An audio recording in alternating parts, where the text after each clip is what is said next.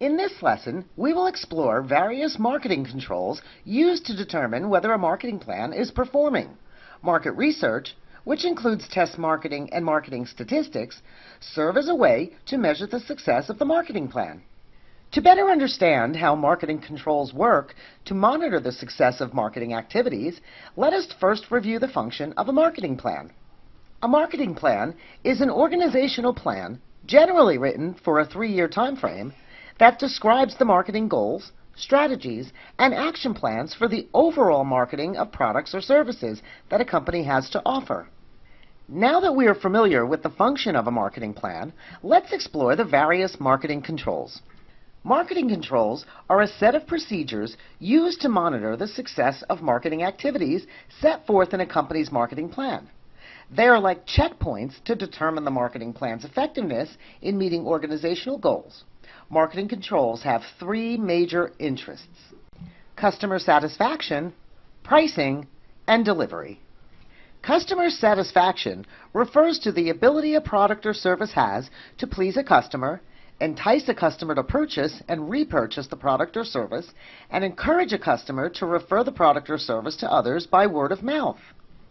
Pricing refers to charging a fair price, providing value for the price, offering payment options, collecting a return on investment, and maintaining profitability.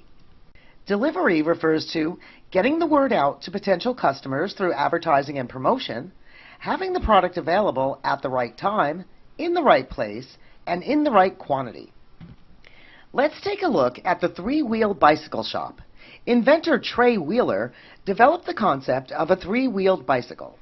By having 3 wheels in a row, rather than the standard 2-wheeled bicycle, the bicycle would be more streamlined, faster, and provide less of a bumpy ride. Trey built the bicycle, calculated the costs, found a great storefront, ran ads, and decorated his store windows with colorful displays. Trey did all the right things to create a marketing mix for this new product. However, Trey cannot rest on his laurels. He must come up with a plan to monitor his product's success in the marketplace. Trey can do this through marketing controls.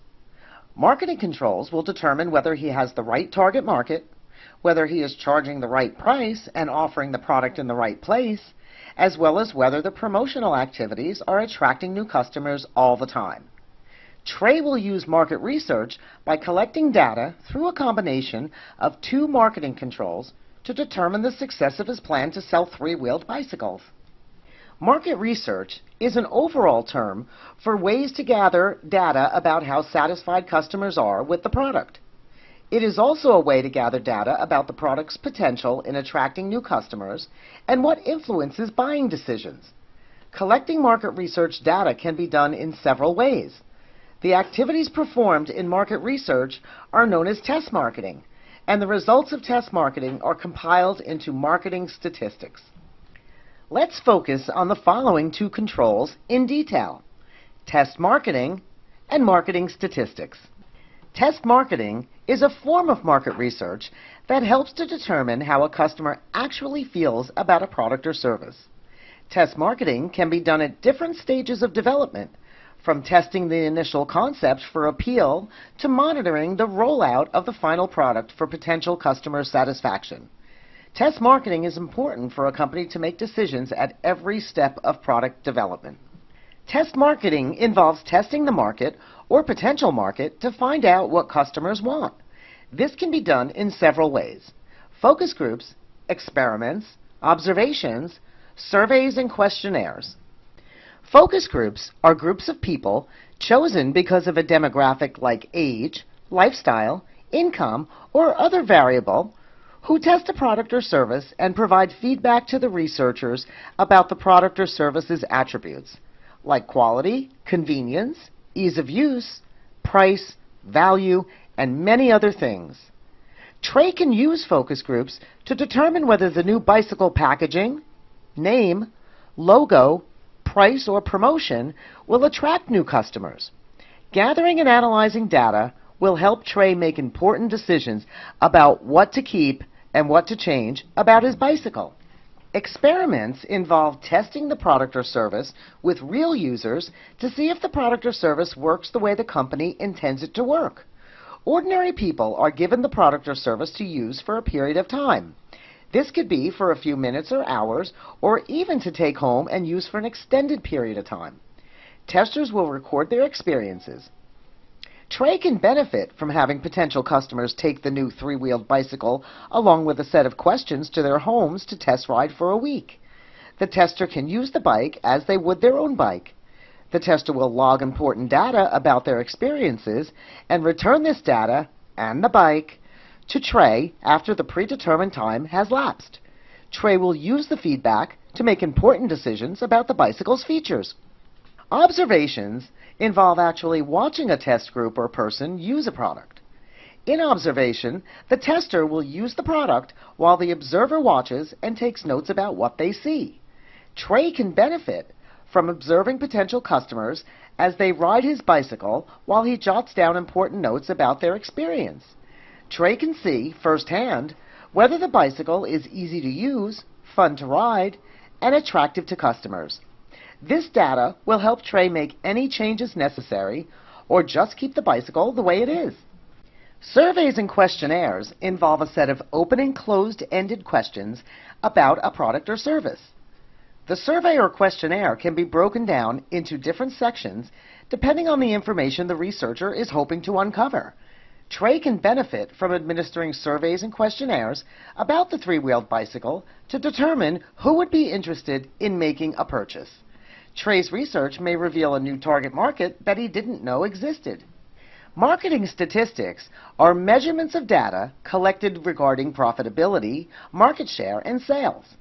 The data is collected and analyzed to create ratios, or how-to numbers compare. Trey's test marketing activities and the data collected from those activities will create a set of ratios for analysis. For example, Trey employed a focus group to find out the best place to sell bicycles. He also analyzed his competition to pinpoint where other bike shops are located in his area. Trey compared the data and determined that most people prefer to buy bicycles at malls, and most competitors are located in malls. In summary, marketing controls are a set of procedures used to monitor the success of marketing activities set forth in a company's marketing plan. Marketing controls begin with market research. Market research is used to determine whether a marketing plan is successful. There are several ways to collect data needed to perform market research. Test marketing, which includes focus groups, experiments, observations, surveys, and questionnaires, is used to collect data about how likely a customer would be to purchase a company's product. Marketing statistics are compiled using the results of the above controls. Data collected from any of the above controls can be used to make comparisons. These comparisons can be about price, features and benefits, sales, or even market share. These checkpoints will reveal any fluctuation in customer satisfaction, product delivery, and a customer's willingness to purchase the product or service.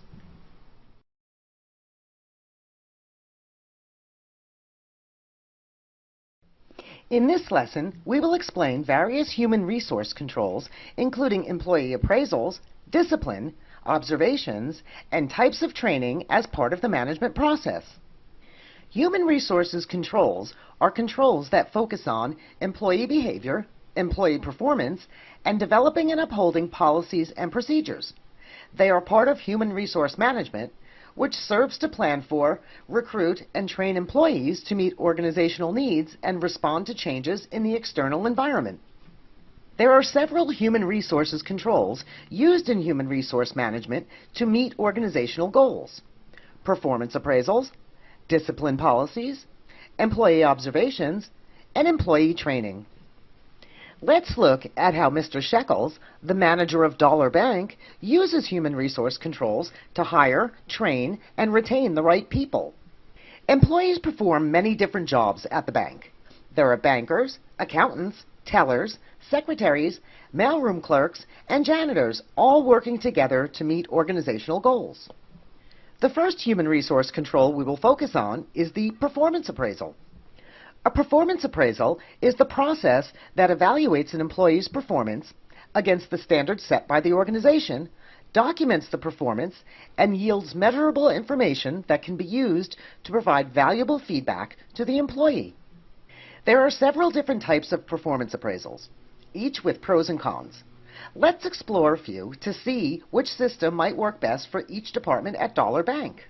Rating scales are evaluation systems that assign the employee a rating or a score for performance and behavior. This appraisal system is easy to understand and can be done quickly. Mr. Shekels utilizes rating scales for employees like bank janitors, money counters, and landscapers. This method works well for this level of employee because their positions are task-oriented rather than people-oriented. He looks for specific behaviors like attendance and performance on tasks like cleaning desks and counters. However, there is a downside to this type of appraisal system.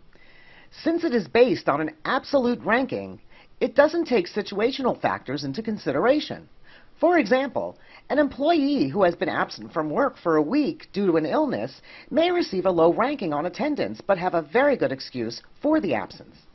The narrative appraisal is an essay-type assessment that offers positive and negative comments about an employee. While this system of evaluation contains much information for the employee to use to better do his job, it is also written by one person.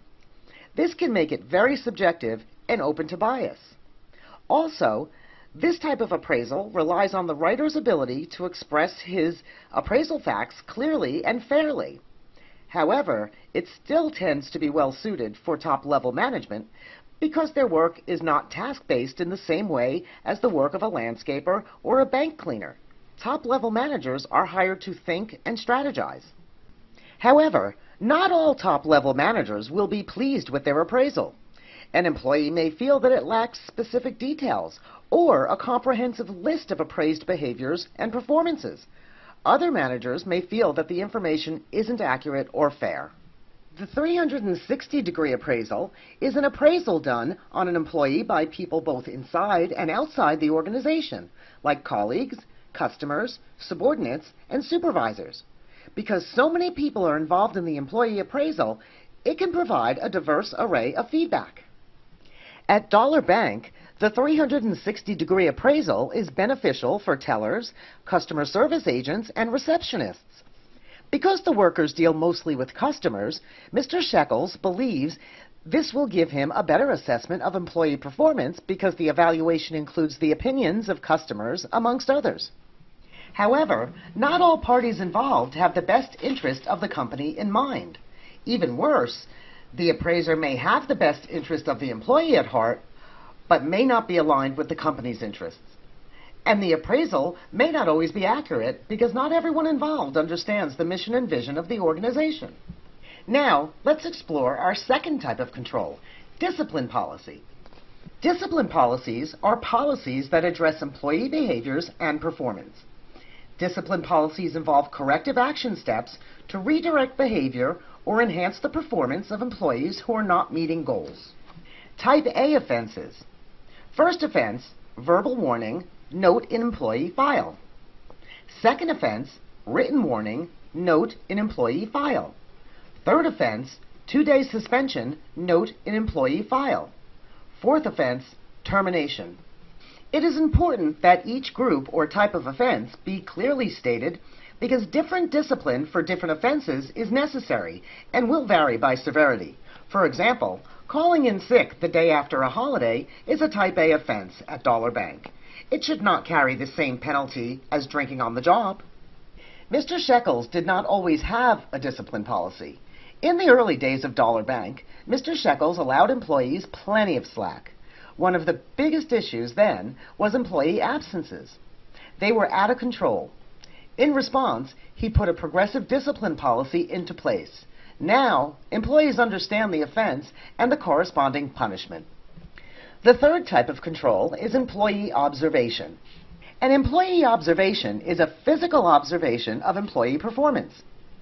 Observations occur while the employee is performing their work tasks. The manager may observe the employee through the workday or observe only certain tasks to determine whether the employee is proficient in performing the job. At Dollar Bank, this can be done by shadowing a banker while he assists a customer with opening a new checking account. By observing the actual work while it is being performed, Mr. Shekels will be able to provide feedback on positive and negative performance based on his observations. While employee observations are useful to determine whether performance is up to par, it can also be very stressful for the employee being observed. The employee may not know exactly what the observer is looking for. It is also nerve-wracking because employees may feel that their every move is being documented.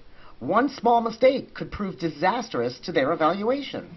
The final type of human resource control is training. Training is a process of identifying needed skills to perform a job or task, and then developing a plan to teach the skills to employees. Training can be in the form of skills training and professional development. Skills training is training employees to perform a certain task by teaching them the necessary skills. For example, tellers at Dollar Bank may learn how to use a new computer system or a new telephone system. Professional development training is a series of learning opportunities for professionals to enhance their ability to perform at their jobs. To gain professional development, bankers at Dollar Bank may attend a seminar to learn a new tax law. Training can be done in a few ways. The most common ways are on-the-job training, self-study training, and classroom training. On-the-job training involves teaching an employee how to perform a specific task, allowing the employee to practice the task, and assessing the outcome, all within the work environment. This is a good way to train tellers on how to count their cash draws or to teach cleaners how to clean the bank. However, it is time-consuming and takes employees away from their jobs to train others. It can also temporarily affect customer service. Self-study training involves providing employees with training materials and allowing the employee to learn on their own. This is a time saver and is less costly than using a more senior employee for training. It also allows the new employee to learn at their own pace. However, the employee may not interpret the training materials correctly, and an inexperienced employee may not be able to apply the learning to their specific job. Classroom training involves assembling employees in a classroom environment with an inside or outside trainer. This is a good way to gather many employees in one place to learn a new skill. However, it can disrupt workflow due to their absence from the job. Also, the trainer may not be available after the training to monitor and control outcomes. In summary, there are various human resources controls used as part of the management process. We focused on employee appraisals, discipline, observations, and types of training. Performance appraisals involve a process that evaluates an employee's performance against the standards set by the organization, documents the performance, and yields measurable information that can be used to provide valuable feedback to the employee. Common types of performance appraisals include rating scales, narrative appraisals, and 360-degree appraisals. Discipline policies are policies that address employee behaviors and performance. Progressive discipline is a common discipline policy that involves a gradual system of punishment intended to redirect employee behavior. Employee observations are physical observations of employee performance. Observations may occur throughout the day or while the employee is performing specific work tasks. Finally, training is a process of identifying needed skills to perform a job or task, and then developing a plan to teach the skills to employees. Training can be done on the job, in a self-study program, or in a classroom environment.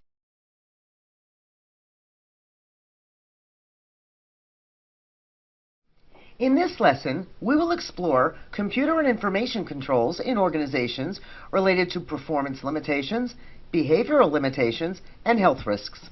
In order to better understand the controls needed to perform essential tasks and to maintain the security of sensitive information, it is important to understand the role computers and information technology play in an organization's success.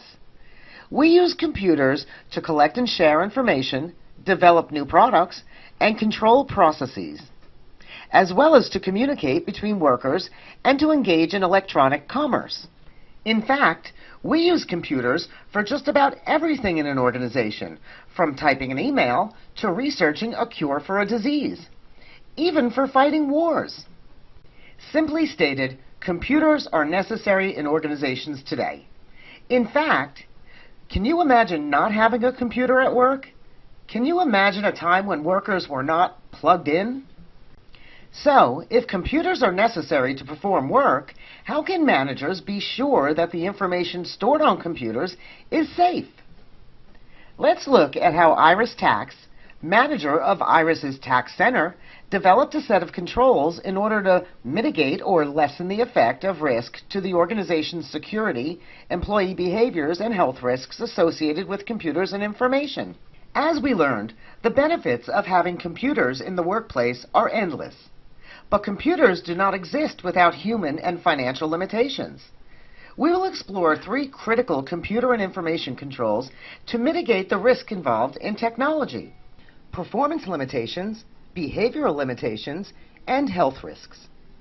Performance limitations are limitations on the actual performance or things a computer can do, based on its age, quality, information storage capacity, and even the speed with which other technologies change. When Ms. Tax made decisions about the purchase of equipment, upgrades on software, and even enhancing the performance of existing computers, the decisions are made carefully. Some important decision factors she considered are: can the computer's hardware support the software advances we need for business? Is the downtime waiting for upgrades going to cause other problems?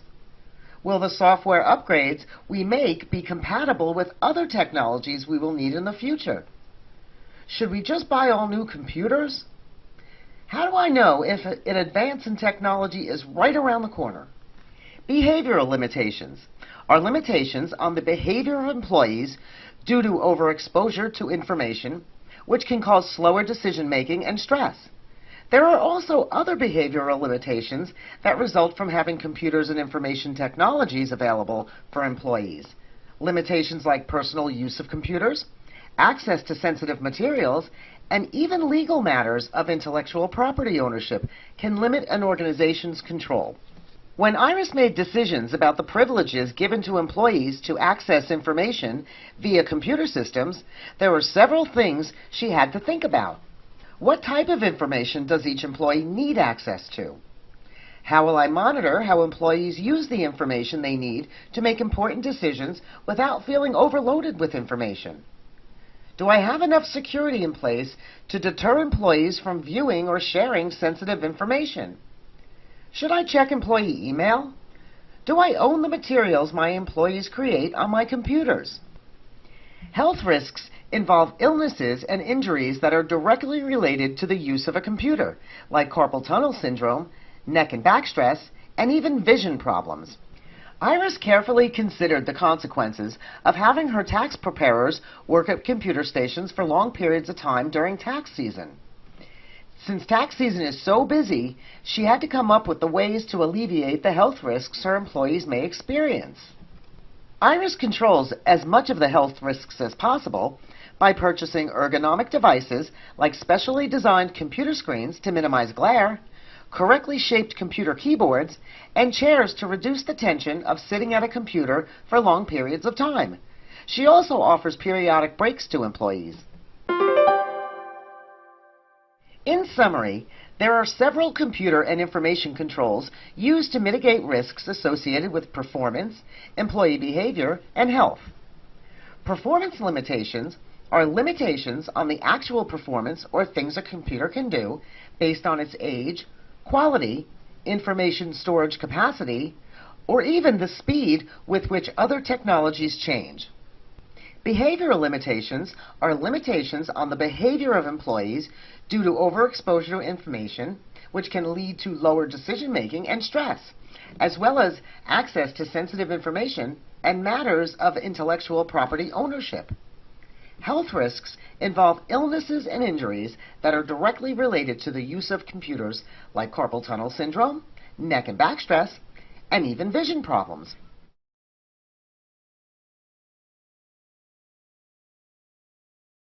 Situational leadership is a theory of leadership that is part of a group of theories known as contingency theories of leadership.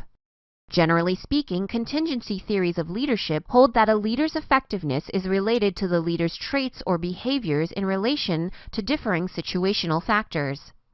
According to situational leadership theory, a leader's effectiveness is contingent on his ability to modify his management behavior to the level of his subordinates' maturity or sophistication.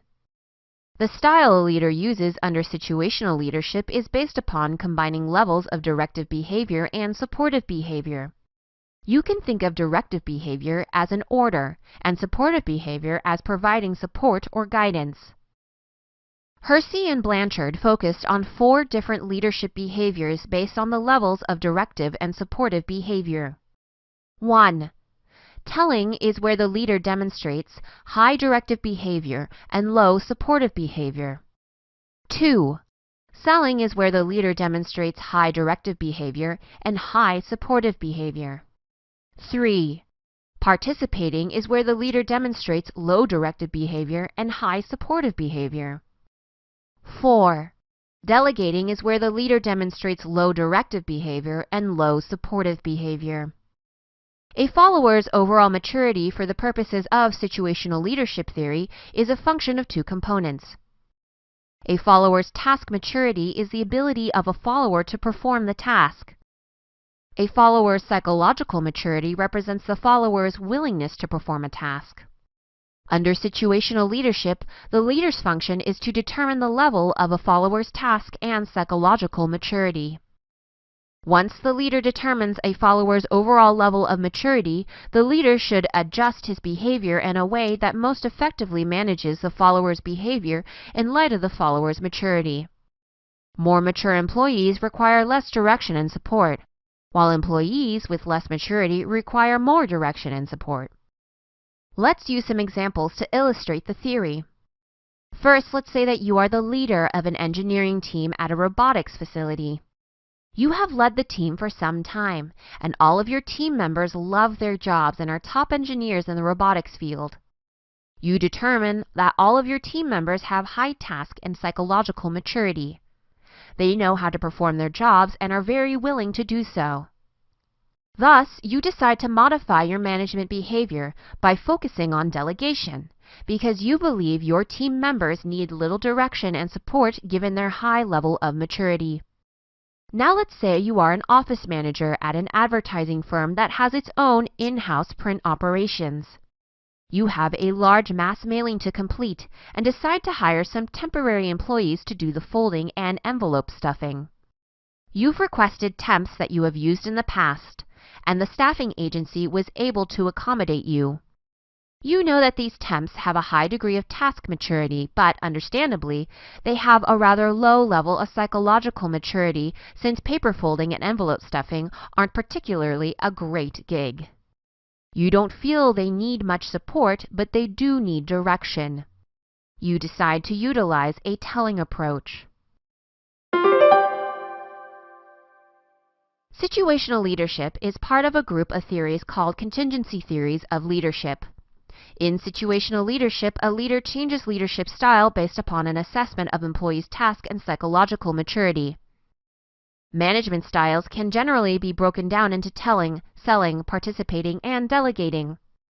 The use of any particular style depends on the manager's assessment of both the employee's psychological and task maturity.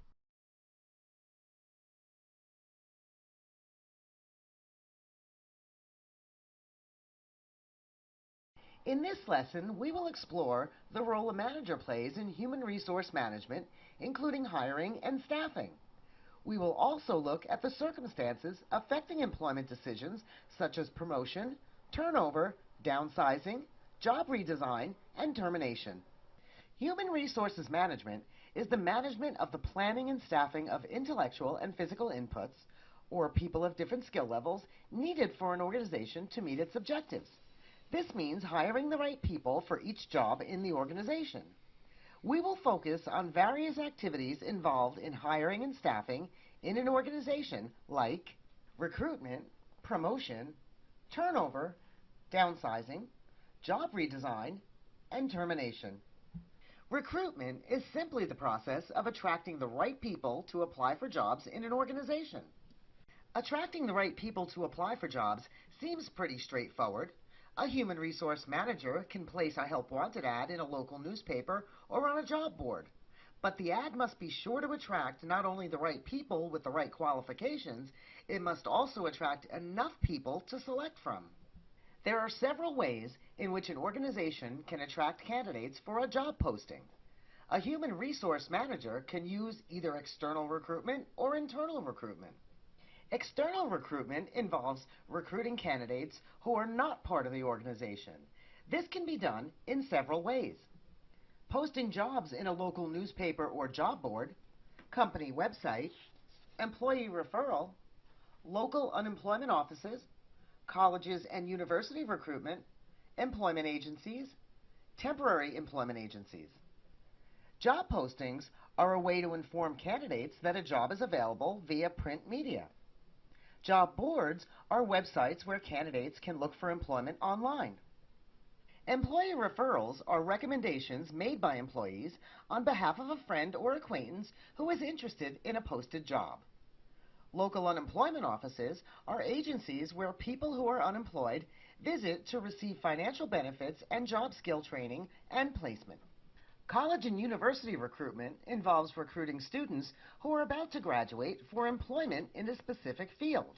Employment agencies are businesses that recruit and interview candidates, then recommend candidates to companies offering jobs that match the candidate's qualifications and the employer's needs. Temporary employment agencies are businesses that recruit and hire employees to fulfill temporary positions at local companies for days, weeks, or even months. Internal recruiting involves promoting existing employees into a new position within the organization. There are many benefits to recruiting from within the organization. Employees strive to advance to higher positions. Employees do not need orientation into the company. Employees are familiar with policy and procedures. There are a few disadvantages to internal recruiting. The promotion creates a gap in staffing. The company does not benefit from new ideas or new ways of doing things. Now that we've learned where to recruit the right people for the job, let's take a look at how the downtown hotel management team deals with the circumstances affecting decisions like promoting employees, turnover of staff, downsizing, redesigning jobs, and termination. Promoting employees involves moving an existing employee to a new position, generally with more responsibility and higher pay. Julie, human resource manager at the downtown hotel, abruptly lost their front desk supervisor. This left the front desk unsupervised and in disarray. Guests were not being checked in properly, the lobby was messy, and guest requests were not being honored. The decision to promote Katie, a front desk clerk, was the only option to get the front desk back in working order. Moving an existing employee to the supervisory position rather than externally recruiting meant that availability would be immediate, orientation was unnecessary, and training would be minimal. While the decision worked out well to fill the gap in supervision, it left a gap in another area of the operation. Since Katie knows how to do both jobs, the company decided it wasn't necessary to fill the gap.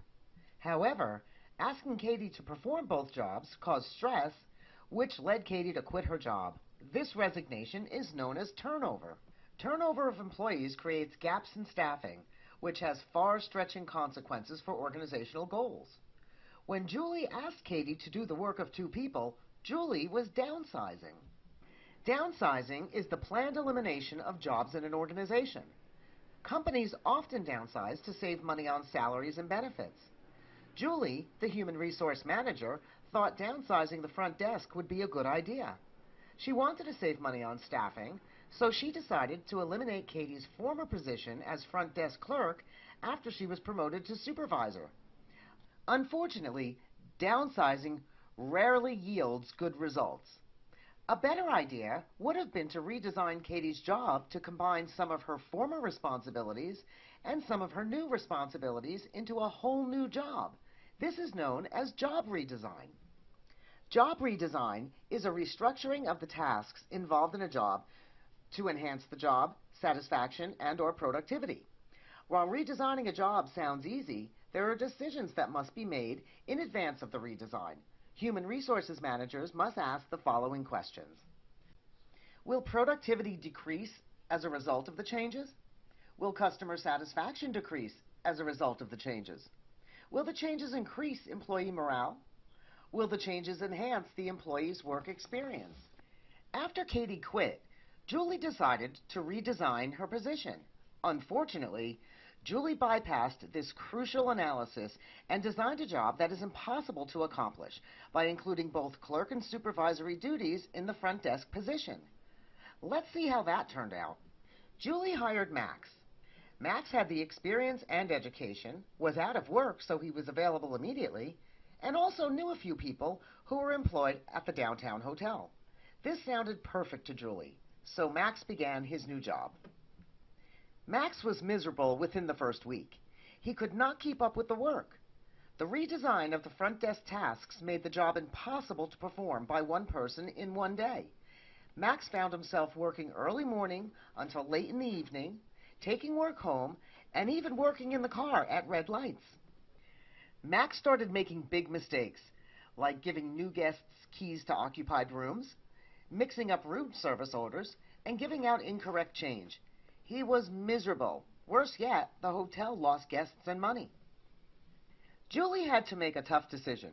She could either retrain Max, terminate him, or analyze the job. Max was terminated. Termination is involuntary separation of employment. Max did not perform up to standards, and he had to be let go.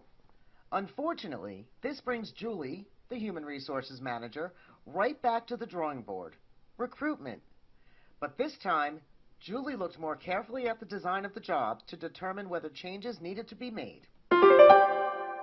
In summary, human resources management is the management of the planning and staffing of intellectual and physical inputs, or people of different skill levels needed for an organization to meet its objectives. This means hiring the right people for each job in the organization. It starts with recruitment. Recruitment is simply the process of attracting the right people to apply for jobs in an organization. It can be done externally by recruiting candidates who are not part of the organization, or internally by promoting existing employees into new positions within the organization. Other important staffing decisions include promoting employees, analyzing turnover, downsizing staff, redesigning jobs, and terminating employees. Promoting employees involves moving existing employees to a new position, generally with more responsibility and higher pay. Downsizing is the planned elimination of jobs in an organization, often motivated by saving money on salaries and benefits. Job redesign is a restructuring of the tasks involved in a job to enhance the job, satisfaction, and/or productivity. Termination is involuntary separation of employment.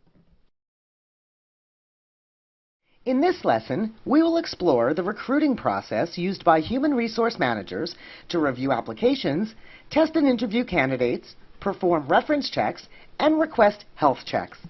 The hiring process is the process of reviewing applications, selecting the right candidates to interview, testing candidates, choosing between candidates to make the hiring decision, and performing various pre-employment tests and checks. During the hiring process, a human resource manager will use the following steps to determine the best possible fit for the job. Review job applications, test candidates, interview selected candidates, choose candidates based on a predetermined selection criteria, perform background and reference checks, send selected candidates for a health check. Barks Dog Bone Company needed to hire another baker. Mr. Pugsley, Human Resource Manager, received over 200 applications. He knew he had to use a process to select the best possible candidate, but what should he do next? The first step Mr. Pugsley will take is to review the applications. Application review means reading each application that is received to determine whether the candidate possesses the skills, education, experience, or other qualifications needed for the job. Pugsley will then separate those candidates into who will be interviewed and who will be retained on file for a period of time. Testing candidates will be the next step and generally involves testing candidates for job skills or knowledge to determine whether the candidate is qualified for the position. Tests might include personality tests, skills tests, and physical tests. Mr. Pugsley chose several candidates and sent them all for testing. Once he receives the results of the testing, he will narrow down the selection to fewer candidates. Interviews are scheduled next. An interview is a meeting between the job seeker and the employer to evaluate whether the candidate has the right qualifications for the job. Although testing provided Mr. Pugsley with a good idea of whether the candidate would be right for the job, the face-to-face interview will tell him more about the candidate, like personal hygiene, timeliness, and manners. Once the interviews have been completed, candidates will be selected on the basis of the results of the testing and the interview. This step will narrow the pool of candidates down even more. A set of predetermined criteria is developed and may include skills, knowledge, experience, and education. Choosing a candidate is done by comparing the candidate's qualifications to a predetermined list of qualifications or criteria necessary to perform the job. Sometimes the candidate selection is done by one person.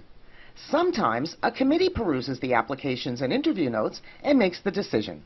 Mr. Pugsley will carefully review his interview notes and test results for all of the candidates and make the final decision. Once the right candidate is chosen, background checks and reference checks are necessary. Performing background checks generally involves checking a candidate's credit score, criminal record, education record, and military record. These checks are done to verify that what a candidate states on his application is actually true and can be verified. If a candidate does not provide truthful information or lies about any of the information he includes in his application, it is generally grounds to rescind the job offer. Reference checks generally involve contacting references who are usually professional acquaintances that the candidate worked for in the past. Some common reference check questions are length of employment, salary, work ethic, and reason for separation. Once the reference and background checks return and the employee is cleared, Mr. Pugsley will complete one last step in the process. Sending the selected candidate for a health check generally involves sending the employee to a local clinic or health facility for either blood or urine analysis to look for drug use or immunize for specific disease prevention. Mr. Pugsley maintains a safe bakery. Having an employee abuse drugs while on the job could cause accidents or injuries. The employee also prepares food, even if it is dog food, and Mr. Pugsley must be sure that the employee does not have a contagious disease that could contaminate the dog bones. Once the final step is complete, the employee is cleared to begin working at Bark's Dog Bone Company. In summary, the hiring process is the process of reviewing applications, selecting the right candidates to interview, testing candidates, choosing between candidates to make the hiring decision, and performing various pre-employment tests and checks. During the hiring process, a human resource manager takes steps to determine the best possible fit for the job. These include reading each application that is received to determine whether the candidate possesses the skills, education, experience, or other qualifications needed for the job. Testing candidates for job-related skills or knowledge to determine whether the candidate is qualified for the job. Conducting a meeting between the candidate and the manager to evaluate whether the candidate has the right qualifications for the job. Comparing the candidate's qualifications to predetermined list of qualifications or criteria necessary to perform the job. Checking a candidate's credit score, criminal record, education record, and military record, and contacting references who are usually professional acquaintances that the candidate worked for in the past. Lastly, sending the candidate for either blood or urine analysis to look for drug use or immunize for specific disease prevention. In this lesson, we will explore the function of new employee orientation and the characteristics or features of bringing a new employee on board. New employee orientation involves the function of introducing a new employee to the company, its policies, the team, and the job responsibilities. New employee orientation is an important part of human resource management. There are several benefits to a successful orientation. Employees who are formally oriented into a company will experience less stress, develop stronger relationships with coworkers, are at less risk of quitting, and learn the job quicker. There are several important characteristics to new employee orientation. They include culture, values, and mission of the company, employee introductions, roles and responsibilities of the employee and others in the company, job description, systems training, job performance feedback and appraisal systems, and a facilities tour. Let's take a close look at how Telly's call center brings on new telemarketers using each of the characteristics. Telly's call center employs over 200 people who sell the Daily Bugle, a local newspaper, over the telephone. Telly, the call center owner, recently hired Juan. Juan came from a much smaller call center and was unfamiliar with working in such a big company. It was important that Telly make Juan's first day a positive experience. The first thing Telly did was introduce the culture, values, and mission of the company. The culture, values, and mission of the company talk about the guiding principles and purpose of the company. In other words, it talks about what the company believes in and why. Terry told Juan about the history of the company, the code of ethics, and the mission statement. This also may include showing Juan the employee handbook, a document that describes the company policies and procedures. Some of the information contained in this document includes benefits like insurance, dress code, company policies, vacation, and time off. Telly then introduced Juan to some of the people he would be working with. This is known as employee introductions and involves getting familiar with coworkers on the first day. It fosters good relationships in the future. Then, Telly told Juan about the roles and responsibilities of each department and employee. Some of the important questions Juan asked during the conversation were, what are my job duties? Who are my coworkers? Who do I report to every day? What does the organizational chart look like? Telly presented Juan with a job description. A job description is a description of the tasks the employee is responsible for performing. The job description includes location or department, description of duties, tools or equipment used on the job, and a schedule or shift. Telly also told Juan about the systems training he will receive. Systems training involves training on various programs and softwares that Juan will use at work. Some of the trainings Juan will attend are how to set up email and computer passwords, where to park his car, and how to use the telephone system. Then Telly discussed the performance evaluation and appraisal system. Performance evaluation and appraisal systems are systems used to evaluate an employee's performance. Employee evaluation and appraisal systems include goals set by the manager and employee, timelines for goal completions, and feedback on performances. Finally, Telly took Juan on a facilities tour. The facilities tour is designed to help a new employee become familiar with where things are located, like his cubicle, the time clock, employee break room, restrooms, supply closet, and water cooler. Once Telly and Juan completed the tour, Juan was ready to begin working. In summary, new employee orientation involves introducing a new employee to the company, its policies, the team, and the job responsibilities. There are several characteristics to new employee orientation. The employer will introduce the new employee to the culture, values, and mission of the company, review the employee handbook, which contains policies, procedures, benefits, and other important information the new employee needs to know about the company. Present the new employee to coworkers by making employee introductions. Familiarize the new employee to the roles and responsibilities of employees in the company. Explain to the new employee the job description that details the tasks, duties, schedule, and reporting procedures of the job. Schedule systems training for things the employee will need to know to perform the job. Describe the job performance feedback and appraisal systems so that the employee understands the goals and the timeline for feedback. And take a facilities tour so that the employee becomes familiar with the physical layout of the company. Assessing training needs means analyzing key factors for performance in an organization in order to bridge the gap between what is currently being done and what needs to be done. Just in the same way that individuals perform a personal inventory to determine what changes need to be made, like losing weight or getting in shape, organizations also analyze their weak spots and identify areas to improve, but on a much larger scale. Let's visit Happy Cat's pet grooming shop to see how their owner, Frida, assesses the need for training her cat groomers. Cat grooming is not easy. Cats are quite limber, like to jump, and can run pretty fast too. It takes skill and practice to deal with these animals, and proper training is important for cat groomers.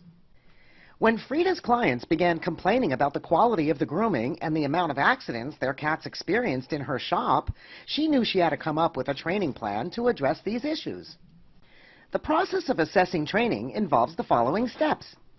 Take an organizational inventory of what is presently being done and compare it to what should be done. There are many different things to look at when comparing present operations to what needs to happen in the future. Here are a few questions Frida asked herself as she thought about training needs. Do my groomers possess the knowledge, skills, and ability or aptitude to groom cats?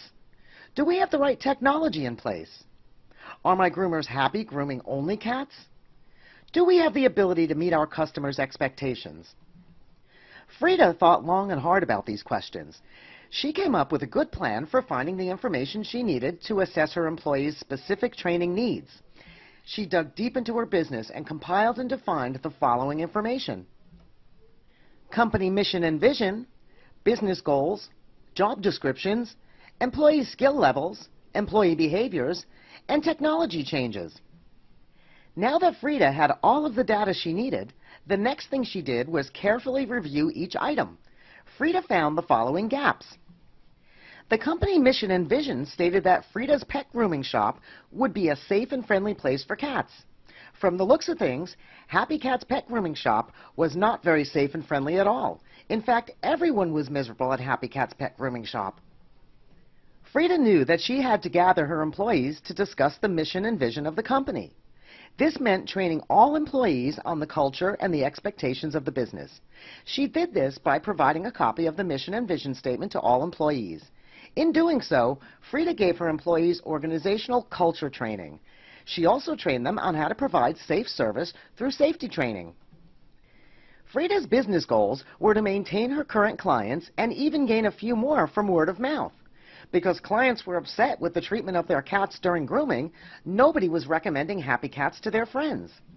This meant that quick action needed to be taken to keep current clients and gain more. Frida sent a survey to all of her clients. The information that she received helped her to develop a plan for employees. All of her employees received customer service training that addressed the points raised in the customer survey. Frida reviewed the job descriptions she wrote for groomers to determine whether it matched the duties expected of her employees. She noticed that the description was written for a dog groomer, not a cat groomer, which is clearly not right for Happy Cats. Frida then looked at her employees' skill levels. She noticed that many of her groomers did not know how to bathe a cat properly. This led to cats slipping out of the bathtub. Injuries were on the rise. Frida rewrote the job description to include cats. It also included the skills and abilities each groomer would need to properly groom cats. She hired a cat grooming trainer to work with each employee. The employees received skills training to ensure that each employee was performing his or her job properly. She also observed employee behavior. There were serious morale issues.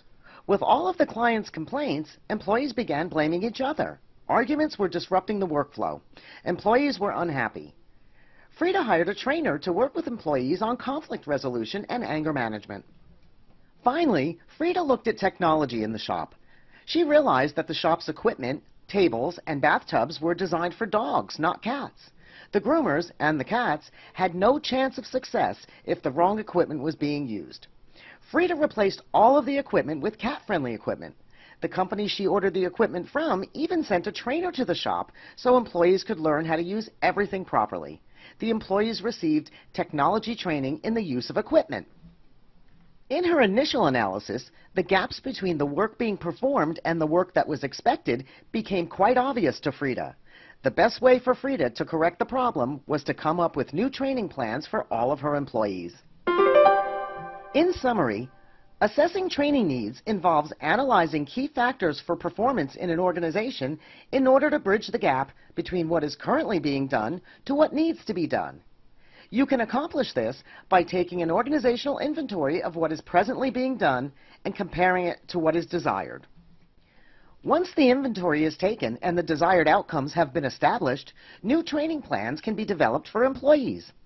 These plans may include organizational culture training, customer service training, skills training, and technology training. Most businesses offer their employees some type of training. Managers know that the investment in employee training programs in a wide variety of areas is important to the bottom line or profitability of the business. In this lesson, we will take a look at how the implementation of several types of employee training programs are used and their benefits aboard the Breezy Ocean cruise ship, including literacy training, interpersonal skills training, technical training, problem-solving training, diversity or sensitivity training. Breezy Ocean's crew is hired from all over the world. Many of the crew do not speak English, the official language of the ship.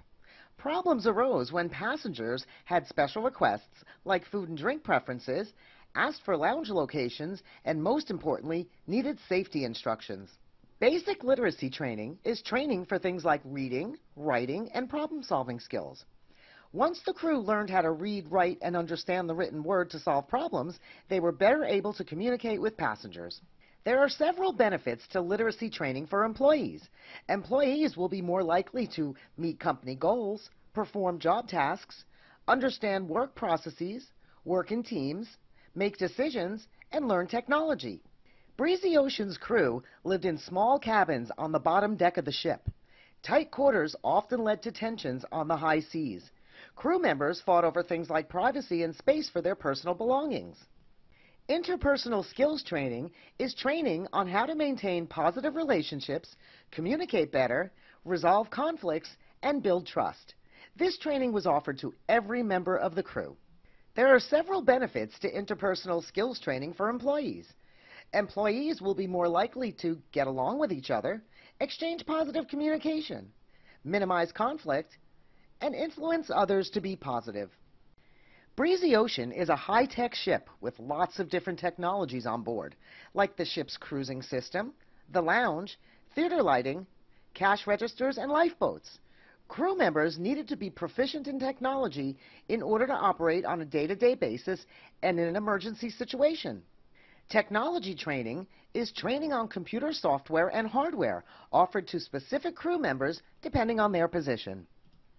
There are several benefits to offering technological training to employees. Employees will be more likely to perform at higher standards, have more self-confidence, develop higher skill levels, and perform many different tasks. Because so much can happen aboard the Breezy Ocean, it is important that employees are trained to make split-second decisions. Rough seas, power failures, fire, or even running out of margarita mix can cause a serious situation at sea. Crew members need to work together and quickly solve any problem that occurs. Problem-solving training is training on how to analyze problems and make decisions, and is mandatory for all crew members. Crew will learn how to identify problems, analyze problems, assess solutions, implement solutions, and monitor outcomes. There are many benefits to offering problem-solving training to employees. Employees will be more likely to offer creative solutions to problems, collaborate on problem solving, and avert disasters. Breezy Ocean's crew is a mix of many different cultures. This sometimes causes arguments amongst the crew. Sometimes crew members fight because of their differences. In order to maintain civility and avoid mutiny, the crew members must find a way to get along. Diversity or sensitivity training is training on how to deal with people of different races, ethnic backgrounds, genders, sexual preferences, or disabilities. There are many benefits to diversity or sensitivity training. Employees will be more likely to experience higher morale, avoid harassment, and embrace new cultures. In summary, there are several types of employee training programs. Each type of training targets a different facet of an organization's overall culture and performance. Employees may receive one or several of the following trainings. Basic literacy training involves teaching employees things like reading, writing, and problem-solving skills. Once trained, employees will have a higher skill set, work in teams, problem solve, and make decisions. Interpersonal skills training teaches employees how to maintain positive relationships, better communicate, resolve conflicts, and build trust. Once trained, employees will be able to influence others and have a much stronger company commitment. Technology training teaches employees how to use computer software and hardware required for the job. Once trained, employees will demonstrate higher work performance and possess more confidence. Problem-solving training teaches employees how to analyze problems and make decisions. Once trained, employees will be able to offer creative solutions and collaborate more productively. Lastly, diversity or sensitivity training teaches employees on how to deal with people of different races, ethnic backgrounds, genders, sexual preferences, or disabilities. Once trained, employees will feel a higher morale, turnover will be lower, and harassment will decrease. In this lesson, we will study several training methods managers use to teach an employee a new job or task in the organization. The training methods include on-the-job training, job rotation, and job mentoring. Each method has advantages and disadvantages. Let's look at how Cookie, a training manager at Sweets Candy Factory, uses the training methods to train new and current employees. On-the-job training allows employees to learn by actually performing a specific job or task. The employee will perform the job and learn as he goes. On-the-job training can be structured by using hands-on application supported by classroom-type instruction. It can also be unstructured using only hands-on application. Cookie hired a new candy wrapper named Patty. Patty had no experience working in a candy factory. In fact, Patty had no experience working on an assembly line either. Cookie used unstructured, on-the-job training to teach Patty how to do her job. This method works well for the job of candy wrapping. As the candies move along the assembly line, Patty learned how to wrap each candy while working alongside a more experienced candy wrapper. The more experienced candy wrapper showed Patty exactly how to wrap candies, how to time the assembly line, and how to detect irregularly shaped candies. If Patty made a mistake, the trainer would be able to correct it immediately. The advantages of this method are immediate feedback on performance, swift remediation if task is not performed to standard. The disadvantages of this method are can slow down production for the trainer and can disrupt the workflow. Job rotation teaches current employees how to do various jobs over time. The employee will rotate around different jobs within the organization, performing various different tasks unrelated to his original job. Cookie uses job rotation for tasks that require a specific skill set, like chocolate mixing. By learning different facets of the candy making process, the employees develop more skills. This method is useful when employees call out sick or take vacations. Cookie temporarily moved Melvin, an experienced candy cutter, over to the mixing department to learn how to mix chocolate. Melvin worked alongside an experienced chocolate mixer to learn the job. With Melvin well trained in mixology, Cookie knew that if necessary, she could quickly and easily move him from candy cutting to candy mixing without disrupting the factory's output. The advantages of this method are reduces employee boredom, increases skills, opens new opportunities to employees, and hones in on employee interests. The disadvantages of this method are employees may not be satisfied with the new rotation, employee morale may decrease if employee is moved for a long period of time, and can disrupt the workflow as employee learns new tasks or jobs. Job mentoring involves providing an employee with an experienced coach to oversee his or her learning experience.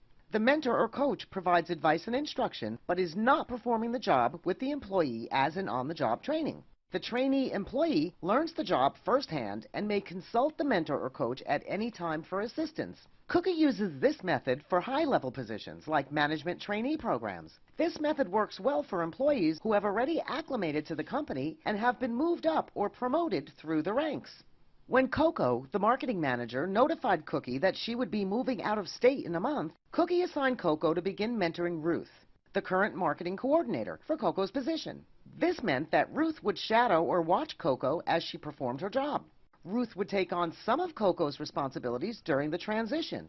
Eventually, Ruth would perform all tasks of the job. Coco would be on hand to offer advice as needed. The advantages to this method are one-on-one training is often personalized, mentor is available to offer advice, mentee experiences growth within the company.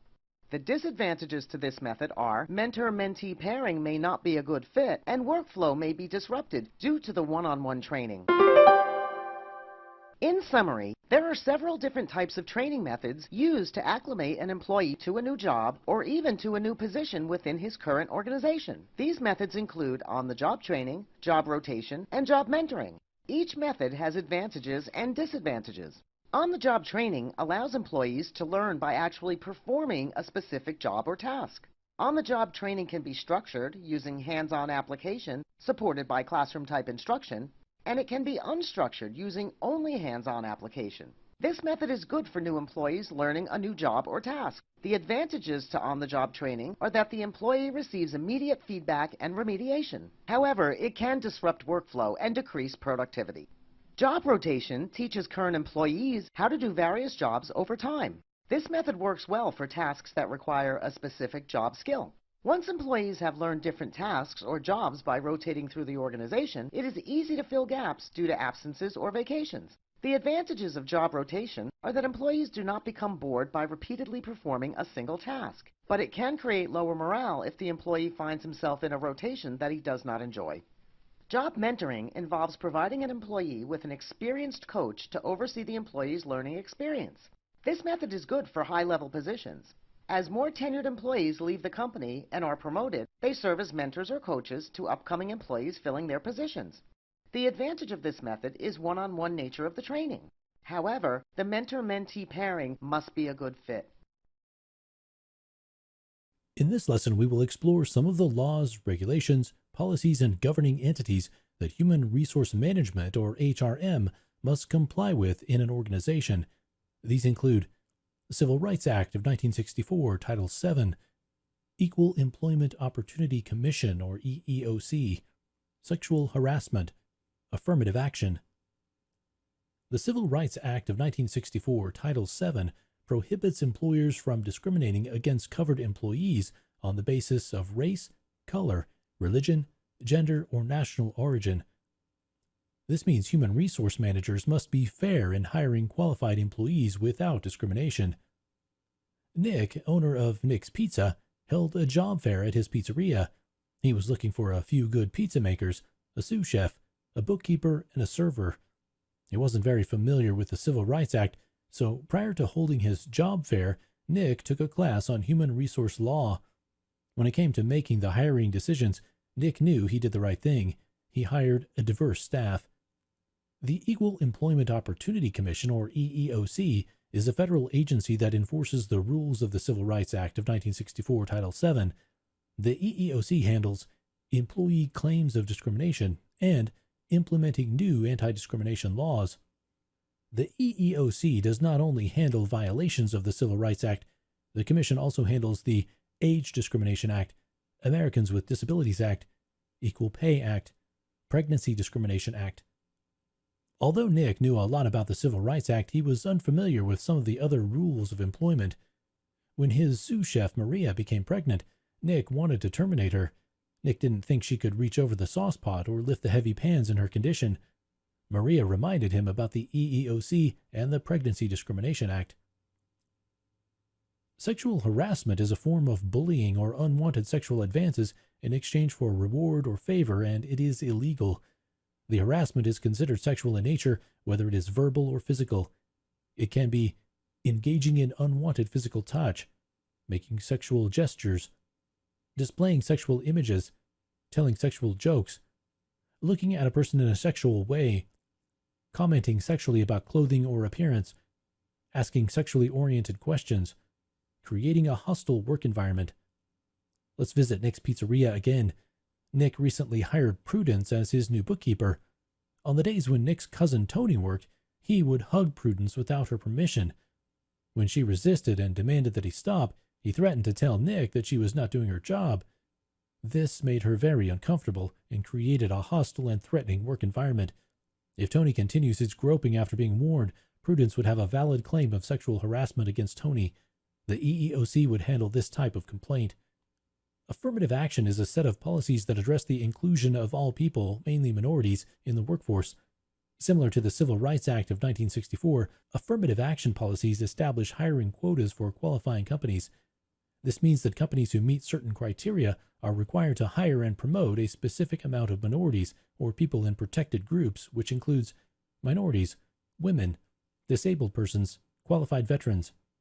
A qualifying company is one that engages in government contract business. If a company sells to, performs services for, or has a contract worth over $50,000 with the government and has over 50 employees, the company is subject to the policies of affirmative action. When Nick's Pizzeria first opened, he did not have to comply with policies that required hiring people in a protected group. His was a small business with fewer than 15 employees. However, over time, Nick was contracted to sell pizza to the local army base. Nick opened a production kitchen, hired 52 pizza makers, and began making pizzas for the military staff.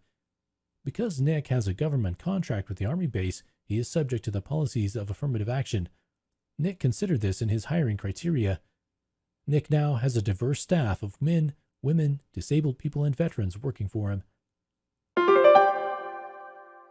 In summary, we've learned about some of the laws, regulations, policies, and governing entities that Human Resource Management, or HRM, must comply with.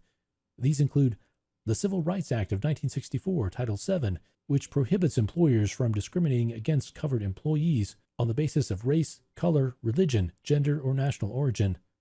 The Equal Employment Opportunity Commission, or EEOC, which is a federal agency that enforces the rules of the Civil Rights Act of 1964, Title VII. Sexual harassment, which is a form of bullying or unwanted sexual advances in exchange for reward or favor, and it is illegal.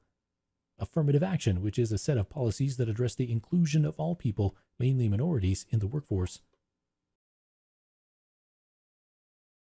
In this lesson, we will study the process of terminating an employee and the best practices used by human resource managers to ensure a fair and legal separation of employment. Terminating an employee is never easy. It creates a hardship on both the company and the employee. There are several steps to follow that make the process of terminating an employee easier to bear. Steps in the process include documentation of employee performance and behaviors, a compelling reason for termination, a set of alternatives to termination, an exit interview, a written statement explaining the terms of the separation. Let's pay a visit to Chan's China Shop. Mr. Chan's China Shop sells some of the most expensive china in the world. Chan, the owner, noticed that Chumsley, the salesperson, has been breaking many pieces of china over the last few months. Chan likes Chumsley very much and doesn't want to terminate him. However, it is beginning to cost Mr. Chan a fortune in profits. He knows he must do something soon. A relieved Mr. Chan remembered that he had every employee sign the discipline policy on their first day of work. This was a relief because each employee was made aware of reasons for termination. Now, Mr. Chan had to work on accurately documenting Chumsley's performance on the store floor. Each time Chumsley dropped a piece of china, Mr. Chan logged it in his employee file. Documentation of employee performance and behaviors is the first step in the termination process and begins with carefully documenting important details of the employee's performance on the job during the course of employment. Documentation of employee performance and behaviors first begins with a very clear and concise discipline policy. The policy must clearly state the grounds for termination and the progression of discipline. It is the best practice of managers to have employees read and sign the discipline policy when the employee is hired. This will avoid problems later on should the employee be terminated. Some of the documentation Mr. Chan will review to make the decision to terminate Chumsley is past performance appraisals, documentation of verbal warnings, documentation of written warnings. A compelling reason for termination is the next step in the process, and it is the grounds on which the employee is being terminated. Reasons for termination should be clearly communicated through a discipline policy. If termination is not justified, or the employer lacks a clear reason for separation, there can be legal ramifications. Chumsley is costing Mr. Chan plenty of money by breaking the products. However, unless breaking china is a documented reason for termination stated clearly in the discipline policy, Mr. Chan will have a difficult time getting rid of Chumsley. It is a best practice of managers to communicate the specific reason for termination. This direct communication clears up any confusion. The employee understands the reason for termination and will generally agree to that decision. A set of alternatives is the next step in the process, and it is a set of different measures which may be taken prior to the decision to terminate an employee. While this step is not always an option, it is important to know that it's available. These measures can include additional training to improve job performance, offering a different position within the company, counseling, or suspension. It is a best practice of managers to try to place an employee elsewhere in the company prior to termination. It is good for employee morale and may mitigate any legal issues later. An exit interview is the fourth step in the process, and it is an interview with the employee being terminated to discuss the cause for the employee's termination. An exit interview is beneficial for both the employee and the employer. Here's why. The affected employee will experience negative emotions about the termination. Managers can determine changes that may be needed to the job description, training needs, or workload. Recruiters can make changes to the recruitment process. It is a best practice of managers to ask open-ended questions in an exit interview. Open-ended questions are questions that require an explanation rather than a yes or no response. Finally, a written statement of termination is a statement that explains the termination. The letter of termination may include reason for termination, date of termination, benefits available after termination, and severance pay schedule if offered. It is a best practice of managers to present the employee with important information regarding what to expect after termination. After receiving this information, the employee has no reason to make contact with the company in the future, can use the information to file for unemployment benefits, and has a record of his or her employment to use as a reference for a new job. In summary, terminating an employee is never easy. There are steps a manager should take when separating an employee from work. Carefully documenting important details of the employee's performance on the job during the course of employment, communicating the grounds which the employee is being terminated, developing a set of different measures which may be taken prior to the decision to terminate an employee. These can be to place the employee in a different position or offer counseling or maybe additional training. Arranging an exit interview with the employee being terminated to discuss the cause for the employee's termination. Providing the employee with a written statement that explains the termination. Important things to include are reason for termination, date of termination, benefits available after termination, and severance pay schedule if offered. Some best practices management uses include require that employees read and sign the discipline policy when the employee is hired. This will avoid problems later on should the employee be terminated. Communicate the specific reason for termination. This direct communication clears up any confusion. Try to place an employee elsewhere in the company prior to termination. It's good for morale and may mitigate any legal issues later. Present the employee with important information regarding what to expect after termination. Measuring employee performance is similar to a cook tasting a pot of soup as ingredients are added. Each checkpoint, or taste of the soup, tells the cook what needs to be done to make the soup taste right. He begins with a recipe, gathers ingredients, begins cooking, and tastes along the way. When he is done, his customers evaluate the soup by enjoying it or spitting it out. Employee appraisals work the same way. An employee appraisal is a method of measuring employee job performance. The employee appraisal consists of regular reviews at different intervals, generally every 6 months or yearly. Employee appraisals are based on a predetermined set of criteria, generally centered on organizational goals, and measures things like behaviors, productivity, and strengths and weaknesses. There are several types of appraisals that can be used to evaluate an employee's performance. The most commonly used appraisals are top-down appraisal, management by objectives or MBO, self-assessment, and 360-degree feedback. Top-down appraisal is used most commonly and involves an employee evaluation by a direct supervisor and is based on completion of preset goals set by management. Productivity, behavior, and goal completion are generally measured. Outcomes of this method are used for raises and promotions. Miss Nellie, owner of Nellie's Noodle Soup, sets goals for soup production and sales. Employees are given the criteria for their appraisal for how many soups they make and sell each day. At different intervals, like when they are hired and at each appraisal period, Nellie calculates the production and sales. This is compared to the criteria and feedback is given.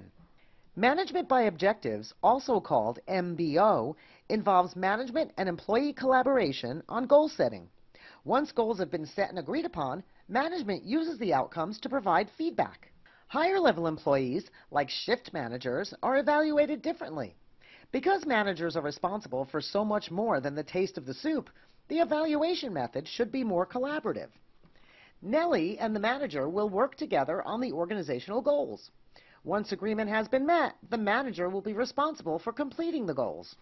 Self-assessment is an assessment of performance done by the employee himself or herself. The employee will compare his actual performance to that of the goals that were set for him.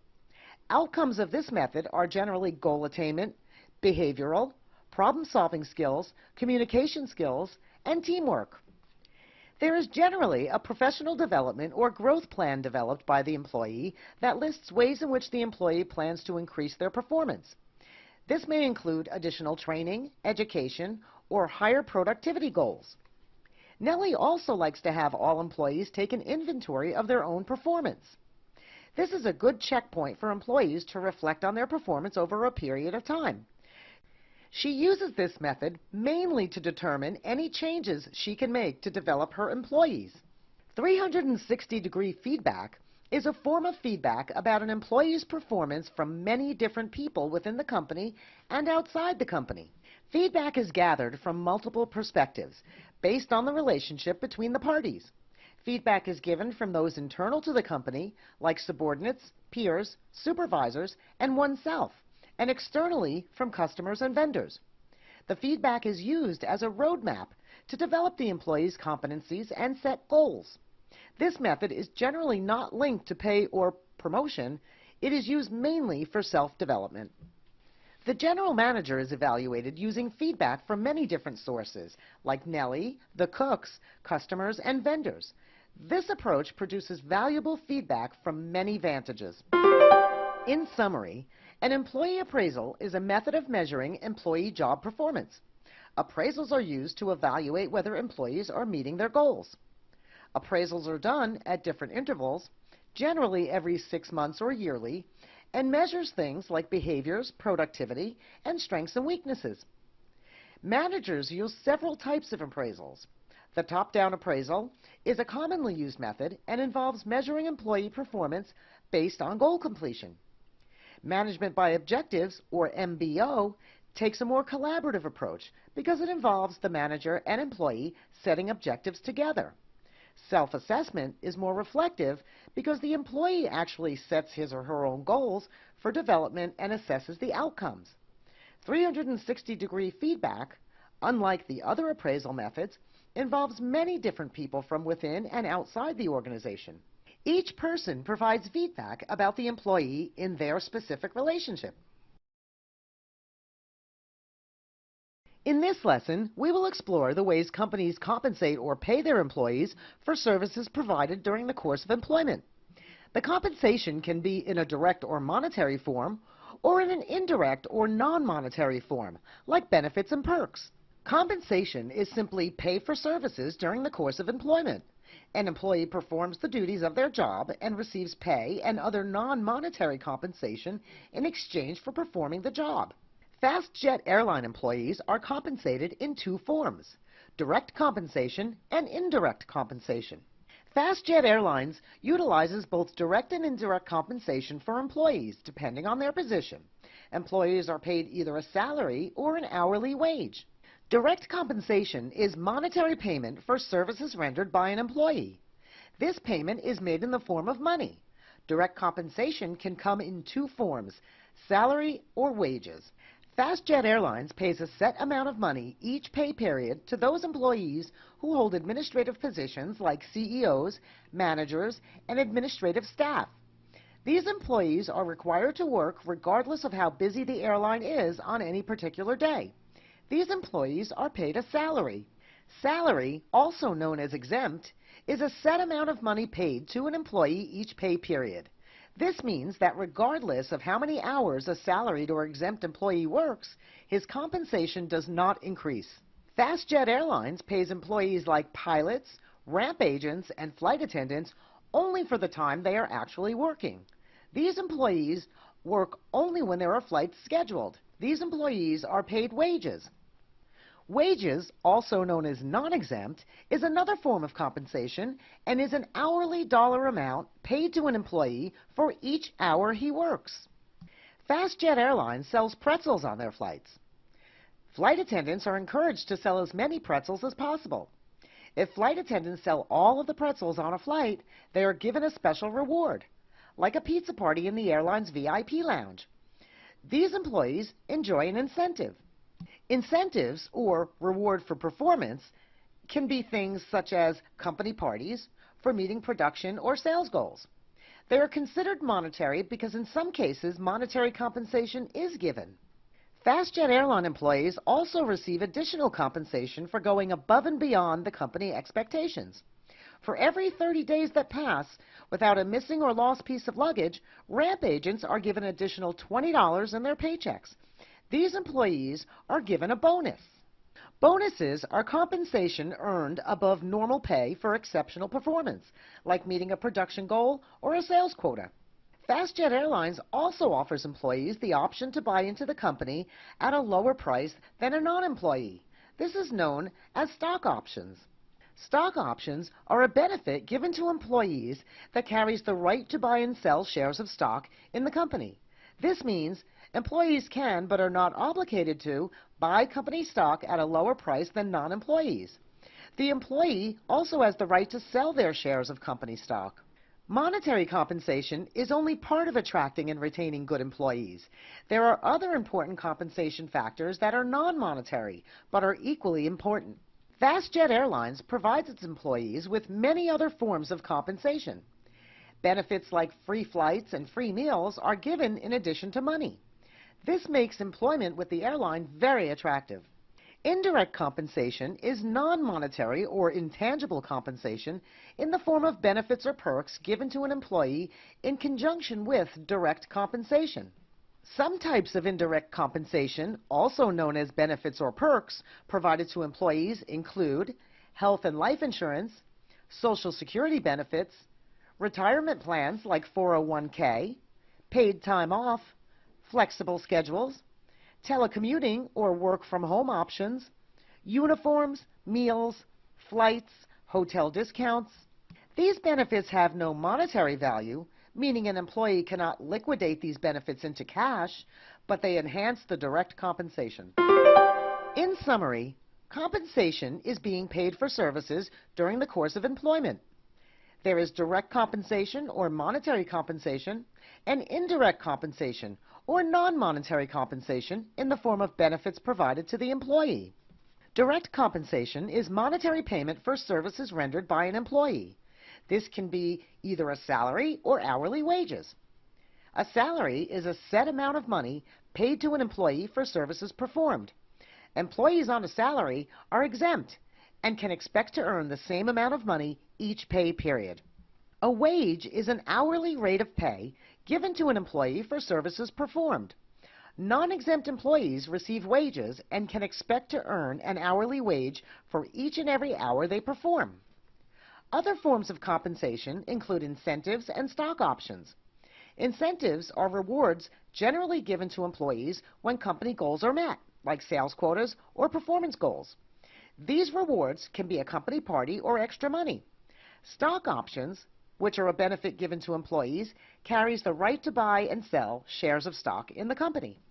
Indirect compensation is non-monetary or intangible compensation in the form of benefits or perks given to an employee in conjunction with direct compensation.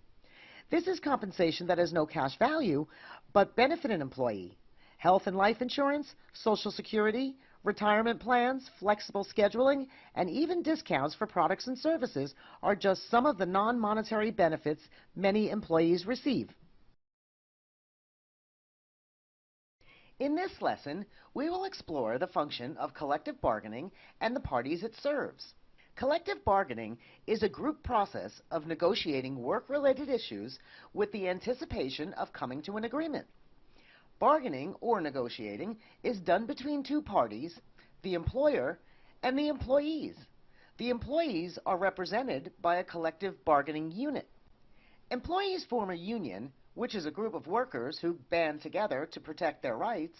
Unions and management use collective bargaining to settle disputes and grievances, preserve employee rights, negotiate contracts, salaries, and benefits, ensure safe working conditions and job safety. The process of collective bargaining is simple. The parties will prepare, discuss, propose, bargain or negotiate, and settle. Let's take a visit to Lenny's Transatlantic Shipping Company. Lenny's employees are known as longshoremen. These are employees who load and unload ships. The longshoremen are part of a large union called the United Longshoremen of America. Lenny and his employees are at odds about a pay raise. Lenny and the union are going to meet soon to discuss the pay raise. Each party will follow the collective bargaining process to negotiate the pay raise. In the first step, prepare, a team of representatives is assembled to represent both parties. During this step, both representative groups will prepare for the negotiations. Depending on the type of negotiations, various documents will be compiled. Because Lenny and the union are negotiating pay raises, the parties will bring supporting information to strengthen their argument. For example, Lenny may bring a profit and loss statement to prove he cannot afford raises. The union representatives may bring data on rising costs of living, proof that a similar company pays employees at a higher rate, or data on industry standard pay rates. In the next step, discuss, the two parties meet at a neutral site to talk about the issues at hand. The parties are generally required to meet at a neutral location to avoid one party being more comfortable or have a stronger support system than the other. Meeting on the docks near Lenny's company may be in the best interest of the union, but it would leave Lenny with few supporters. It can create a stressful and, in the worst case, even hostile environment. The parties should meet in a neutral place, like a nearby luncheonette. The third step, propose, involves one or both parties formally recommending a solution to the issue at hand. The proposal must be in specific language. Lenny's longshoremen want to make $3 more per hour. The union representatives must provide Lenny and his representatives with the exact dollar amount. In this case, the representatives drafted the proposal with the dollar amount included. Next, the parties will bargain or negotiate, and this involves making offers and counteroffers. Each party will present their rationale for the solution. Negotiations between Lenny and the union representatives were heated. Lenny negotiated a raise of $2 per hour. The representatives wanted to negotiate $3 per hour. This went on for several hours. Finally, it is the hopes of both parties that they will settle or come to an agreement on the issue that is at the best interest of both parties. However, both parties do not always settle. Not all negotiations settle. If the union does not feel satisfaction with the negotiations, the employees may go on strike. A strike is a mass work stoppage. Employees refuse to perform their job until their issue is resolved. When this happens, a third party may be called in to assist in the negotiations. Unfortunately, Lenny's longshoremen went on strike. They paced the docks with signs stating their issue. Their strike meant that the ships were not being loaded or unloaded. The imports and exports were at a standstill. Sometimes an arbitrator is called to act as a third party who will assist in the settlement. The arbitrator acts as an alternate conflict resolution facilitator. There are two ways in which this is done: voluntary and involuntary. Voluntary means both parties agree to allow the arbitrator to hear both sides of the issue and make suggestions for settlement. This means both parties knew that they could not come to a negotiation. They agreed to allow a third party to listen and decide for them. Involuntary means one or both parties did not agree to allow an arbitrator to hear the issue. A court could force the parties to allow an arbitrator to hear the issue. This happens in cases where the issues are either too complex to be resolved by the parties or the parties just cannot get along. The arbitrator's decision can impact the settlement in two ways: non-binding and binding. In a non-binding decision, the arbitrator's decision is considered advisory and is not enforceable against the party or parties. This means the arbitrator is simply giving his opinion on the settlement, and by no means does it hold any legal power over the parties. With a binding decision, the arbitrator's decision is legally binding and enforceable. This means the arbitrator's decision must stand. The work stoppage at Lenny's shipping company caused chaos on the docks. Food was spoiling on the incoming ships. Export products were sitting in cargo, waiting to move to their destinations. It was a disaster. The local government stepped in and demanded that both parties use an arbitrator to help sort out the issues. Further, the government official required mandatory binding arbitration. This meant that Lenny and the union representatives had to allow an arbitrator to make a binding or enforceable decision about the pay increase. The arbitrator decided on a pay raise of $2.75 per hour. In summary, collective bargaining is a group process of negotiating work-related issues with the anticipation of coming to an agreement. Employees form a labor union, which is a group of workers who band together to protect their rights. The employer and the union follow the process of collective bargaining to settle issues. The process of collective bargaining involves steps.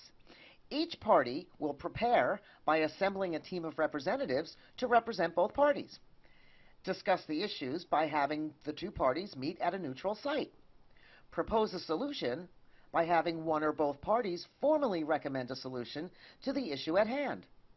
Bargain or negotiate by making offers and counteroffers.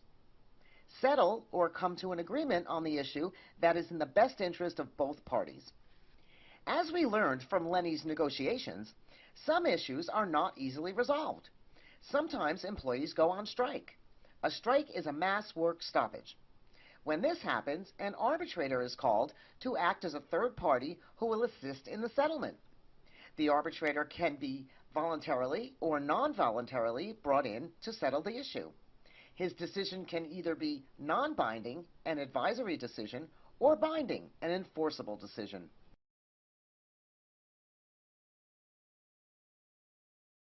A hostile work environment is a concept in employment discrimination law in which unwelcome and discriminatory conduct is so severe that it creates an offensive and abusive environment for an employee.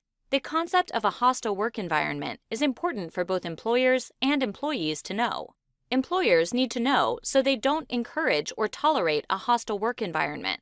An employer can be liable for encouraging or permitting a hostile workplace.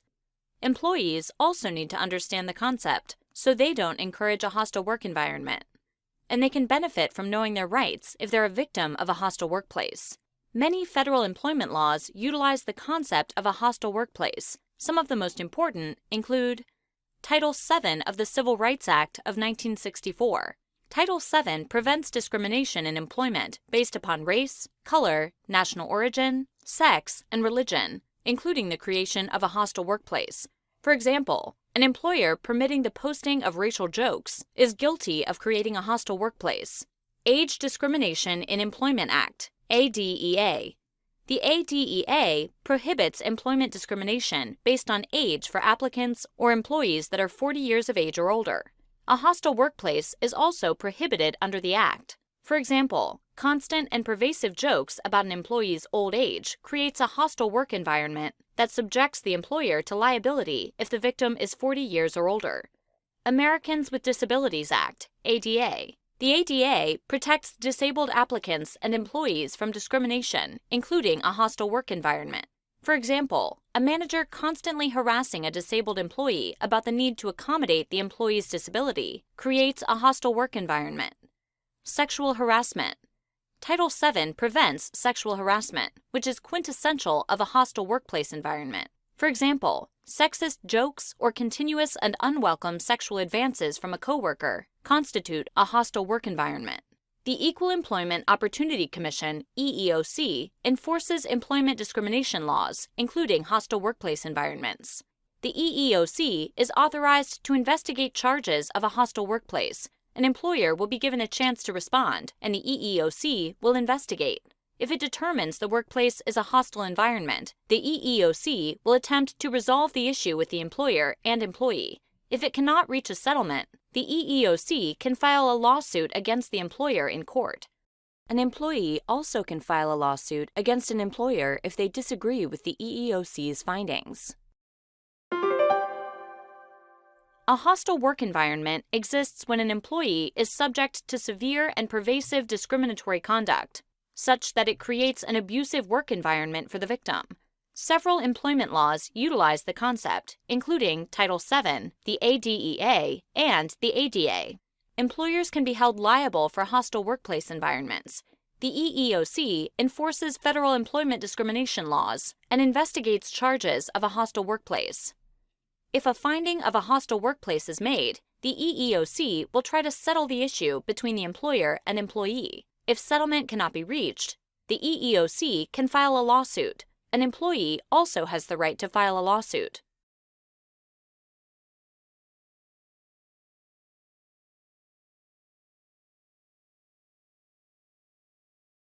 Labor unions have a significant impact on employees, businesses, and even the political system.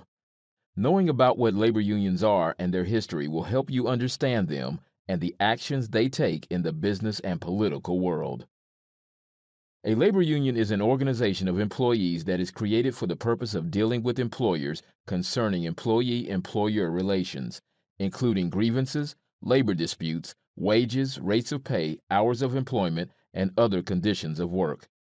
A labor union negotiates on behalf of its members in a process known as collective bargaining. They are also usually active in the political process and in lobbying about issues of importance to their members. While labor unions can find roots in the medieval guilds of Europe, the basic form of labor unions arose during the Industrial Revolution in the 19th century. The first attempts to organize labor in the United States met with fierce resistance from business, supported by the government. In fact, labor organizing was considered a crime. The key court case was Commonwealth versus Pullis in 1806, known as the Cordwainers case, involving an indictment against bootmakers and shoemakers for conspiring to raise their wages. The jury found the union was illegal and the defendants were found guilty. A doctrine known as the labor conspiracy theory was developed that stated that collective bargaining would interfere with the market and destroy competition. U.S. courts started to question the labor conspiracy theory in the 1840s, but unions still struggled. Businesses started to use legal injunctions, a court order preventing a person from doing something, and prosecution under antitrust laws to fight unions. The fight against labor unions was ferocious in the latter part of the 19th century and often turned violent. A famous steelworker strike occurred in 1892 at the Carnegie Steel Company steel plant in Homestead, Pennsylvania. Private guards were hired, and the strike turned violent, resulting in most workers leaving the union and returning to work. In 1894, the federal government actually sent in troops to end a railroad strike. Labor unions started to gain ground at the beginning of the 20th century. Congress enacted the Clayton Act in 1914, which declared that human labor was not an article of commerce, and that labor unions were not to be considered a violation of antitrust laws. Businesses fought back with yellow dog contracts, in which applicants acknowledged that they were not union members and agreed not to become one. The Norris-LaGuardia Act eventually made yellow dog contracts unenforceable as against public policy. The passage of the National Labor Relations Act, or Wagner Act, in 1935 gave labor unions certain legal rights and powers under federal law. Unions now have the right to collectively bargain without domination of employers. It prevents employers from interfering with employees' right to collectively bargain, discriminate against employees in hiring or firing because of union membership, or against an employee that exercises his rights. The Wagner Act also recreated the National Labor Relations Board, that has the power to investigate employee complaints and issue cease and desist orders against violating companies. Congress passed the Labor Management Relations Act, also known as the Taft-Hartley Act in 1947, that outlines certain unfair labor acts of unions as a counterweight to the unfair labor acts of employers laid out in the Wagner Act. Taft-Hartley also created the Federal Mediation and Conciliation Service that provides a means to handle strikes that create a national emergency. The act also banned a closed shop, which mandated that an employer hire only union members and fire any employee who drops his union membership. Unions grew from the early 20th century through the 1960s. Unions suffered in the 1970s and 1980s as the U.S. moved away from manufacturing. Additionally, companies started to move jobs to states with weak union backgrounds or overseas where there was cheaper labor. The general downward trend perseveres today as the U.S. economy continues to move from a focus on manufacturing to service and technology industries. Union membership has declined from its zenith of about 34.7% of the workforce in the U.S. in 1954 to about 13.2% at the end of 2002. A labor union is an organization of employees that represents employees in dealings with employers on such matters as grievances, wages, benefits, overtime, work hours, and other conditions of employment. Unions are also active in politics and lobbying. Labor unions have a relatively short but complex history in the United States. Unions arose out of the Industrial Revolution and the factory system in the 19th century. Unions were met with very hostile treatment, including violence by both businesses and government in the late 19th century. In fact, for a time, unions were illegal. Various federal laws have been enacted that generally protect the right to form unions and collectively bargain. However, the outsourcing of jobs overseas coupled with the U.S. economy's shift from manufacturing to services and technology has negatively impacted union membership and power.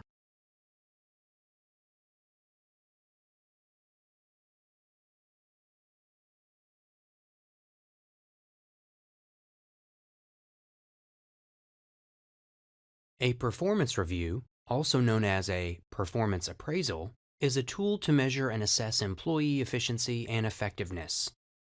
Managers can use a performance review as a rational and objective basis to determine whether further training is required, a wage or salary increase is warranted, or an employee should be promoted to a higher level position. A performance review ideally involves 3 steps. First, the manager and employee should sit down and clearly define job duties and expectations of job performance so that they're both on the same page. Second, the manager should conduct the performance by comparing the employee's performance against the standards and expectations developed in the first step. And finally, the manager should provide the employee with feedback about his or her performance in light of the established standards and expectations. Based on the appraisal results, the manager might recommend that the employee get further training or that the standards or expectations be modified. He or she also might recommend a pay raise or promotion for the employee. As an example, let's say you're a manager at a production facility where you manage the first shift of production workers on an assembly line. You meet with your employees and explain the company's expectations regarding productivity and efficiency standards, such as units completed per hour and error rates. You invite employee input and confirm that all employees understand the performance standards they need to meet. The time for the company's semi-annual reviews comes around, and you pull an employee's file to compare his levels of production and error rates for the past 6 months against the company standards. You then bring the employee in and explain the differences between the standards and the employee's work, which includes both strengths and weaknesses. You and the employee agree on a plan of action, including some training to help improve the employee's error rate. You also inform the employee that he's entitled to an increase in his hourly wage based on his performance. A performance review is a process by which management can assess employee efficiency and quality and make adjustments as needed. The process involves 3 general steps. First, the manager ensures that employees understand their duties and management's expectations, pursuant to standards that will be used for reviews. Next, specific employee behavior is compared against the standards. And finally, the employee is given feedback regarding his or her work compared to the standards and expectations. Managers might use the review to develop a plan for improvement and as an objective basis to determine whether a promotion or pay raise is warranted. Amanda is the Human Resources Manager of Allied Manufacturing. The HR department at Allied Manufacturing generates costs but does not generate any revenue. Because of this, Amanda's department is constantly under pressure to demonstrate its value to the organization. She has been tasked with the challenge of justifying the amount of money that the company spends on the human resources function. Amanda will use human resources metrics as a tool to justify the expenses that her department incurs. Human resources metrics are different measurements that are used to show the value that the human resources function provides to the organization. These measurements demonstrate how effective the efforts of the human resources department are to the overall success of the organization. There are three types of human resources metrics: metrics that measure the effectiveness of the human resources function, metrics that measure the efficiency of the human resources department, and metrics that measure the effectiveness of the employees within the organization. Amanda uses these metrics to measure how well her human resources department is performing their tasks. The goals for these metrics are usually set by company management. The human resources department then monitors these metrics to ensure that they are meeting or exceeding their goals. Some of the more common effectiveness metrics include turnover rate, which measures how often employees leave the company and need to be replaced; absentee rate, which measures how many unscheduled absences are taken by employees; and employee morale, which measures the level of satisfaction that employees have with their jobs and with the company. Amanda uses these metrics to measure how well her human resources department is using their resources. The metrics compare the value that the human resources function adds to the company with the cost that the function incurs. Some of the more common efficiency metrics include hiring costs, which measure how much money it costs to hire and train a new employee, as well as benefits costs, which measure how much money it costs to provide benefits, including health, dental, and paid time off for employees. Time to hire metrics measure the amount of time that it takes the human resources department to recruit and hire a new employee. Amanda uses these metrics to measure how effectively employees are generating revenue as compared to the costs they incur. Although the human resources function doesn't have full control over the situation, their actions can impact employee training, motivation, and morale. Some of the common employee effectiveness metrics include employee return, which measures how much revenue each employee generates as compared to the costs each employee generates, as well as promotion rate, which measures how many employees receive promotions throughout the organization. Additionally, defect rate measures the effectiveness of employee training by looking at how many measurable mistakes are made by each employee. Since the Human Resources Department at Allied Manufacturing doesn't produce any revenue, there needs to be a way to justify the costs incurred by the function. This justification comes in the form of human resources metrics. These are different measurements that are used to show the value that the human resources function provides to the organization. The three types of human resources metrics include metrics that measure the effectiveness of the human resources function, metrics that measure the efficiency of the human resources department, metrics that measure the effectiveness of the employees within the organization.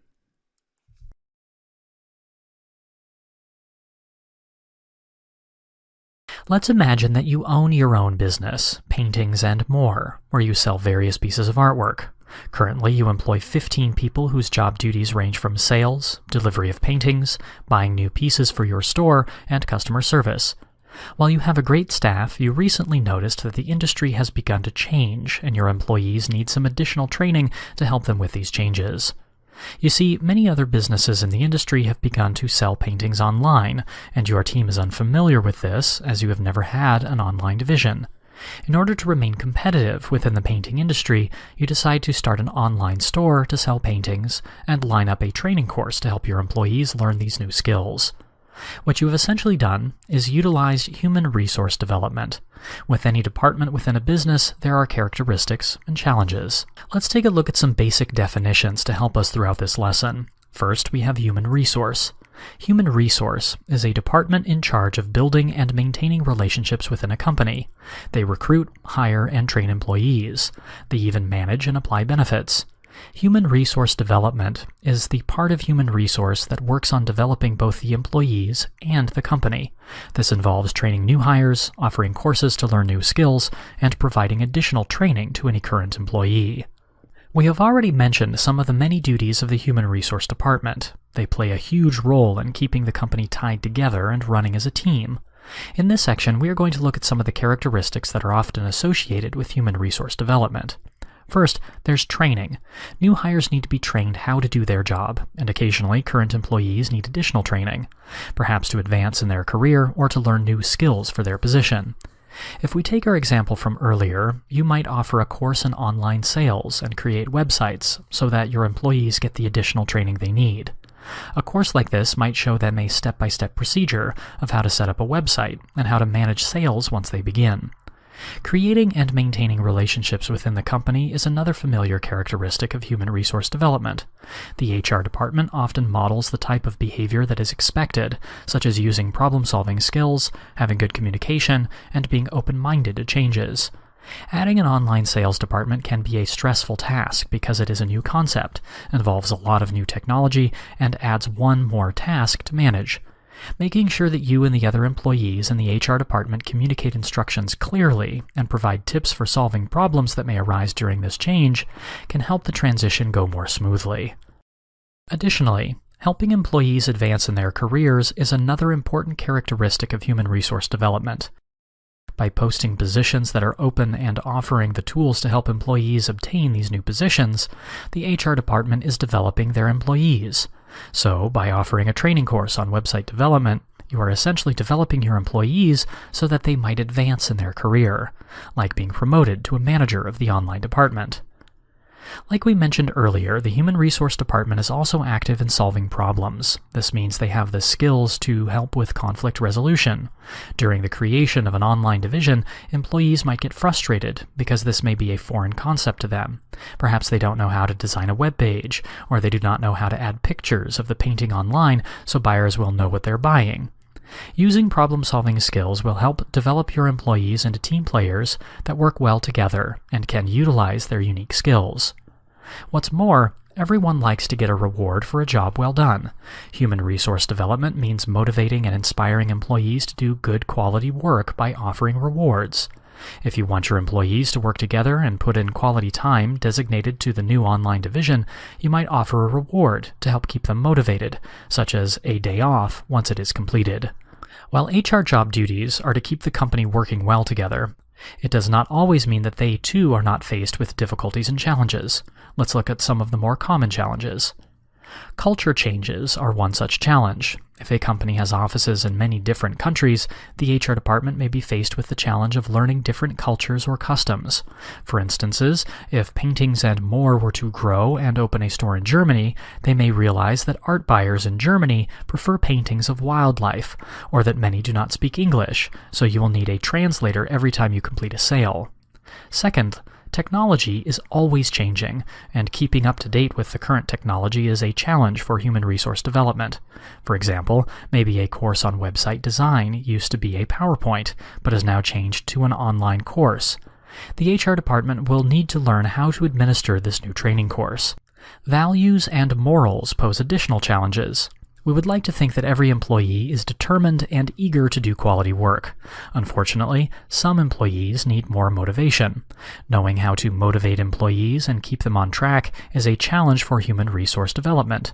For example, if there is an employee at Paintings and More who always passes their work onto the new employees, the HR department may need to figure out what it is going to take to get that employee to be more of a team player. Much like technology, knowledge also changes. This could be a change in policies, theories, management styles, and philosophies. If Paintings and More realizes that employees sell more paintings when they are motivated by managers that jump in and help out where needed, they may begin to only hire those individuals that practice team player management styles. The Human Resource Department is responsible for relationships within a company. They also recruit, hire, and train employees. Another important duty is developing both the company and the employees. This means they need to offer training and courses to both new and current employees to develop the skills that will help them be more efficient at their job. There are many characteristics tied to human resource development, and they include training, building relationships, helping with advancement opportunities, solving problems, and rewarding. There are also some challenges that this department faces as well. Some of the more common problems are culture, technology, values, and morals, and knowledge.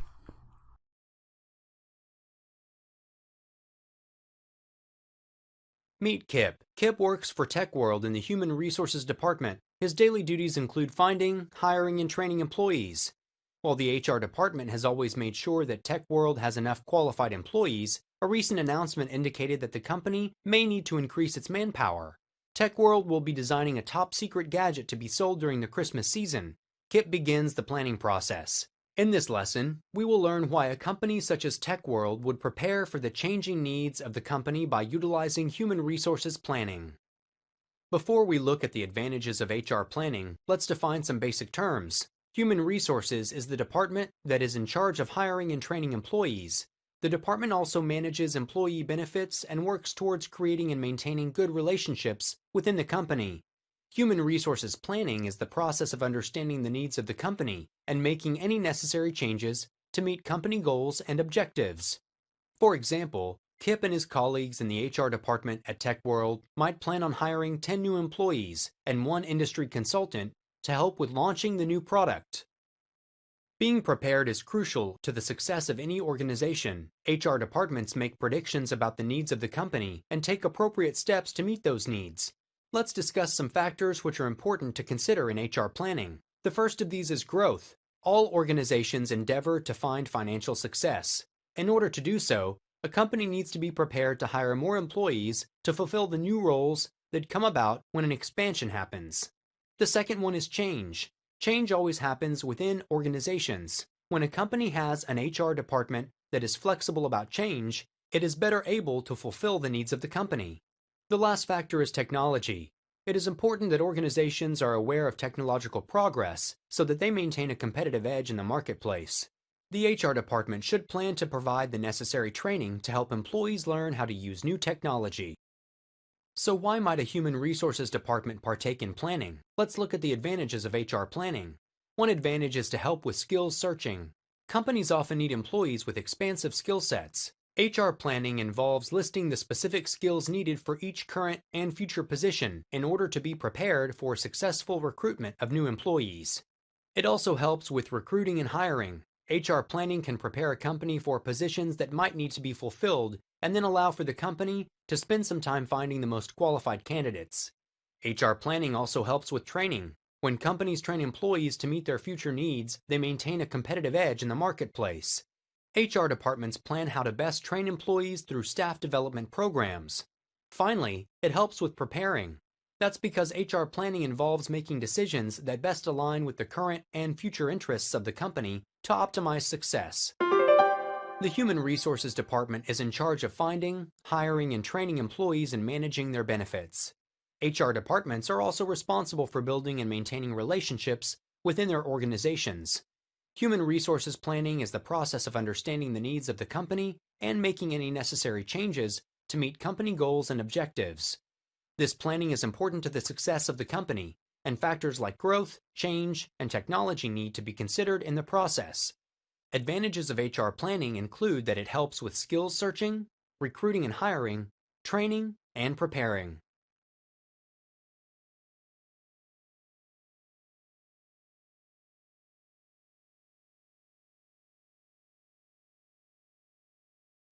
Meet Matt.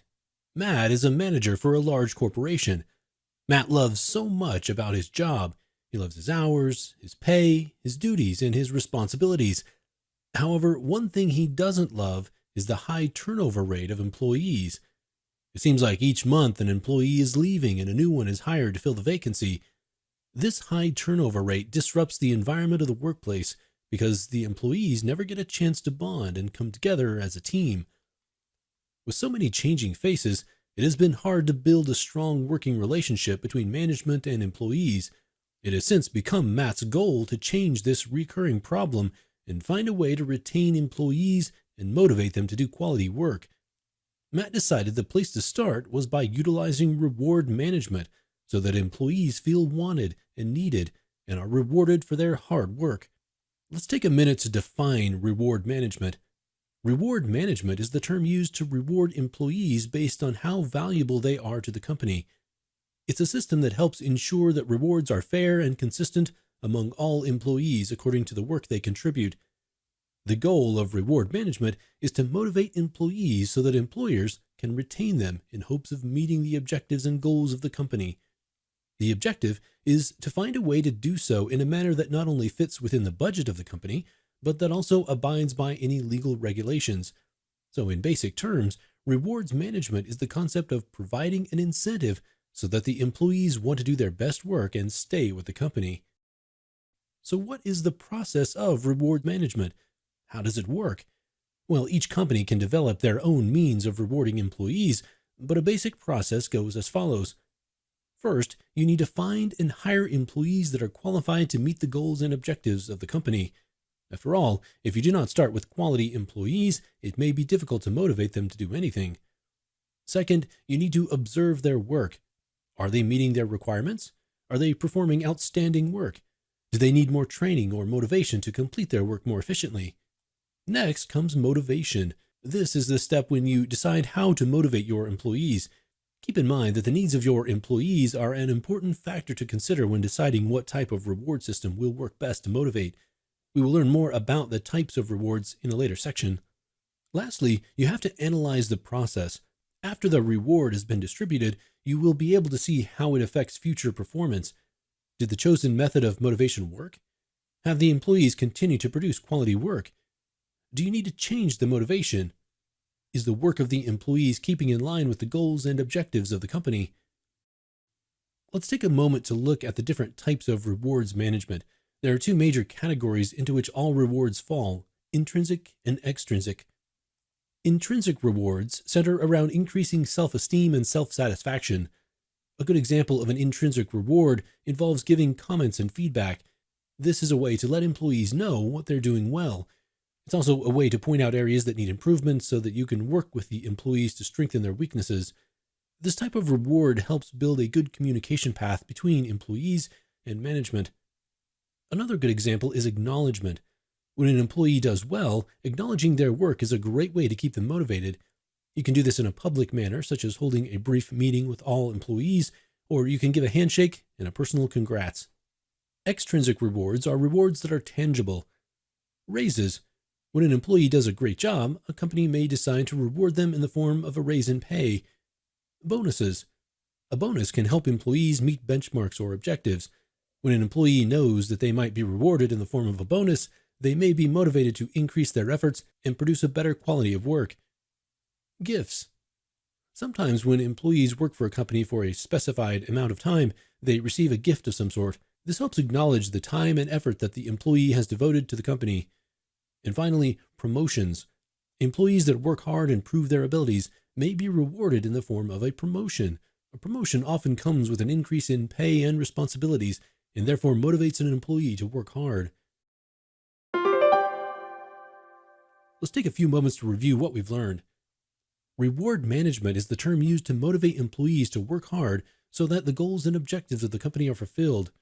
The process includes finding quality employees, observing their work, motivating them, and analyzing the entire process. We also learned that there are two main types of rewards: intrinsic, which center around increasing self-esteem and self-satisfaction, and extrinsic, which center around tangible rewards. Some types of intrinsic rewards include feedback and acknowledgement. Some types of extrinsic rewards are raises, bonuses, gifts, and promotions.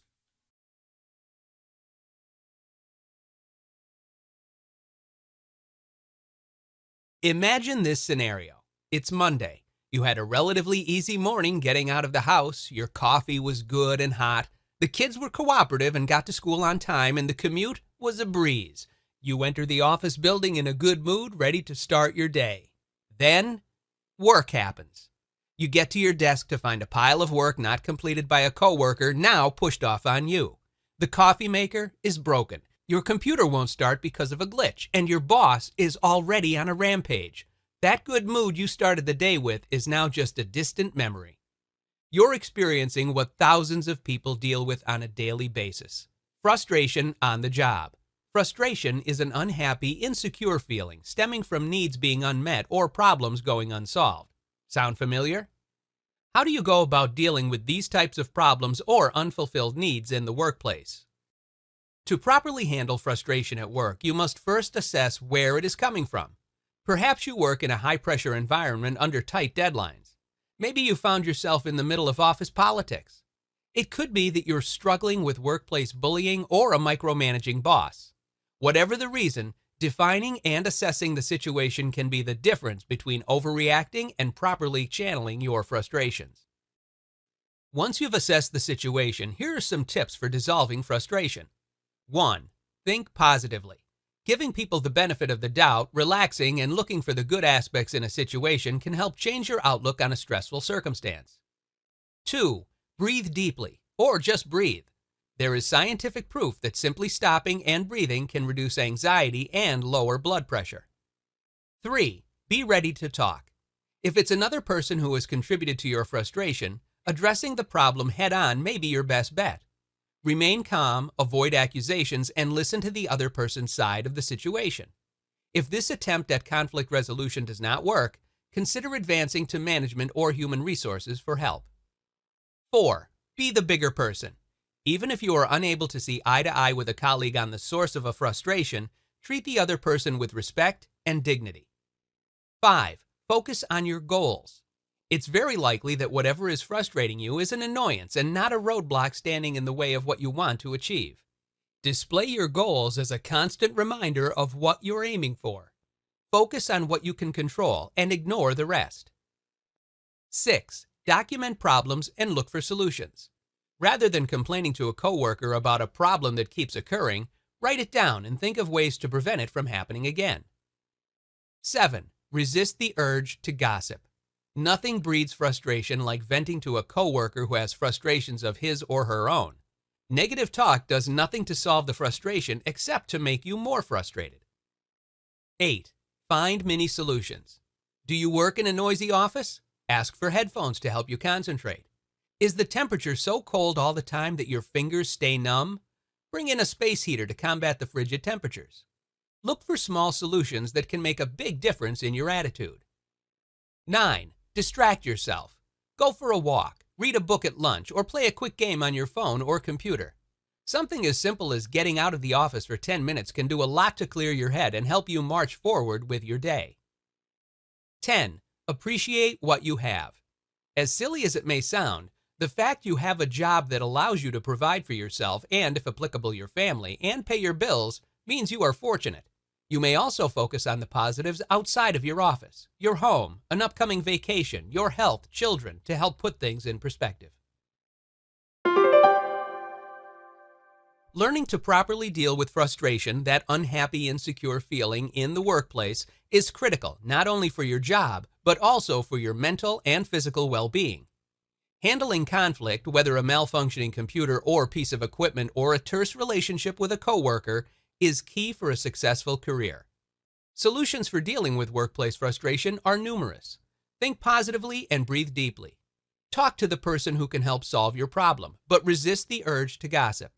Document the problem and look for solutions while working toward your goals. Stop and appreciate all the things you do have and push the frustrations away. The strategic planning process is a lot like hopscotch.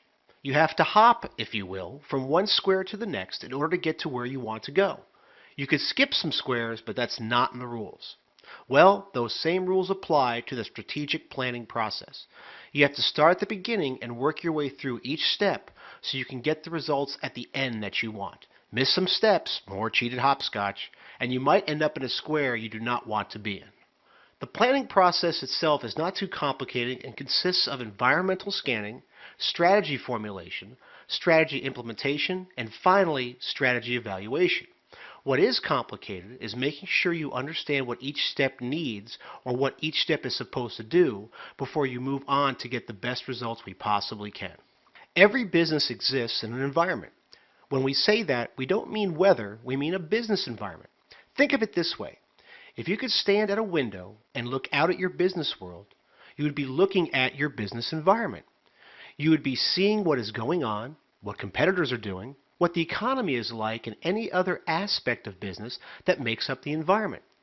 That is why the first step is called environmental scanning, as you are taking your time to look at the environment around you so you can understand basically what you're up against. Environmental scanning consists of a number of areas to help a company or business person understand what they're dealing with out there in the real world. Typically, when we talk about environmental scanning, we're looking at several general areas. Political factors, taxation policy, governmental stability, unemployment policy. Economical factors, inflation rate, growth in spending power, disposable income standards.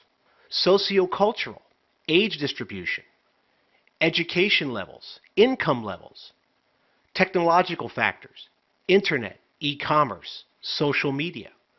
Environmental factors, competitive advantage, waste disposal, pollution monitoring. And legal factors, unemployment law, health and safety, product safety. All of these factors are looked at and reviewed so the business owner can get some idea of what the world outside that window really looks like. It is one thing to say, wow, the business market is tough right now, but it's another thing to know why it's tough. That is what environmental scanning does for us. It helps us research specific areas of the business world to understand what they look like right now and what they might look like in the future. From this point, a company can begin to assemble its strategy. It takes all the pieces of information it found during its environmental scan and begins to assemble a strategy that will help them go where they want to go. It is important to understand that there are two ways to look at developing strategy. First, you can say, we want to move our business to Baltimore. Look at the business world through environmental scanning and then figure out how you're going to get there. The other way is to look at the information from the environmental scan and determine what you should do as a company, which might include going to Atlanta instead of Baltimore, as the market might not look good for you to actually be able to get to Baltimore. No matter what you decide, you will have to come up with a strategy to go out there and accomplish what you want to accomplish.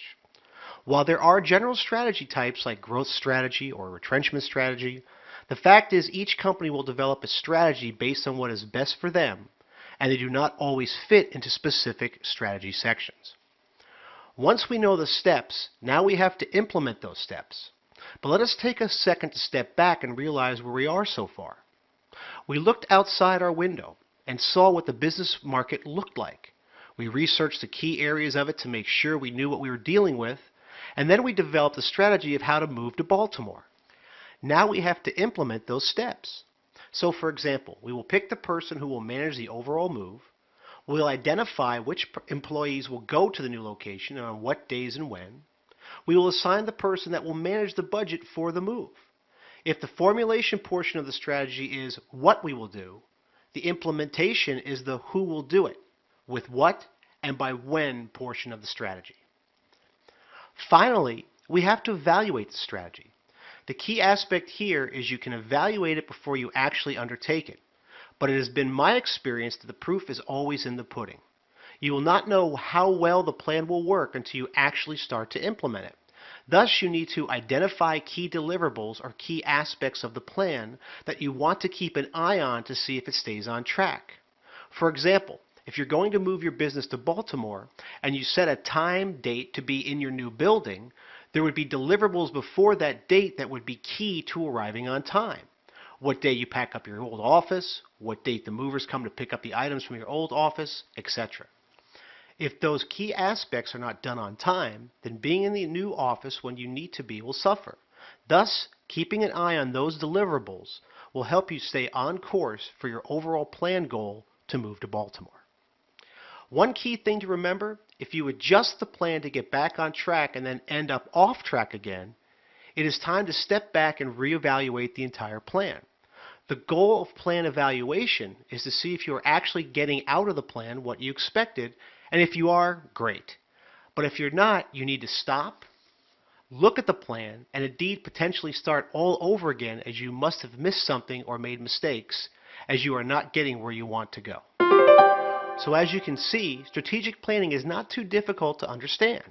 It is not something to be afraid of and is merely a process to help you think through what you want or need to do to accomplish your goal. You need to scan your environment and see what is out there in the way of the 6 key areas we discussed: economical factors, political factors, socio-cultural factors, environmental factors, technological factors, and legal factors. Once that is done, you will develop a strategy to help you achieve your goal, taking into account what your environmental scanning uncovered. Then all you have to do is implement the strategy and evaluate the strategy as it progresses and once it's completed. Just like riding a bike, the more you do it, the better you will get at it. Managers have to deal with multiple different forces that pull and push their businesses and companies in any number of directions.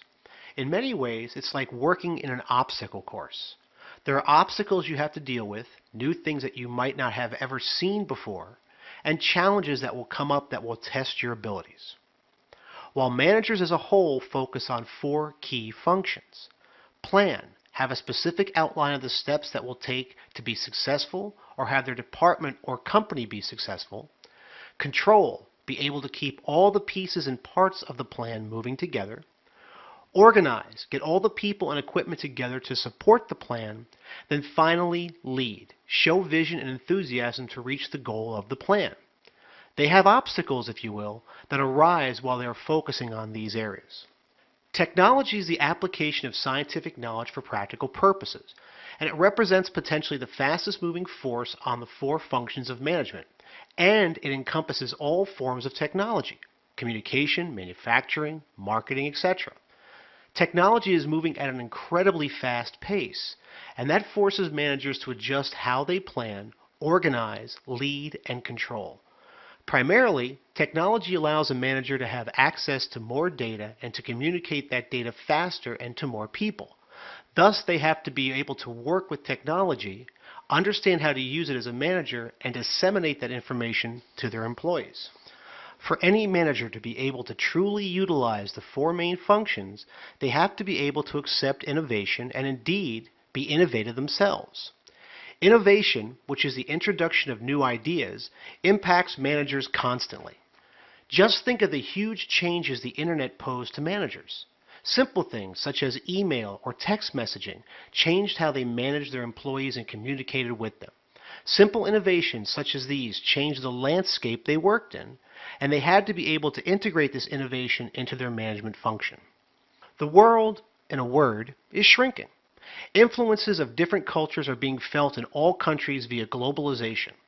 Globalization is the integration of cultures throughout the world and can be as simple as McDonald's opening a store in Saudi Arabia, bringing the taste of the U.S. to the Middle East, if you will, or as complicated as a mosque opening in a small suburban town. These examples bring a different culture to the location and thus a different perspective on the world. So, as a manager works through the basic functions of management, they have to understand that culturally the world around them is changing, and they need to embrace this diversity. You see, when cultures mix, we are experiencing diversity, or an environment made up of many different cultures and viewpoints. Now, a manager could be managing people from India, Mexico, and Germany all in the same office. Thus, planning their work, organizing it, leading it, and controlling it will make the manager change his or her approach. They cannot, for example, lead a person from Mexico the same way they would someone from India. These cultures have different ways of working, and a manager must adjust his or her methods to manage those diverse cultures. Regardless of all the aspects we've discussed so far, a manager must use ethics when working within the functions of management. All the aspects, planning, organizing, leading, and controlling, do not have much worth if they are not deployed ethically. Ethics, while easier to explain than define, is moral principles that govern a person's or group's behavior. In some cases, a manager could lose his or her respect and authority if they are viewed as managing without ethics. In its simplest form, can a manager really lead people if they are not ethical? If it is not present, then the facets of management will most certainly suffer. The basic functions of management have not changed for years and years. Plan. Have a specific outline of the steps that will take to be successful or have their department or company be successful. Control. Be able to keep all the pieces and parts of the plan moving together. Organize. Get all the people and equipment together to support the plan. And lead. Show vision and enthusiasm to reach the goal of the plan. What is changing are the forces that impact on these functions. Technology represents the fastest moving force on the 4 functions of management, and it is encompassing all forms of technology: communication, manufacturing, and marketing. Innovation, the introduction of new ideas. Globalization, the integration of cultures throughout the world. Diversity, an environment made up of many different cultures and viewpoints. And ethics, the moral principles that govern a person or group's behavior. Thus, while the functions of management might not change, the forces that impact them will. So if you are to manage, you must be a chameleon and adjust to these forces that will force you to change how you deploy the functions of management.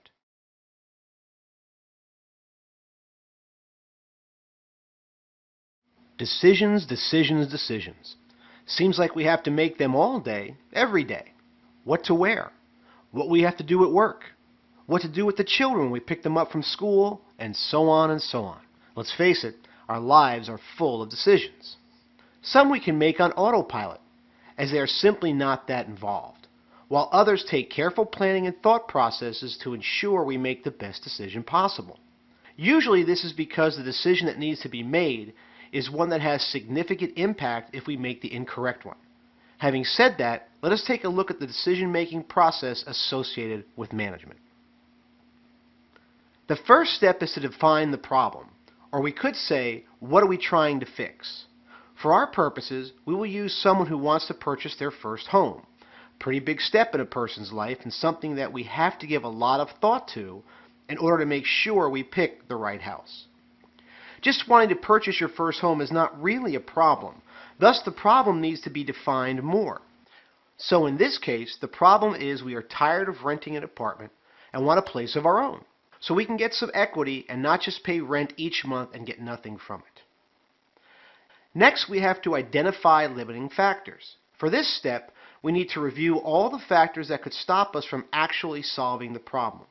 Basically, things that would get in our way to stop us from fixing the issue that we want to fix. It is important to understand that at times we come across a limiting factor that stops our process dead in its tracks. For example, if you had no money to put down on a house as a down payment, then you would not be able to move forward as you have to put something down in order to purchase the house. For our purposes, we will assume you have the money to put down and are ready to become a homeowner. Now, let's say we have the following limiting factors. You can only afford $600 a month for a mortgage payment. You do not own a car and have to take the bus to work, so the house needs to be near a bus station. You need 3 bedrooms and 2 bathrooms. Now that we have the limiting factors, we have to develop potential alternatives. Here you will be looking at what alternatives are available to help you get to your goal.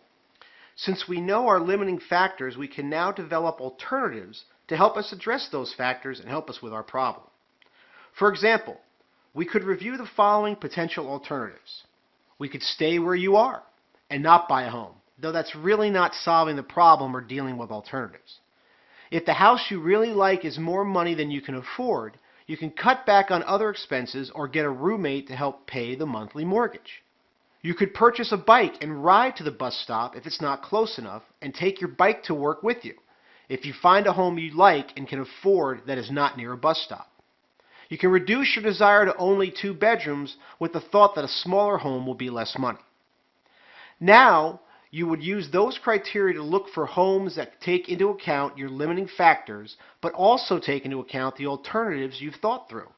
You are weighing your limiting factors against your alternatives to see how they blend together to get you the home you want the way you want it. Now you have to analyze the alternatives. You will take each alternative you have and try to determine, in order, what is the most feasible to the least feasible. Looking at these alternatives, there are none really that are deal breakers. However, as I said, we need to be realistic about these. Thus, You might not be able to find a roommate you can actually live with. You might realize that 2 bedrooms is simply not going to work for the space you need. Cutting back on expenses is something you could do and work with while you find ways to solve the other issues as times go by. Thus, if you start looking for homes and realize the one you want that fits all your criteria except for monthly mortgage is higher than you would like, your best alternative is to cut back on your expenses to afford the home.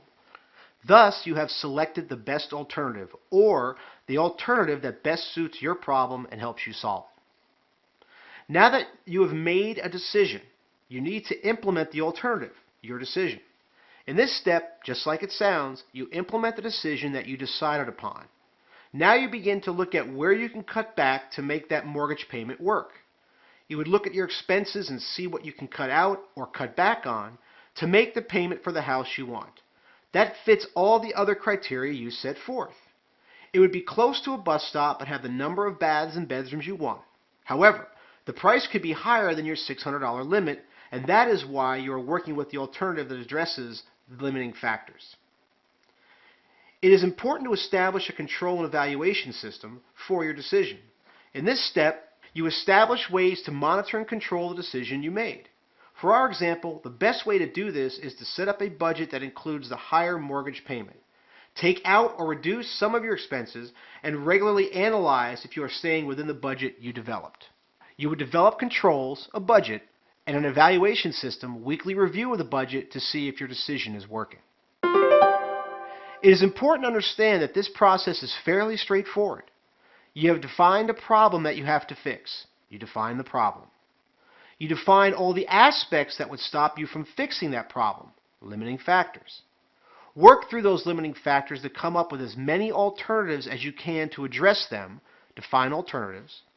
Then you decide which alternatives is the best, analyze the alternatives, make your decision about which is best, implement the alternative, and then monitor if you are successful with your decision, establish a control and evaluation system. These steps happen in business all the time, and it's a very simple process to work through. That is not to say each time you'll be correct, but at least you followed a process that made sense, is proven, and you have information to back up why you made the decision in the first place. That is always better than just purely guessing. Remember, you will never know if you made the right decision until after you've made it. Is there really anything in this world that is certain besides death and taxes? Probably not. While I can believe some things will happen or occur with more certainty than others, if someone were to ask me, "Are you 100% certain?" I would have to tell them no. Managers, unfortunately, are in the same position. Equally unfortunate is when a boss is breathing down your neck for an answer and wants certainty that the results will be what he or she is expecting.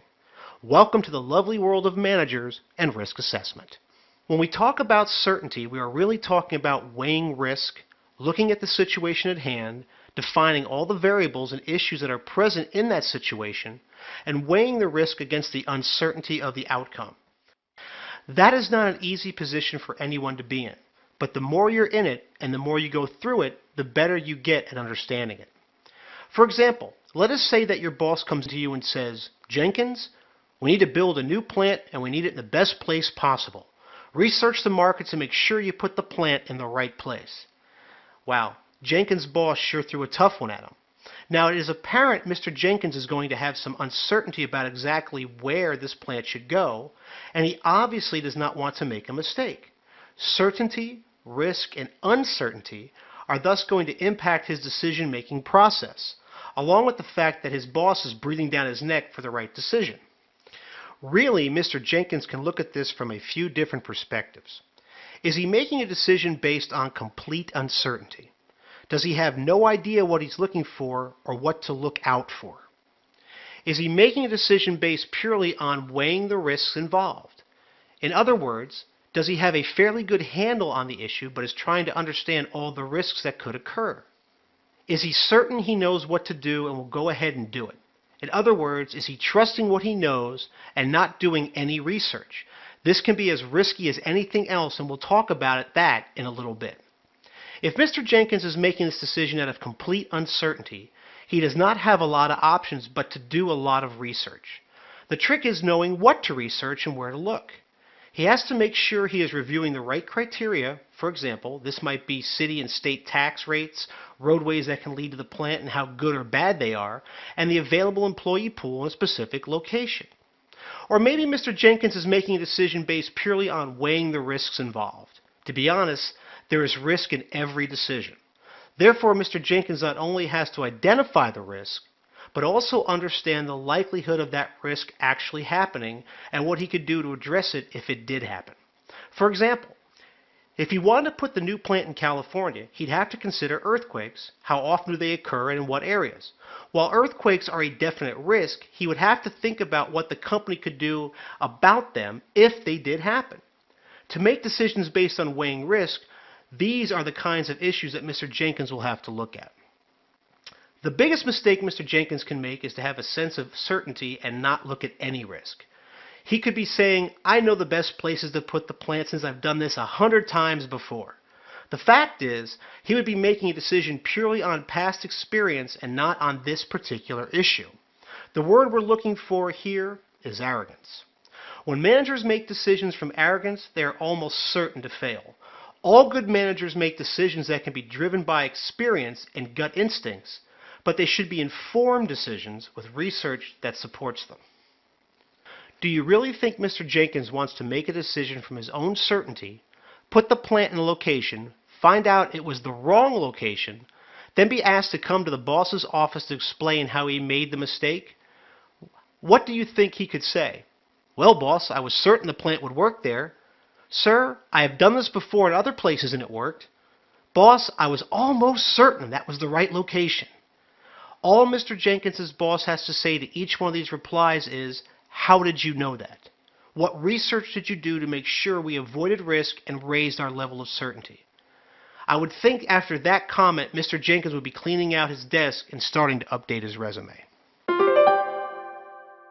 When any manager makes a decision, he or she has 3 ways to deal with risk. Uncertainty, or not knowing all that is involved or what the risk could be. Weighing the risk involved, or looking at all the identifiable risk and gauging how much they will impact the situation and how likely they are to happen. Or finally, making a decision from certainty and not looking at any risk. Or trusting what we know and not doing any research. Which one you choose will be based on how comfortable you are with the situation and the variables that are present. Just remember, a little research never hurt anyone. Good managers do not simply just make decisions. Instead, they use tools to determine the best course of action, making it possible for the manager to make an informed decision. That does not mean that good managers always make the right decisions, but they certainly are making decisions that are more informed than they would be based purely on guesswork. There are many different tools managers use to make decisions, but the ones that we see the most are the decision tree, payback analysis, and simulation. While there are more, these are the 3 we see the most, and it's important to understand them and know how to use them before you start making decisions. The first tool we will look at is the decision tree. This tool has us write down an issue or problem, and then, as we think through the problem, we draw solutions or steps that branch out from the original issue. You start your decision tree by taking a piece of paper and drawing a small square to represent the decision you need to make. It could look something like this. Should we decide to continue to produce dress shoes only, or should we look at making sneakers as well?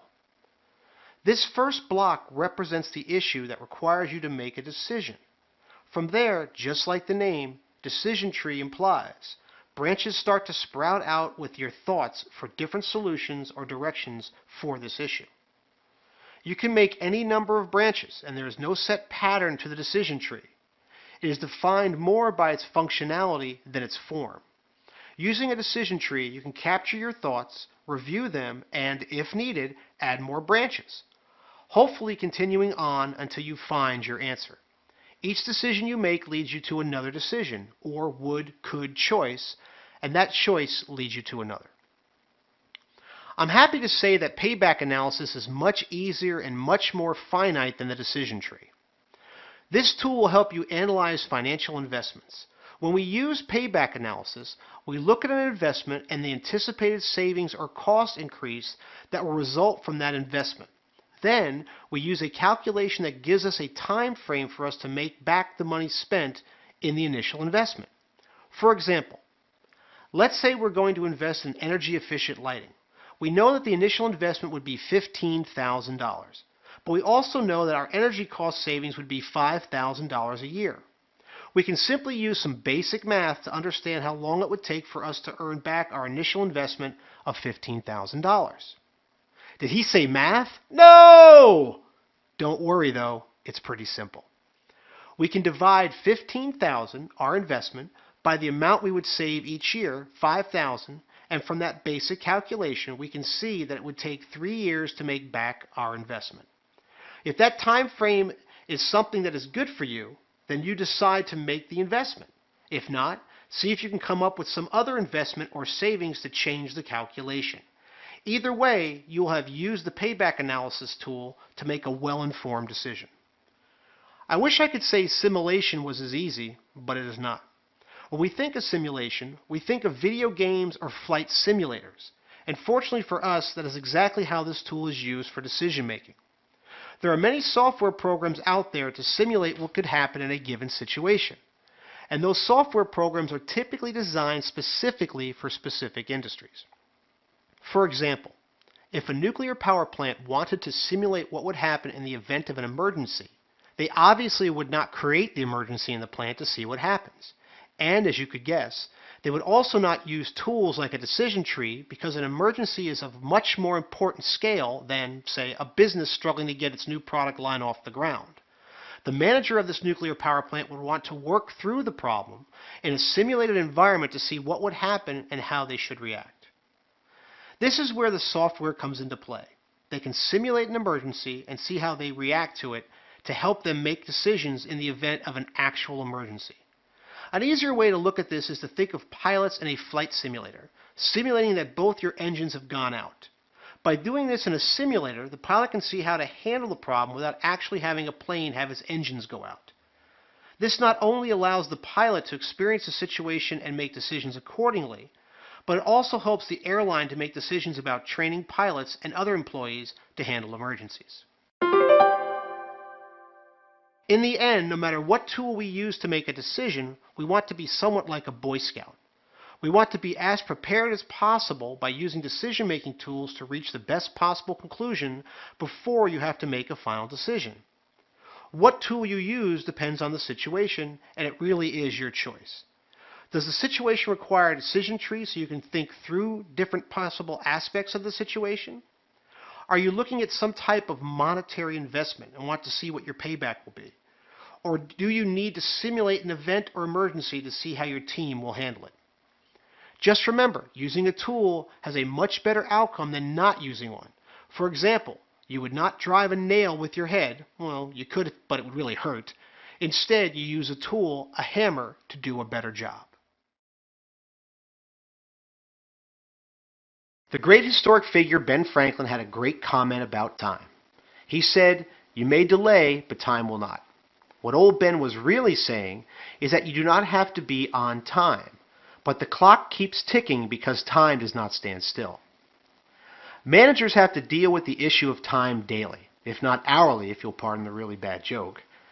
When they have a task they need to accomplish, or, more specifically, a large project they need to work with, they are usually constrained by some type of time frame.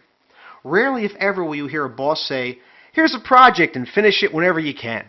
On the contrary, everything in the business world is time-bound, and making sure a project gets done on time falls on the shoulders of the manager that the project is assigned to. Luckily, we have an answer, and that answer is the PERT analysis, which stands for Program Evaluation and Review Technique. That is a tool for estimating the time it will take to complete a project by estimating the time each part will take to accomplish, then adding up all the parts. Once we add up all the parts, we will know roughly how long the entire project will take. Before a PERT can be used, we have to first determine the tasks that will be assigned to a particular project. For our example, let us say we want to grow a garden. Thus, the tasks that could be assigned, among others, would be Determine where we want the garden to be. Determine what materials we will need to clear the land for the garden. Get the materials to clear the land for the garden. Determine what we want to plant in the garden. Get the materials to plant the items we want in the garden. Clear the area, plant the items, water them and watch them grow, harvest them when they are ripe. Now that we have the tasks, we have to determine how much time each task will take. This is where PERT comes into play. Believe it or not, there's an actual formula we can use to estimate the time needed. It is important to understand I said estimate the time needed. The one weakness of PERT is that all the time associated with a task is estimated. Thus, the more experience you have with a certain type of work or project, the better your estimations become. That is why project managers, people educated and skilled in managing projects, are so valuable, because they typically work on the same type of project over and over and develop a good sense of how long each task should take. Okay, time for a little math. Not a lot, mind you, and actually the formula is very simple, but this is the formula that project managers will use when they are estimating time using a PERT analysis. The components are optimistic time, the minimum possible time required to accomplish a task, assuming everything proceeds better than is normally expected. Pessimistic time, the maximum possible time required to accomplish a task, assuming everything goes wrong, but excluding major catastrophes. Most likely time, the best estimate of the time required to accomplish a task, assuming everything proceeds as normal. And expected time, the best estimate of the time required to accomplish a task, accounting for the fact that things don't always proceed as normal. Once this is all done, we simply plug the time into the formula below, and presto, we have our estimated time for the task. TE equals O plus 4M plus P divided by 6. Okay, back to our garden example. Our PERT time frame analysis for the first step, determine where the garden could be, could look something like this. Optimistic time, 1 hour. Pessimistic time, 3 hours. Most likely time, 2 hours. Thus our formula looks like 1 plus 4 times 2 plus 3 equals 12. 12 divided by 6 equals 2 hours. Looking at our example, we can see how this makes sense. Our optimistic time is 1 hour and our pessimistic time is 3 hours, and 2 is right in the middle. Now, it does not always work this cleanly, as the next example we will show. Let's look at clearing the area portion of this project. Optimistic time, 5 hours. Pessimistic time, 12 hours. Most likely time, 7 hours. Thus, our example looks like this. 5 plus 4 times 7 plus 12 equals 45. 45 divided by 6 equals 7.5 hours. Now, if we look at each task, do the PERT formula for each, then add up all the answers, we will get answers that tell us how long it will take to do the entire project. Pretty simple, right? But not so fast. What if the number we come up with is longer than the number our manager has given us to accomplish the entire project? That can and does happen. When that happens, there are only a few options you have. See what tasks you can shorten to save time. Add manpower to a task or equipment to get it done faster. Remove steps or entire tasks if they are not critical. Tell your boss you cannot get it done in that time frame. Project managers deal with this every day of their lives and are special individuals to be able to manage all this to get projects done on time. Time is money and money is time. That has been a part of business for as long as anyone can remember. Thus, it is important to use a tool like PERT analysis to break down the tasks of a project and how much time each task will take. As many projects are time frame sensitive, a program such as this is vital in the business world. Remember, first you have to identify the tasks. Then you have to use the formula we discussed to determine what the time could be for each task, identifying the different types of time involved. Once that is done, we add them all up, see if the time frame works, and if not, start trying to figure out what we can do to get the project done on time. Remember old Ben Franklin, you may delay, but time will not.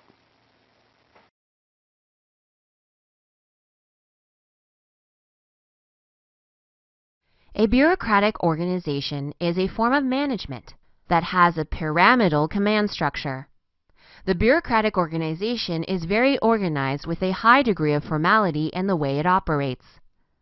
Organizational charts generally exist for every department, and decisions are made through an organized process.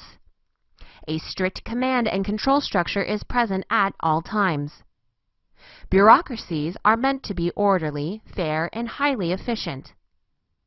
Bureaucratic organizational structures have many layers of management, cascading down from senior executives to regional managers to departmental managers, all the way down to shift supervisors who work alongside frontline employees.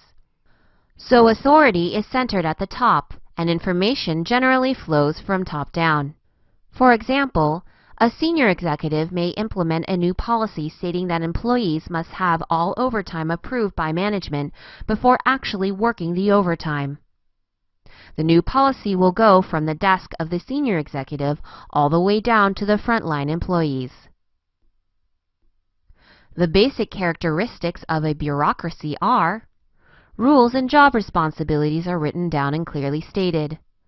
Clear hierarchy of power is concentrated among a few high-ranking managers.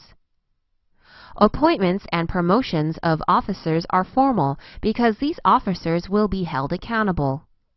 Employees are hired based on their skills and knowledge, not because of favoritism or luck. Salaries are tied to a pay grade system. Bureaucracies are unable or unwilling to adapt to changing conditions quickly. Micromanaging is common.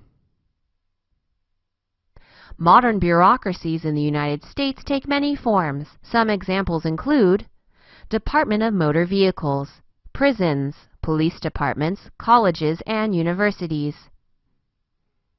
There are many advantages to this type of organization. Senior-level managers in bureaucratic organizations have a great deal of control over how the business is run.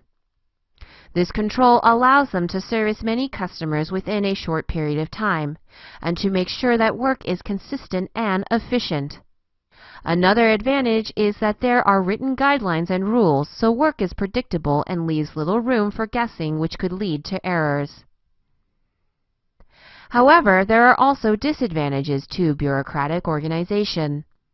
Since bureaucracies are so structured, they can discourage creativity from frontline workers and supervisors.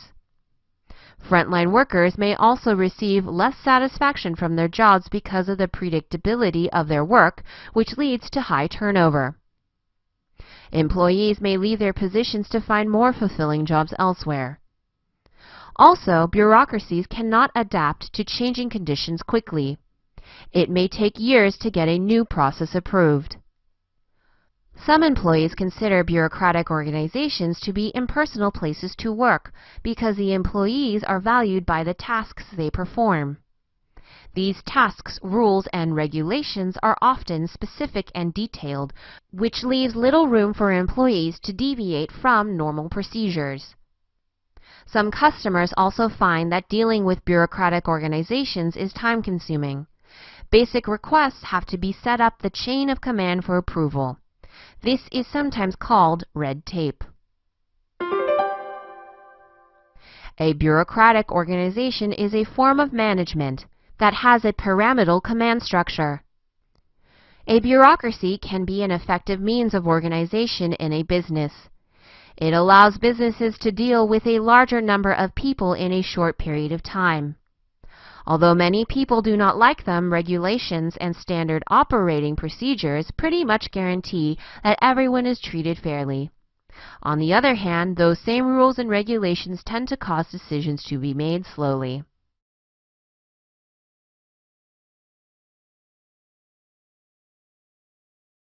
Have you ever seen a car commercial featuring a soccer mom schlepping her kids' friends and equipment around, putting a month's worth of groceries in the trunk and smiling broadly as she fills up the gas tank because she gets such great mileage with her new car?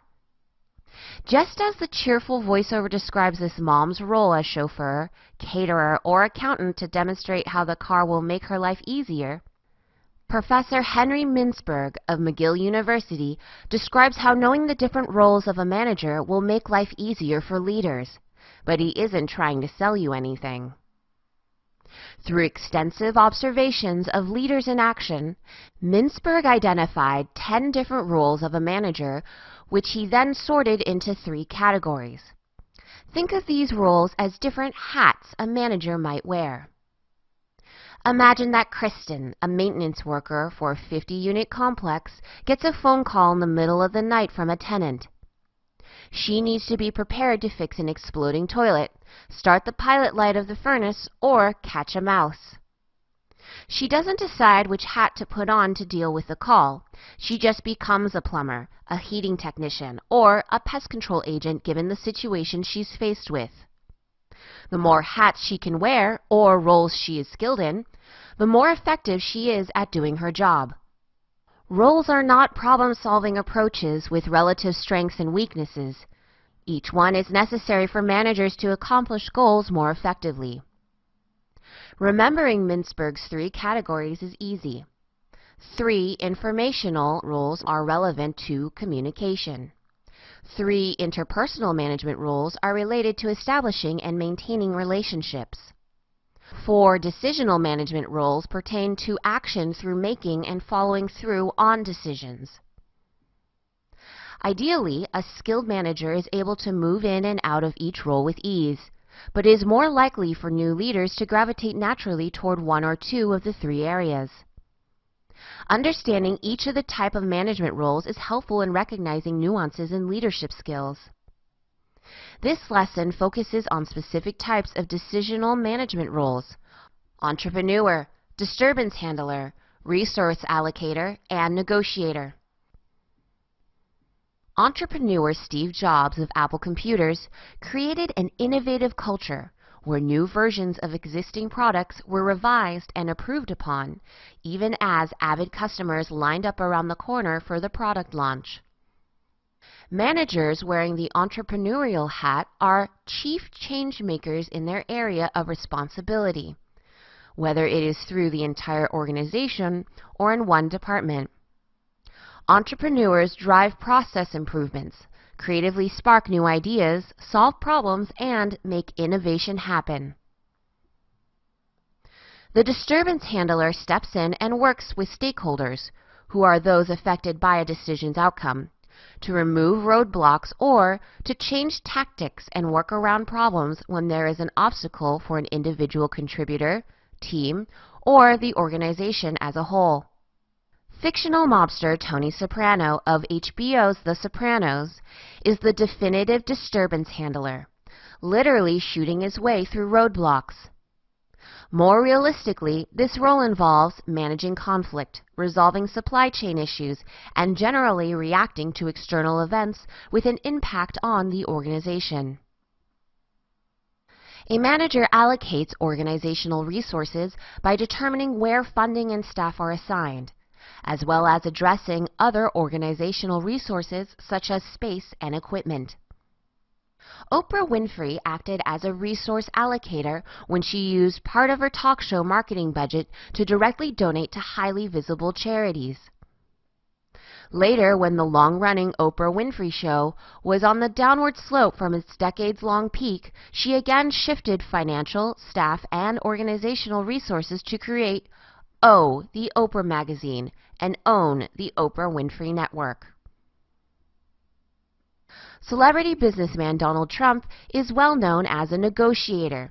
He writes, "Negotiation is an art. All the arts require discipline, technique, and a dose of imagination to take them beyond the realm of the ordinary." As a negotiator, managers personally represent the best interests of their areas of responsibility when establishing agreements with other parties. A negotiator establishes contracts, resolves personal conflict, addresses grievances, and facilitates shared decision-making among stakeholders.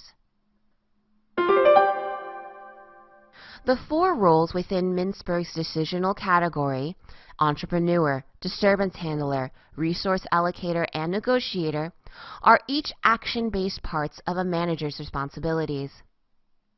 Skilled managers are required to create new products and/or processes, remove or avoid obstacles, distribute money, personnel and equipment, and advocate for the organization.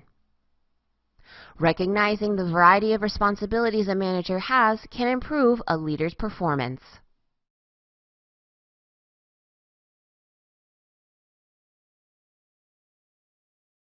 A strategy is a broad plan developed by an organization to take it from where it is to where it wants to be. A well-designed strategy will help an organization reach its maximum level of effectiveness in reaching its goals, while constantly allowing it to monitor its environment to adapt the strategy as necessary. Strategy formulation is the process of developing the strategy. Strategy formulation requires a series of steps performed in sequential order. The steps must be taken in order because they build upon one another. However, there are two processes that are continually performed throughout the strategy formulation: environmental scanning and continuous implementation. Environmental scanning is simply the process of paying attention to the external environment for factors that may affect your organization's performance, which will need to be addressed in the strategy formulation process. For example, you'll pay attention to what your competition is doing and make adjustments to your strategic plan as necessary throughout the process. Continuous implementation is simply implementing parts of the strategy that must take place in order for the next step of the strategy formulation process to be undertaken. The rest of the strategy formulation must be taken in order. The first step is values assessment. Every organization has values, and the strategic plan should align with the organization's values. A value assessment should look into the personal values of the organization's members, organizational values, the organization's operating philosophy, culture, and stakeholders. The second step is vision and mission formulation. Once you have a firm handle on an organization's values, it's time to establish its mission and vision, which is the foundation upon which your strategy will be built. An effective vision requires a core ideology and an envisioned future. A core ideology is the force that binds the organization together. It consists of core values and core purposes. The core purpose is the organization's raison d'être, or reason for being. It's why the organization even exists, what it's here for. The envisioned future is your conception of where the organization will be at a specific point in time. The mission statement states the purpose of the organization in express and unequivocal terms. The mission statement helps to determine the allocation of resources, guides your organizational culture, establishes the boundaries of its activities, and helps to facilitate accountability, control, time, and performance by providing criteria for mission achievement. The next step is strategy design, which involves 4 elements. First, you must identify the major lines of your organization's business or activities, called LOBs. Then you must establish critical success indicators, CSIs, which are just a way to measure progress towards the organization's mission. Indicators should include a target deadline. Indicators can include such things as the return on investment, profit margins, customer loyalty, and employee retention. Next, you need to identify where you will focus your efforts, known as strategic thrusts. Examples of strategic thrusts include focusing on existing products and services, development of joint ventures and strategic alliances, diversification, or liquidation.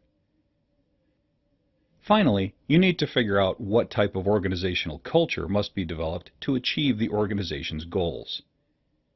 Next, you'll want to do a performance audit analysis, which is a close look at the company's strengths, weaknesses, external opportunities, and threats. This is often referred to as a SWOT analysis. The 5th step is to perform a gap analysis, which is simply to discover any gaps in the organization's performance towards its goals. You can accomplish a gap analysis by asking 3 questions. What is the organization doing? What does it need to stop doing? And what is the organization not doing that it needs to do? The 6th step, action plan development, is really the heart of the strategy. It brings everything together.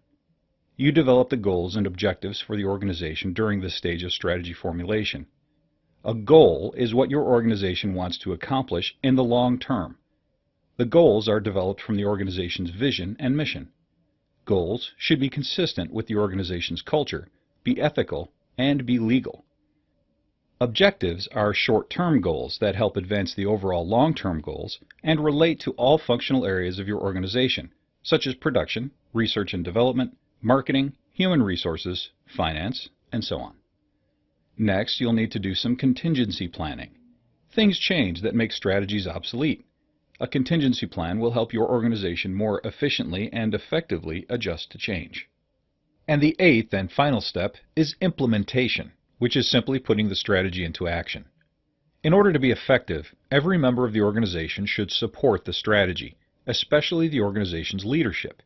If the leader doesn't believe in the strategy, why should you?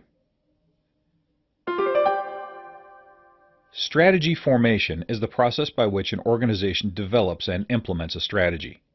All steps of the process should be followed in order because they build upon each other, except for the steps of environmental scanning and continuous implementation, which must be performed throughout the entire process. The other steps of the process include value assessment, vision and mission formulation, strategy design, performance audit analysis, action plan development, contingency planning, and implementation.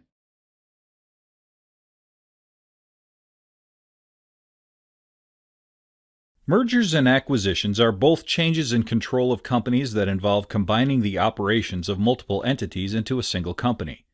In a merger, two companies agree to combine their operations into a single entity.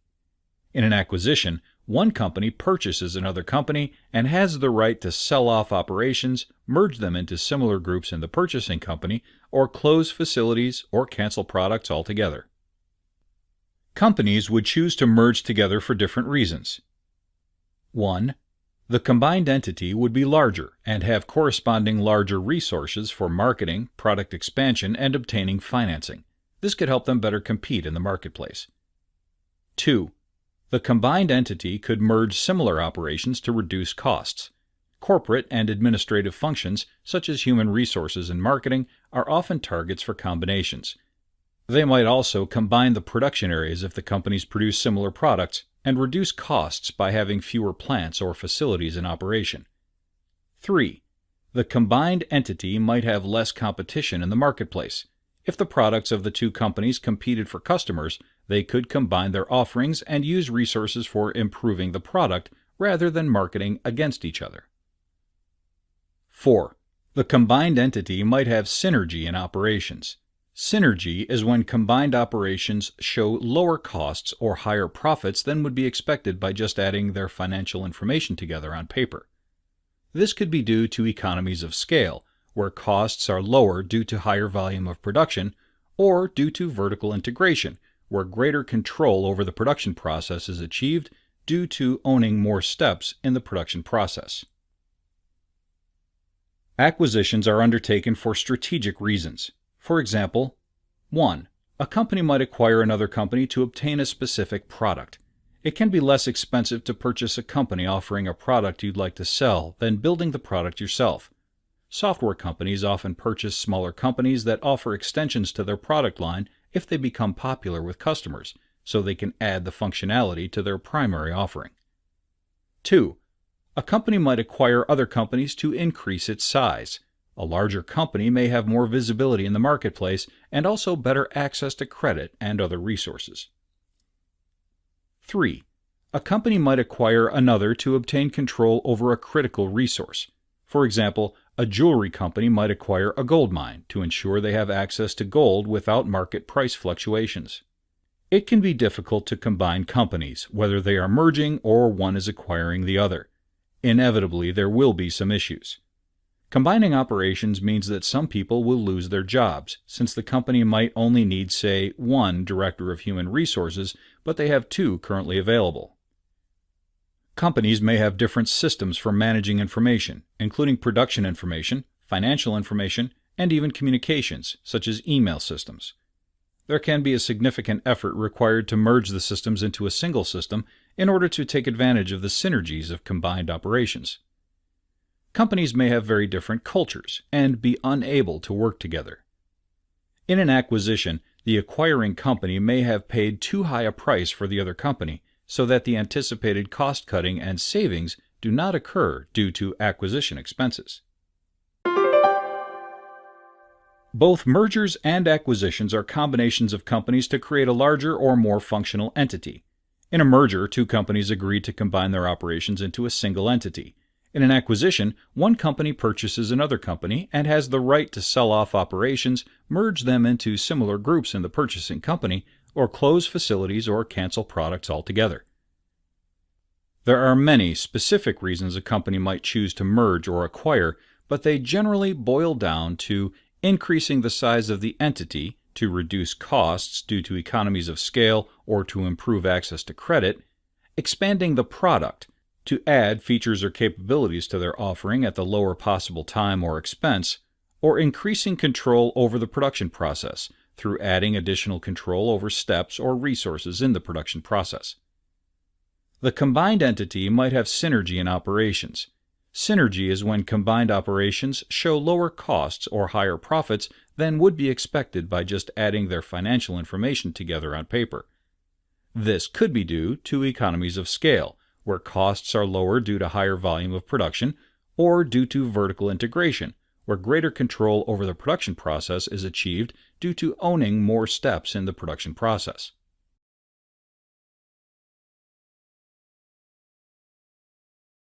Payback analysis is a mathematical methodology to determine the payback period for an investment. The payback period is how long it will take to pay off the investment with the cash flow derived from the asset or project. In colloquial terms, payback analysis calculates the break-even point. The payback period is usually measured in years. Payback analysis can provide important information for decision-making. It provides a means to manage risk. You can use payback analysis to determine whether an asset or project will pay for itself in an acceptable period of time. Shorter payback periods are usually viewed as less risky. Additionally, you can also use the method to compare potential assets or projects to see which will recoup its costs quicker. The payback method is certainly not the only financial metric that should be relied upon when making an investment decision, but it is a useful tool. Now, let's take a look at the formula necessary for payback analysis. The payback formula is simple. The payback period is the total investment required to purchase the asset or fund the project divided by the net annual cash flow, which is gross cash flow minus expenses generated from the asset or project. So the formula is payback period equals initial investment divided by annual net cash flow. Now that we know the formula, let's take a look at an example and use our payback formula. Let's say that you're the vice president of the operations department of a manufacturing company. You're currently considering whether to purchase machine X or machine Y.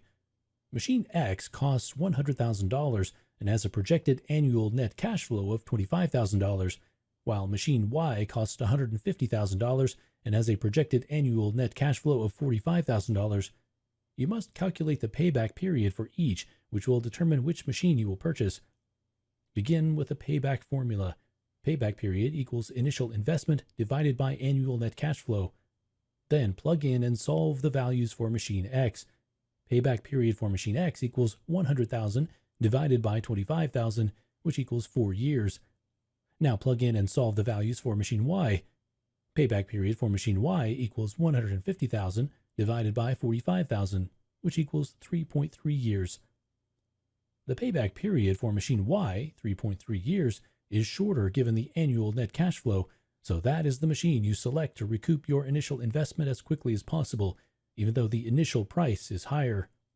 Let's now assume that machine X costs $1 million and has projected net cash flow for 8 years at $270,000, $250,000, $320,000, $290,000, $220,000, $350,000, $230,000, and $330,000 from year 1 to year 8, respectively. This is a mixed annual net cash flow. To get the payback period, we calculate as follows. You can see that the amount of $1 million is recovered between year 3 and year 4. Thus, payback period equals 3 plus $290,000 minus $320,000 divided by $1,130,000 minus $840,000, which equals 3.103 years. Payback analysis is a financial metric that is used to determine the amount of time it takes for an investment to pay for itself. The analysis can be used to determine the level of risk an investment presents to an organization. The payback period can be calculated by dividing the cost of the initial investment by the net annual cash flow generated by the investment. Process management is an approach to management that views the activities of an organization as a set of processes undertaken to advance organizational goals. A manager using this technique attempts to design organizational processes, activities, that emphasize quality and performance.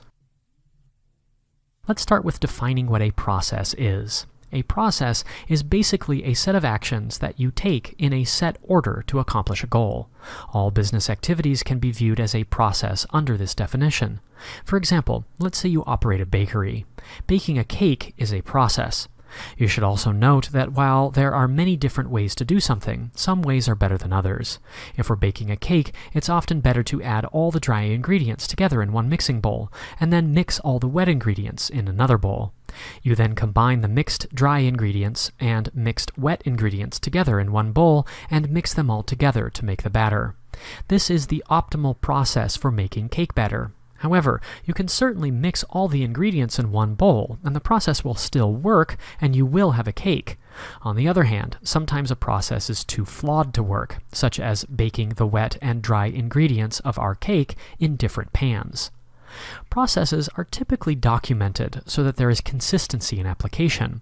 Documenting a process is simply explaining the process in writing or some other medium, such as a video demonstrating the process. A simple example of process documentation is a recipe in a recipe book. Managers continually monitor the processes and its outputs. They will then measure the process and outputs against a predetermined standard called a benchmark. You want to make sure that the process is producing up to the organizational standards.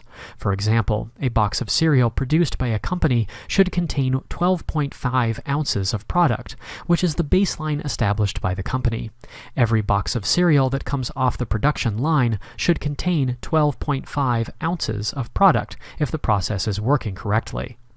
Process management seeks to continuously improve organizational processes through process analysis, which is where you break down a process into its distinct steps and the related inputs and outs of each step to see if any changes in the steps can lead to improvements in the process.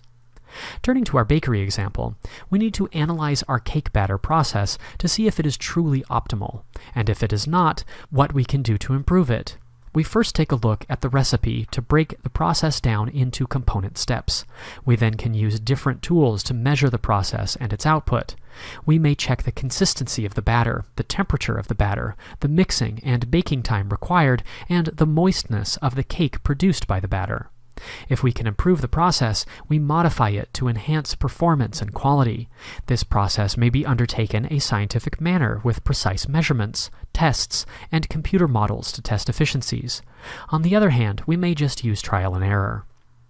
Returning to our cake example, perhaps we should melt our butter before mixing it with the other ingredients, and sift our flour and other dry ingredients before mixing them with the wet ingredients. We may also test to see if hand mixing or electric mixing produces a better batter. We may also experiment with ingredients of different quality and costs to make the batter.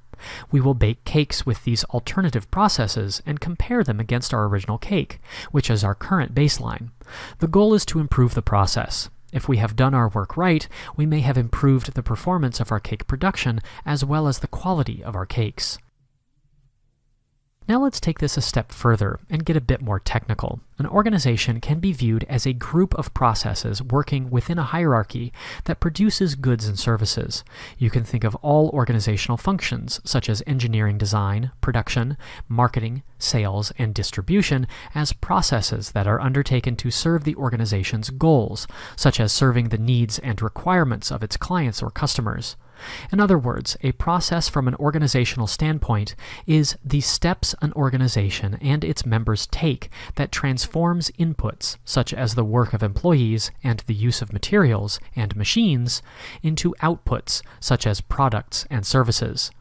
Now we are going to take the general principles we have discussed throughout the lesson and distill them down to some essential elements of process management. 1. You must understand processing thinking. 2. You need to identify what your customers or clients need from your organization and how your organization can satisfy those needs and requirements.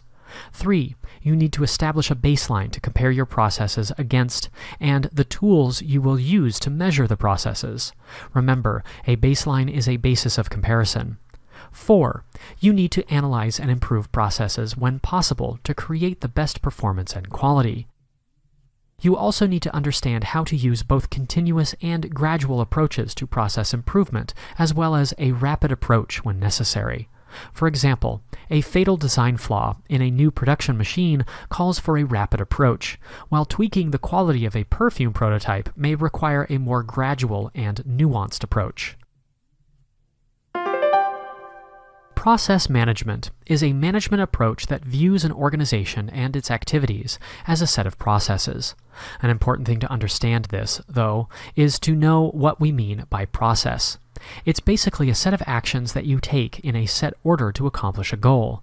A process management-minded manager or theorist would define an organization or company as a group of processes working together to create a product or service.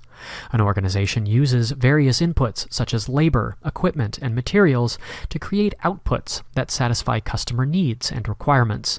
The objective of process management is to identify the processes and improve upon them to create the best possible quality and performance through a continuous process of design, assessment, and improvement. This is done through process analysis, which is where you break down a process into its distinct steps and the related inputs and outs of each step to see if any changes in the steps can lead to improvements in the process. When a problem is discovered, that is when the analysis and improvement really kicks in. Ultimately, this is all about reaching a company's benchmark, which is a predetermined standard usually given by the managers to the employees.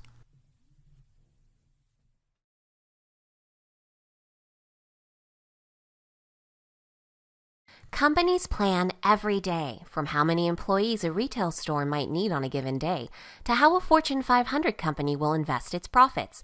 Planning is one of the fundamental functions of business. The highest level of planning is developing a strategic plan. Strategic planning is one of the most important functions of a company's leaders. This is the process in which a company's leaders outline its future goals and detail the ways in which they will achieve these goals. Think of it this way. Success in business is an ongoing journey. A strategic plan is the roadmap for this journey, highlighting what is coming down the road next and suggesting routes for getting to your goal.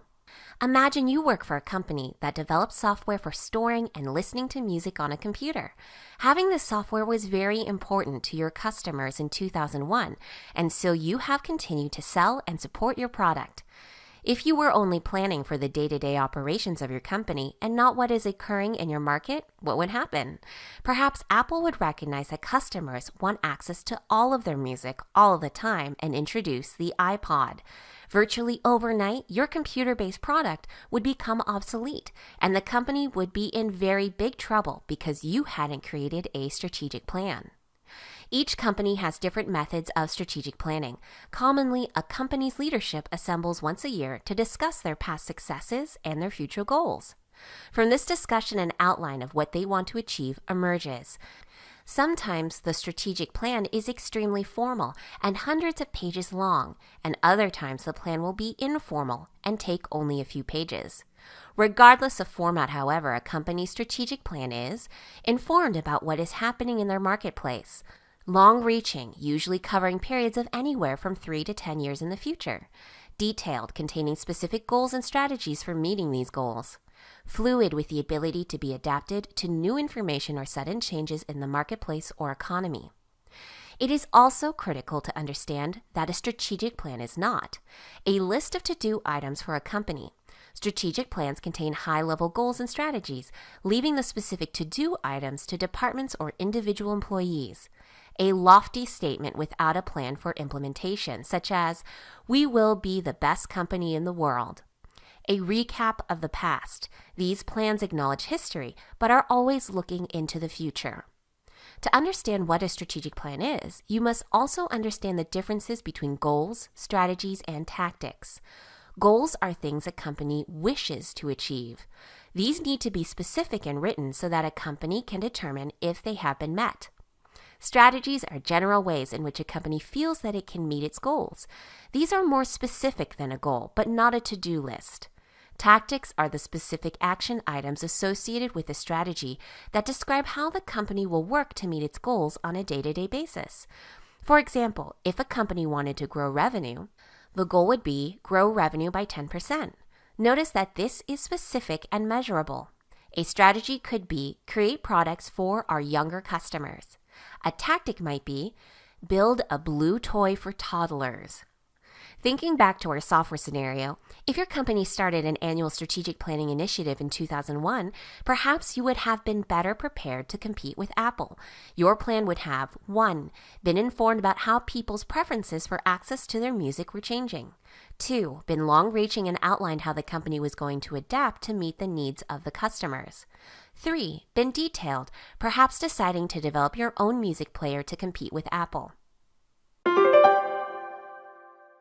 Let's review. Strategic planning is carried out in almost every company. This plan addresses what is happening in a company's marketplace, outlines goals that will help the company continue to be successful, and details the strategies for meeting these goals. An effective strategic plan is informed, long-reaching, detailed, and fluid. It is not a list of to-do items, a lofty statement without a plan for implementation, or a recap of the past.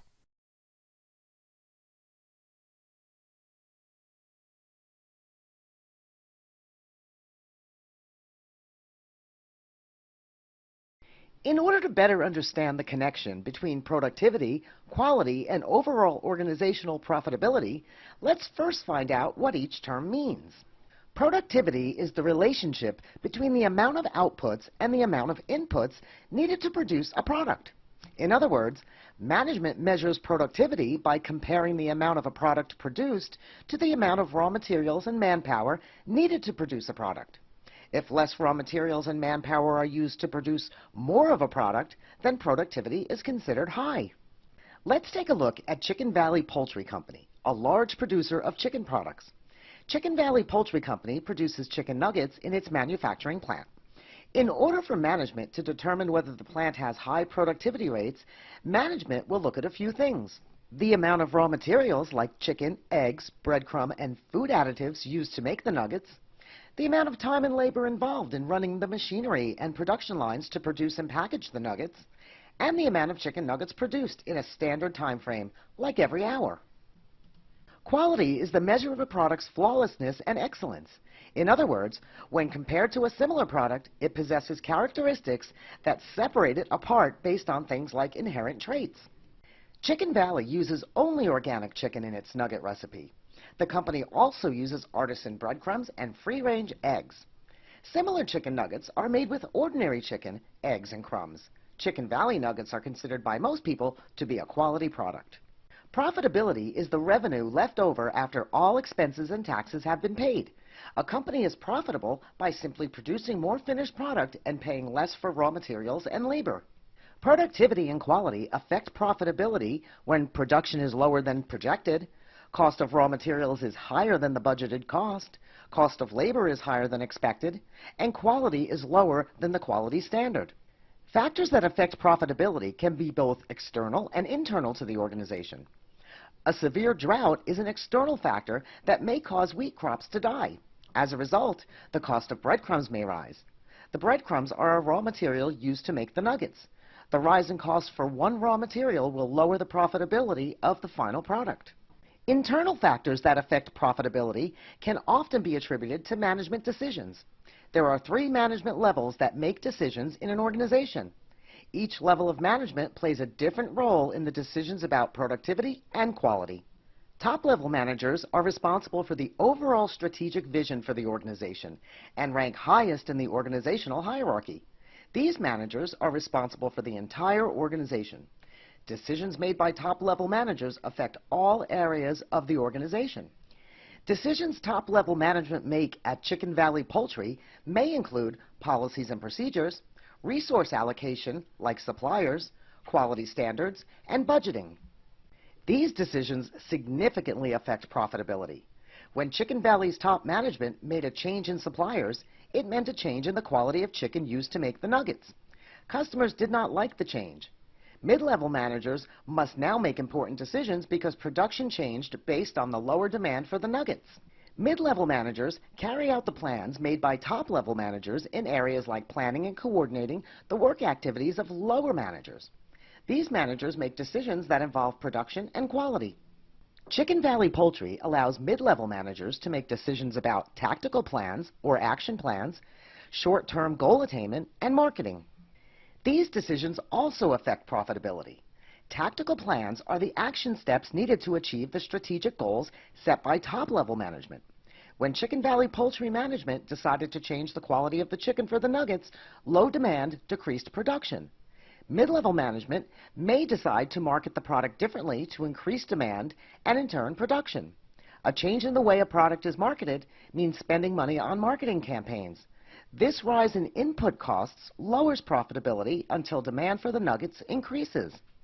Lower-level managers are responsible for day-to-day supervision of workers and take their directives from mid-level managers. Their decisions are limited to assigning tasks to employees. In this supervisory role, lower-level managers make decisions about daily production and scheduling. Although lower-level management decisions do not impact profitability in a significant way, a simple issue like a work stoppage due to faulty production equipment can affect profitability. When top-level managers decided to change the chicken, mid-level managers decided to change the production schedule. This meant that lower-level managers must change the scheduling by laying off workers. Production was left to fewer people who worked more hours and machines ran for a longer period of time. This meant more was being spent to do less work. This increased the input but resulted in less output. The change lowered profitability because even though nuggets were being produced, having fewer workers actually increased the cost to produce the same amount of nuggets. In summary, top, mid, and low-level managers play a significant role in how productivity and quality affects profitability in an organization. Each level of management makes different decisions about productivity and quality that impact an organization's ability to make a profit. Profitability is simply the money an organization has left over after paying expenses and taxes. Productivity is the relationship between the amount of outputs and the amount of inputs needed to produce a product.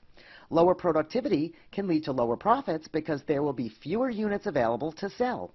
Higher productivity can also lead to higher profitability if the ratio between inputs, or the cost of raw materials and labor, and outputs, products or units, is right. The more it costs to make a product, the less profitable it will be regardless of the amount of units produced. Quality is the measure of how flawless a product is. A change in the quality of raw materials or labor may decrease the overall quality of the product. This may lead to a lower demand and less production. Managers on every level make decisions that affect profitability in the areas of production and quality. Top-level managers make decisions about the overall strategic vision of the organization. Their decisions affect the entire organization. Changes in production or quality on the management level includes changing in suppliers, policies and procedures, and budgeting. Mid-level managers make decisions about directing action plans and short-term goal achievement. The decisions these managers make may involve marketing. New marketing campaigns are costly. A new marketing campaign is an input. Additional money put into the production of a product means less profitability regardless of the demand. Lower-level managers make decisions about day-to-day operations and direct workers to complete tasks. Decisions these managers make affect profitability as well. When productivity is down, these managers may reduce staff. Reducing staff lowers productivity even more. It may take more people to produce the same amount of product.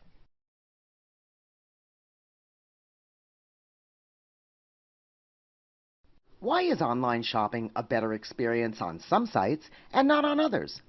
Let's look at Total Quality Management, or TQM, for the reasons. Total Quality Management is an organization-wide philosophy with its core values centered on continually improving the quality of its products and services and the quality of its processes to meet and exceed customer expectations. This means that everyone in the organization, from top management to the employees, plays a role in providing quality products and services to customers. Even suppliers and the customers themselves are part of the TQM. In order to exceed customer expectations, an organization must embrace 5 principles. Produce quality work the first time, focus on the customer, have a strategic approach to improvement, improve continuously, and encourage mutual respect and teamwork. Let's see how Fun Time Travel, an online travel booking website, applies the 5 principles. Producing quality work the first time means quality is built into the processes for producing products or providing services, and continual improvement measures are taken to ensure processes work every time. Employees are empowered to make decisions to improve a process and are provided with continual training to develop their skills. The purchasing department at Fun Time Travel evaluates data on client purchases to determine which packages are most popular with clients. This helps them determine what stays and what goes. The information technology technicians monitor the website continually to assess whether clients are just browsing or actually making purchases. The IT guys also evaluate how long a booking takes to determine whether changes need to be made to the checkout process. Focusing on the customer involves designing products or services that meet or exceed the customer's expectations. This involves the product itself, its functionality, attributes, convenience, and even the means by which the information about a product is received by a client. The marketing department is responsible to get the cyber word out to potential clients. Marketers use a wide variety of media sources like social networking, email, and even texting to get the word out about Fun Time's website. If they notice traffic is not moving towards the website or that clients are not staying online long enough, they will make strong suggestions to the IT department and research and development department to make changes immediately. By having a strategic approach to improvement, processes are developed and tested to ensure the product or service is quality. This also involves making sure suppliers offer quality supplies needed to produce products. The purchasing department monitors client reviews to determine whether the ratings on the website are similar to those of actual past customers. This makes it possible for purchasing to add more travel packages to the company's inventory. Improving continuously means always analyzing the way work is being performed to determine if more effective or efficient ways are possible, making improvements and striving for excellence all the time. The Human Resources Department is interested in making sure employees are qualified to perform their jobs. By having qualified and trained employees on the team, the website will run effectively. Calls to the travel desk will be handled efficiently. Any interruption to the booking process will be quickly fixed and improvements will be made. Encouraging mutual respect and teamwork is important because it fosters a single organizational culture of excellence by knowing that every employee from top to bottom of the hierarchy holds the same core principles at heart. The entire team at Fun Time Travel work together to make viewing, planning, and booking a vacation on their website a pleasurable and easy experience. This requires an interdepartmental approach to TQM. In a large organization like Fun Time Travel, many departments work together to provide quality travel packages for its online clients. All departments must work together to ensure that the travel arrangements a client makes are successfully executed. When a client books a vacation on funtimetravel.com, the marketing department quickly sends out a survey asking the client about the recent purchase. Questions include ease of website use, variety of travel packages offered, convenience of payment methods, and overall satisfaction with the experience. The information gathered from the survey is collected and sorted for further use by other departments. Information on travel packages will be sent to the purchasing team to use to assess the quality of the travel packages offered on the website. Information obtained from the survey may include client preferences for pet-friendly hotels or even culinary tours. The purchasing team can look into improving the selection of travel packages available to clients. The survey may reveal that the website is not so easy to use. This information will be given to research and development and to information technology teams to use to determine whether upgrades are necessary to the server or the website itself. If a client finds it difficult to book a vacation, they will go to a competing website. The finance department will review information like convenience of payment methods data to assess whether clients are happy with the credit card choices. If clients are not satisfied with the choices, an alternative method of payment may be offered, like taking installment payments rather than only one payment on a credit card. Finally, human resources will receive information about employee-related issues. If a client had to call the 800 number to ask a question, the information received from the survey may indicate a need for additional training or even new job specifications for telephone salespeople. Total Quality Management, TQM, is achieved and becomes part of the overall organizational culture when the 5 principles: produce quality work the first time, focus on the customer, have a strategic approach to improvement, improve continuously, and encourage mutual respect and teamwork are practiced by all employees. Producing quality work the first time means quality is built into the processes for producing products or services. Employees are trained and empowered to identify problems and fix them right away. Focusing on the customer involves designing products or services that meet or exceed the customer's expectations. Data can be gathered from surveys to measure customer satisfaction. This information is then disseminated to all departments to continually improve products and services. Having a strategic approach to improvement, processes are developed and tested to ensure product or service quality.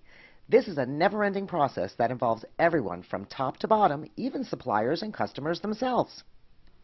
Improving continuously means always analyzing the way work is being performed to determine if the effective and efficient ways are possible. Management and employees are always making improvements and striving for excellence. Encouraging mutual respect and teamwork is important because it fosters a single organizational culture of excellence. No one approach to change works for every organization. Organizational culture, management processes and systems that exist in the current organization need to be carefully analyzed to determine the best way to go. Total Quality Management, or TQM, is a management approach to customer satisfaction, employee satisfaction, and supplier relationships by continually improving on a business's processes and systems to develop quality products and services. When yacht sales plummeted at Swanky Yacht Builders Incorporated, owner Mr. Cash became concerned.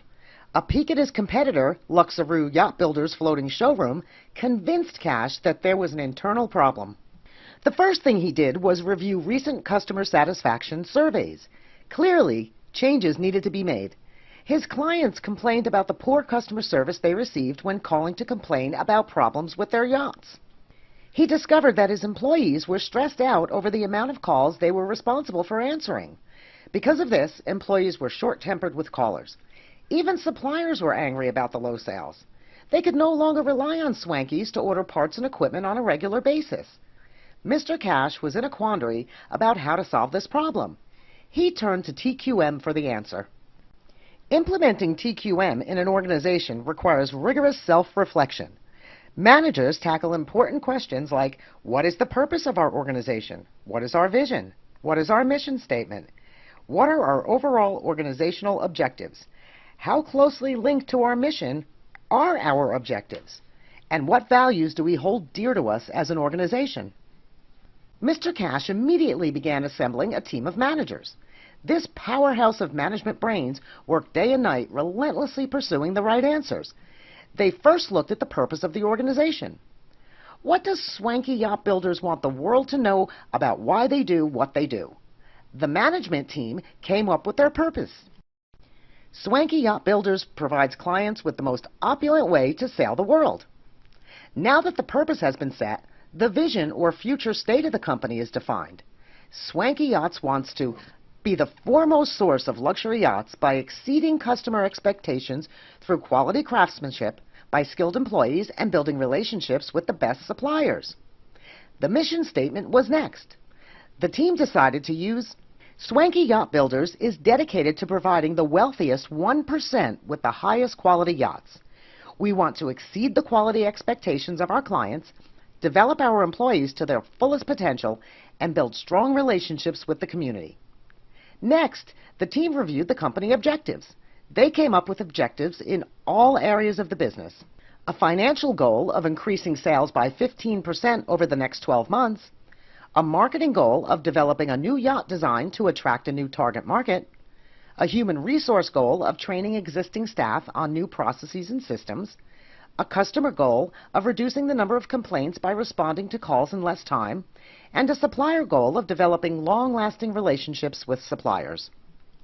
Now that the new mission statement and objectives are tightly linked, it is time to implement TQM company-wide. So far, Mr. Cash has assessed his current needs, like increasing customer satisfaction, by identifying the events that led to the need for TQM, such as the decrease in sales and the quality of his employees' work life, and the relationship he developed with suppliers. He did all the right things necessary to create a more competitive company. Now he can implement TQM. Cash started with customer expectations. His clients expect their yachts to run smoothly. This means the yacht builders must be trained to build yachts right the first time. He also had to look at the supplies he used to build yachts. He noticed that some parts used were actually refurbished and not new. His suppliers were asked to supply only pristine new parts. Cash shadowed the customer service agents as they handled customer calls. What he found out was shocking. His employees were juggling 3 to 4 calls at one time without a break in the day. These agents ate their lunch at their desks. Cash hired a few more agents and implemented a training program for new and existing employees. He also changed the customer service schedule so all agents had a chance to take a needed break for lunch. Salespeople were given new goals and a database of wealthy potential clients to contact. These salespeople were also given more latitude to negotiate prices. With access to data and autonomy to make deals, sales began to increase. The management team coached and mentored employees. Daily processes were monitored and revised as necessary. Finally, Cash and the management team provided feedback to employees through an evaluation system. Recognition and rewards were given to employees who followed TQM and demonstrated improvement in their area of the company. Total quality management is a management approach to customer satisfaction, employee satisfaction, and supplier relationships. It involves developing processes and systems that work right the first time. As processes and systems evolve, they are monitored and revised as needed. There are a few important things to look at in the present state of an organization when considering using TQM as an approach to quality management. The purpose of our organization, the vision, the mission statement, overall organizational objectives, the link between the mission statement and overall objectives, and company values. A new set of overall objectives is developed and processes and systems are designed to affect change. As processes and systems evolve, managers evaluate outcomes. If a process or system is not working effectively or efficiently, it is revised and reintegrated. When processes and systems work right, employees are rewarded for their part in maintaining the overall quality management plan.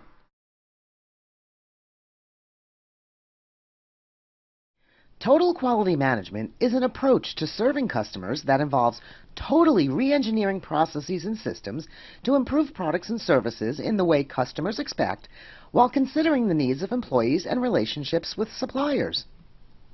W. Edwards Deming, Joseph Duran, and Philip B. Crosby each developed a different aspect of TQM.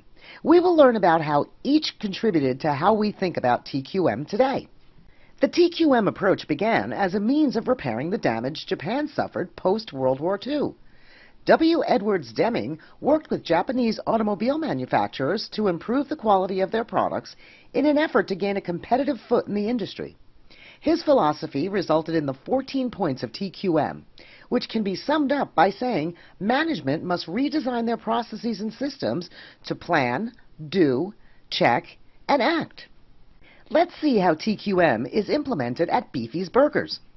To plan, Deming counsels that businesses should design quality products and services that customers want, develop processes and systems that reduce waste and increase quality, and decrease the cost of production. Deming wanted to revolutionize the way Beefy's Burgers produces burgers. To gain a better understanding of the customer preferences, he surveyed everyone involved in the operation, from the customers to the employees.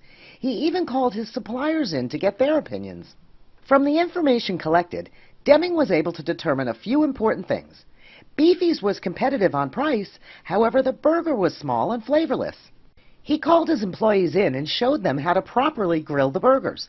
He called his supplier in to discuss alternatives to the current beef he uses. A timing schedule for completion of burger orders was set. No burger would hit the grill until the customer placed an order. Tomorrow would be go time. Next, the businesses must do the work by putting the plan into action. As processes and systems are running, they must continually seek ways to do things better. Deming's crew knew exactly what to do. Stations were set up for bun slicing, burger grilling, and ketchup squeezing. As customers placed their orders, the beef hit the grill, the bun was sliced 1.2 seconds after and delivered to the grill. Ketchup was squeezed and the process ended with wrapping. Customers were thrilled with the new and improved burgers. However, during busy times, it wasn't feasible to make each burger as ordered. Lines formed, creating more customer complaints. This time, complaints were about the system. As work moves through the processes and systems, checkpoints will monitor changes that need to take place. Changes like removing barriers to quality by providing employees with the tools needed to do the job right the first time. Finally, managers take action. Management may make changes. Deming tweaked a few things to speed up the process by placing more people on the line. Customers received their burgers on time, and they were tasty, too. Joseph Duran shared a connection with Deming. Duran's approach to quality control also had Japanese roots. While Japan was price competitive with the rest of the world, the quality of product did not measure up. Like Deming, Duran stressed the importance of total quality management. However, he summed it up by saying total quality management begins at the top of an organization and works its way down. He developed 10 steps to quality improvement. The steps boil down to 3 main areas of management decision-making: quality planning, quality control, and quality improvement. Quality planning involves building an awareness of the need to improve, setting goals and planning for ways goals can be reached. This begins with management's commitment to planned change. It also requires a highly trained and qualified staff. Duran managed Beefies during the night shift. He set the standard for quality during his shift by training each employee on how to properly make a burger. Quality control means to develop ways to test products and services for quality. Any deviation from the standard will require changes and improvements. On Sunday nights, when business was slow, Duran invited mystery diners to come to Beefy's to rate the quality of the burgers. If he found that a diner was displeased, he retrained his employees. Quality improvement is a continuous pursuit towards perfection. Management analyzes processes and systems and reports back with praise and recognition when things are done right. Duran allowed the staff to engage in a well-deserved burger eating contest at the end of a profitable shift. Philip B. Crosby was a contemporary leader in TQM. He didn't engineer principles or steps. He simply made TQM easier for the layman to implement by breaking it down to an understandable ideology that organizations should adopt. Crosby redefined quality to mean conformity to standards set by the industry or organization that must align with customer needs. There are 4 absolutes of quality management necessary for conformity. Quality is defined as conformance to standards. The system for causing quality is prevention. The performance standard is not arbitrary. It must be without defect. The measurement of quality is price of nonconformance. Crosby worked the register at Beefy's. He was also a business student at a local college. He used Beefy's as a field study on TQM. When customers sent back burgers, he looked at the price of inferior products and its toll on the overall organization. These 4 absolutes can be summed up to mean that quality is based on an industry or organizational standard, not flawlessness. That standard must be upheld. Inferior quality is preventable through processes that ensure quality, and the real measurement of quality is the price an organization pays for nonconformance to the quality standards set by the organization. Nonconformance to quality standards causes waste, and wasted products cost money. Crosby gets that Beefy Burgers is a fast food joint. He did not demand a high-quality burger like those served at a steakhouse. He demanded that burgers served at Beefy's meet the standards that Beefy's sets for their burgers. In summary, W. Edwards Deming, Joseph Duran, and Philip B. Crosby are 3 of the most influential people involved in total quality management. Total quality management is an approach to serving customers that involves the total re-engineering of processes and systems to improve products and services in the way customers expect, while considering the needs of employees and relationships with suppliers. Deming, Duran, and Crosby believed that total quality management was the most important approach an organization can take to be competitive. Deming developed 14 principles of TQM. Condensing, they suggest that management, with total organizational involvement, must plan processes and systems to improve quality based on preset standards that align with customers' needs. Management must put the plan into action by doing the right things to ensure quality while continuously checking outcomes for flaws in the processes. If a process is not working, management must take swift action to make it right. Duran theorized that quality planning is done by building an awareness of quality improvements and ways to achieve it. Quality control meant measuring quality every step of the way, and quality improvement involved making changes to processes and systems that do not work. Crosby looked at the cost of poor quality. He defined quality to be more about conforming to standards than to imperfection. For this, he developed 4 absolutes management must follow with a customer focus in mind. Standards of conformity must be developed, poor quality should be preventable by processes and systems within management's control, the standard set must not allow for any deviation from the standard, and quality can be measured by the price of nonconformance.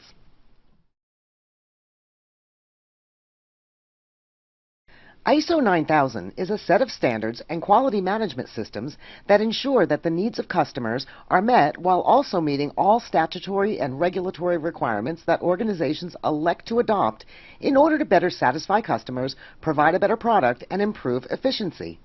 Why would an organization consider customer needs, employees, and suppliers in their quality management system? The International Organization for Standardization, or ISO, developed these standards and quality management systems to break down international trade barriers. This means that organizations that voluntarily gain certification or accreditation through ISO 9000 provide customers with better products and services by adhering to standards set globally for different industries. Organizations in countries like Europe and China adopted ISO 9000, and many require organizations that they deal with to hold the same certification. Captain Jack of Captain Jack's Crab Company recently won a bid to be the new supplier to Cheng's Foods Incorporated. He will ship tasty crab to be used for their line of gourmet crab rangoon. The crab rangoon are produced in China and sold in grocery stores throughout the world. Mr. Cheng requires that Captain Jack's organization be ISO 9000 certified. This meant that Captain Jack had to do some quick research to find out how to go about the process. Captain Jack found out that in order to become certified, his organization must create quality management systems and adhere to the 8 principles of ISO 9000. Customer focus, leadership, involvement of people, process approach, systems approach to management, continual improvement, factual approach to decision-making, and mutually beneficial supplier relations. Principle 1. Customer focus means to understand current and future customer needs related to products and services, develop ways to meet and exceed expectations. This can be done through researching the customer's needs and linking objectives to the customer's expectations. It takes good relationship building and communication. However, there must be a balance between meeting customer needs and the needs of employees, shareholders, and suppliers. Captain Jack sampled Mr. Cheng's crab rangoon to determine the quality of the crab. With this information, he was able to narrow down a few different crab choices he could offer. He had to make several decisions before he chose the right type. He evaluated his crab decisions on the quality of the product, the impact of the employee's ability to process enough crab, and whether bait and other crabbing supplies are readily available and affordable.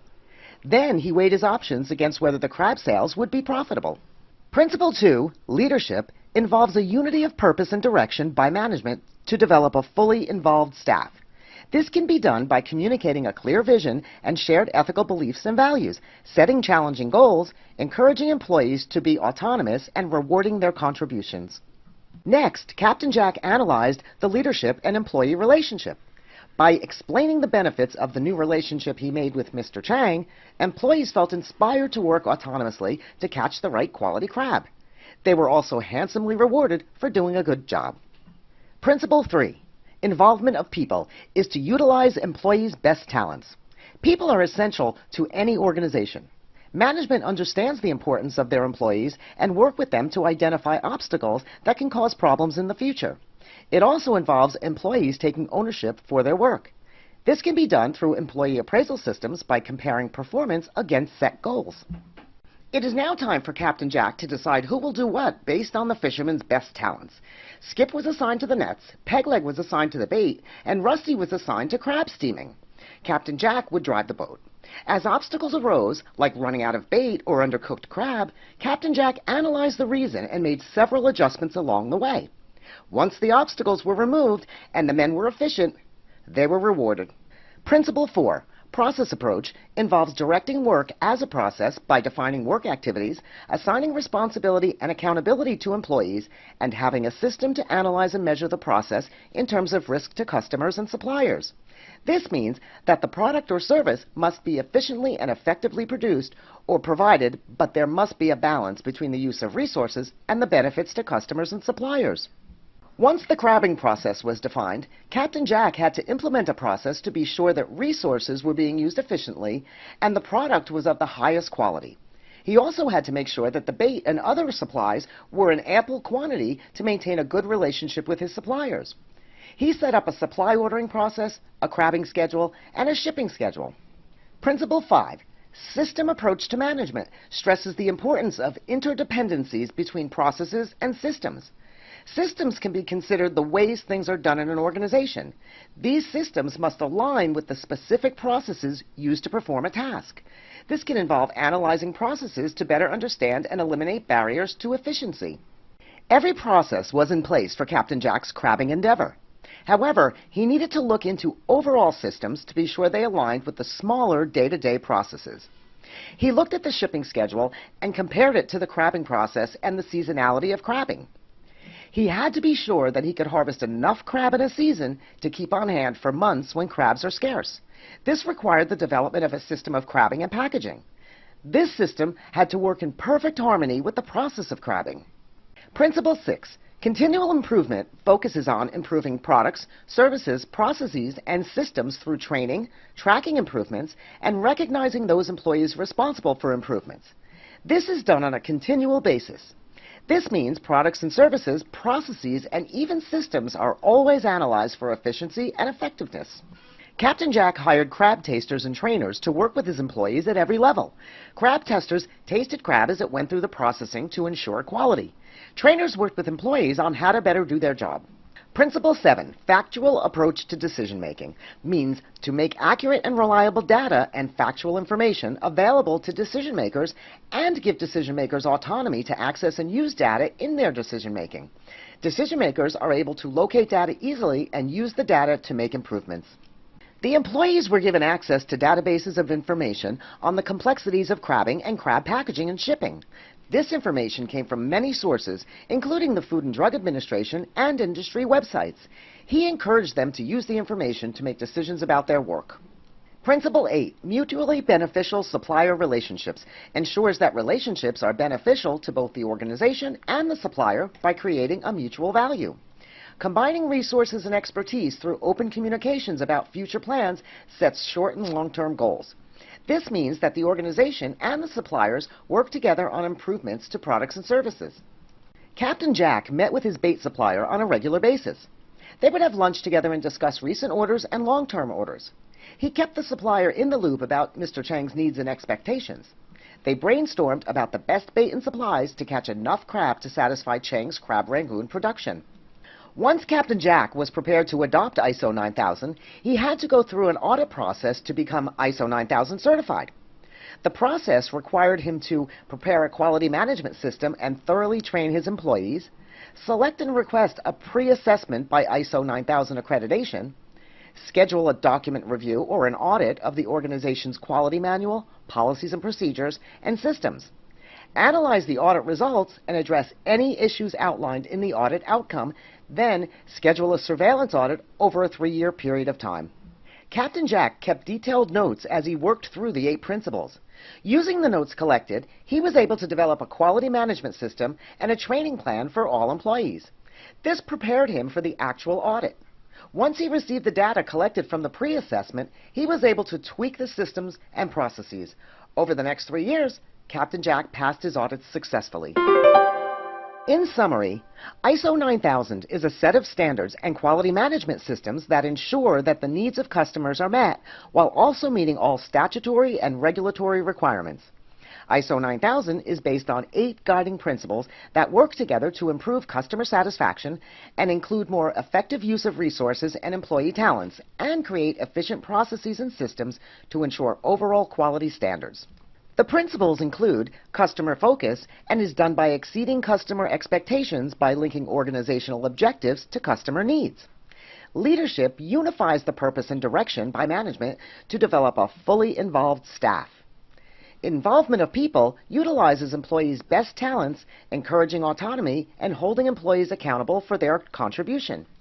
Process approach is directing work as a process by defining work activities, assigning responsibility and accountability to employees, and having a system to analyze and measure the process in terms of risk to customers and suppliers. Systems approach to management aligns processes and systems interdependently to meet customer needs in an efficient and effective way. Continual improvement produces products, services, processes, and systems that are evaluated through training, tracking improvements, and recognizing those employees responsible for improvements. Factual approach to decision-making uses accurate and reliable data available to employees to use for decision-making. Mutually beneficial supplier relations fosters relationships with suppliers that are based on shared short and long-term goals that benefit both parties. The certification process involves adopting the principles, training employees on quality management systems, scheduling a pre-assessment, analyzing the outcomes, implementing improvements, and cycling through an additional audit over a 3-year period of time. Have you ever had to decide if you were going to pay off the entire credit card bill or send just the minimum payment? Everyone who's been responsible for their own finances has experienced the need to decide exactly where their money is going. In a professional setting, managers are also required to determine where to assign funds and other resources. This is known as the resource allocator managerial role. It was developed by Professor Henry Mintzberg, a respected management consultant based on his years of observational research on upper and mid-level managers. Mintzberg described 9 other managerial roles in addition to resource allocator. He grouped the roles into 3 general categories: decisional roles, gathering information and carrying out decisions; informational roles, processing and communicating information; and interpersonal roles, work-related interactions between the manager and other people.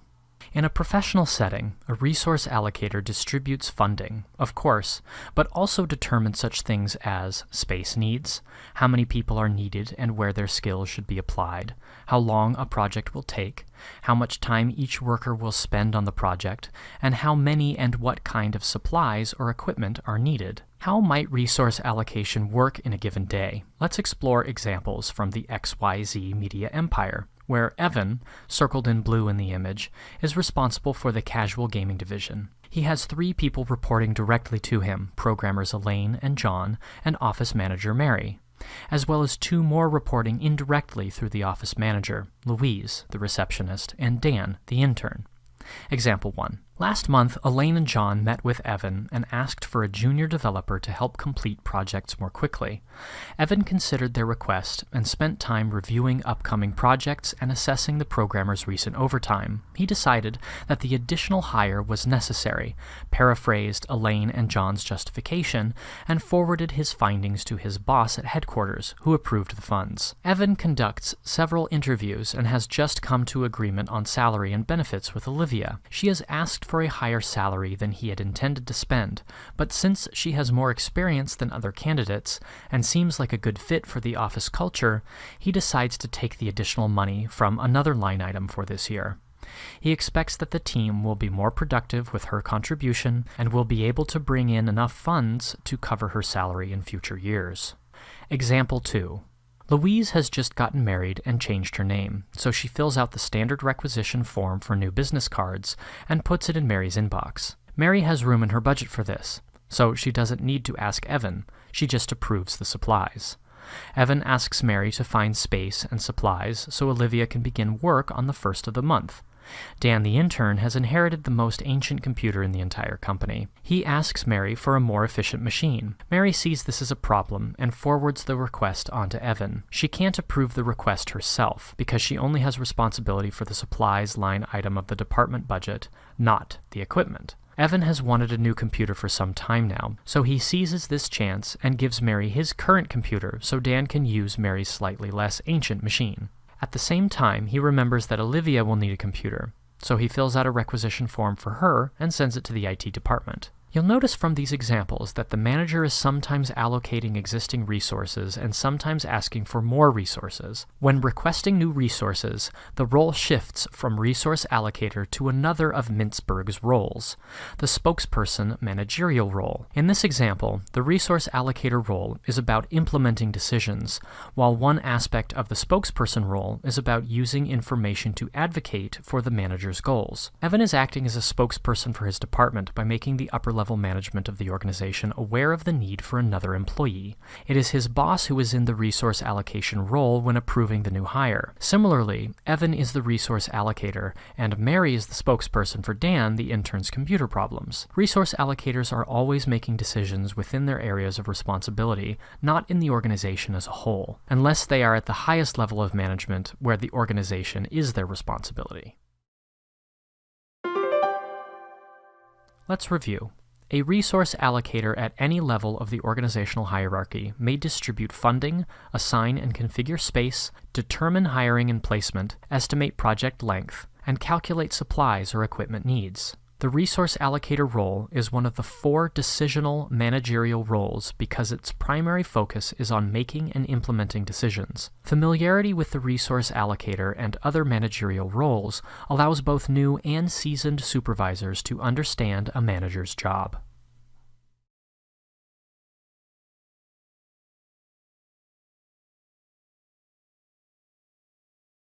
W. Edwards Deming is considered by many to be the father of the total quality management movement.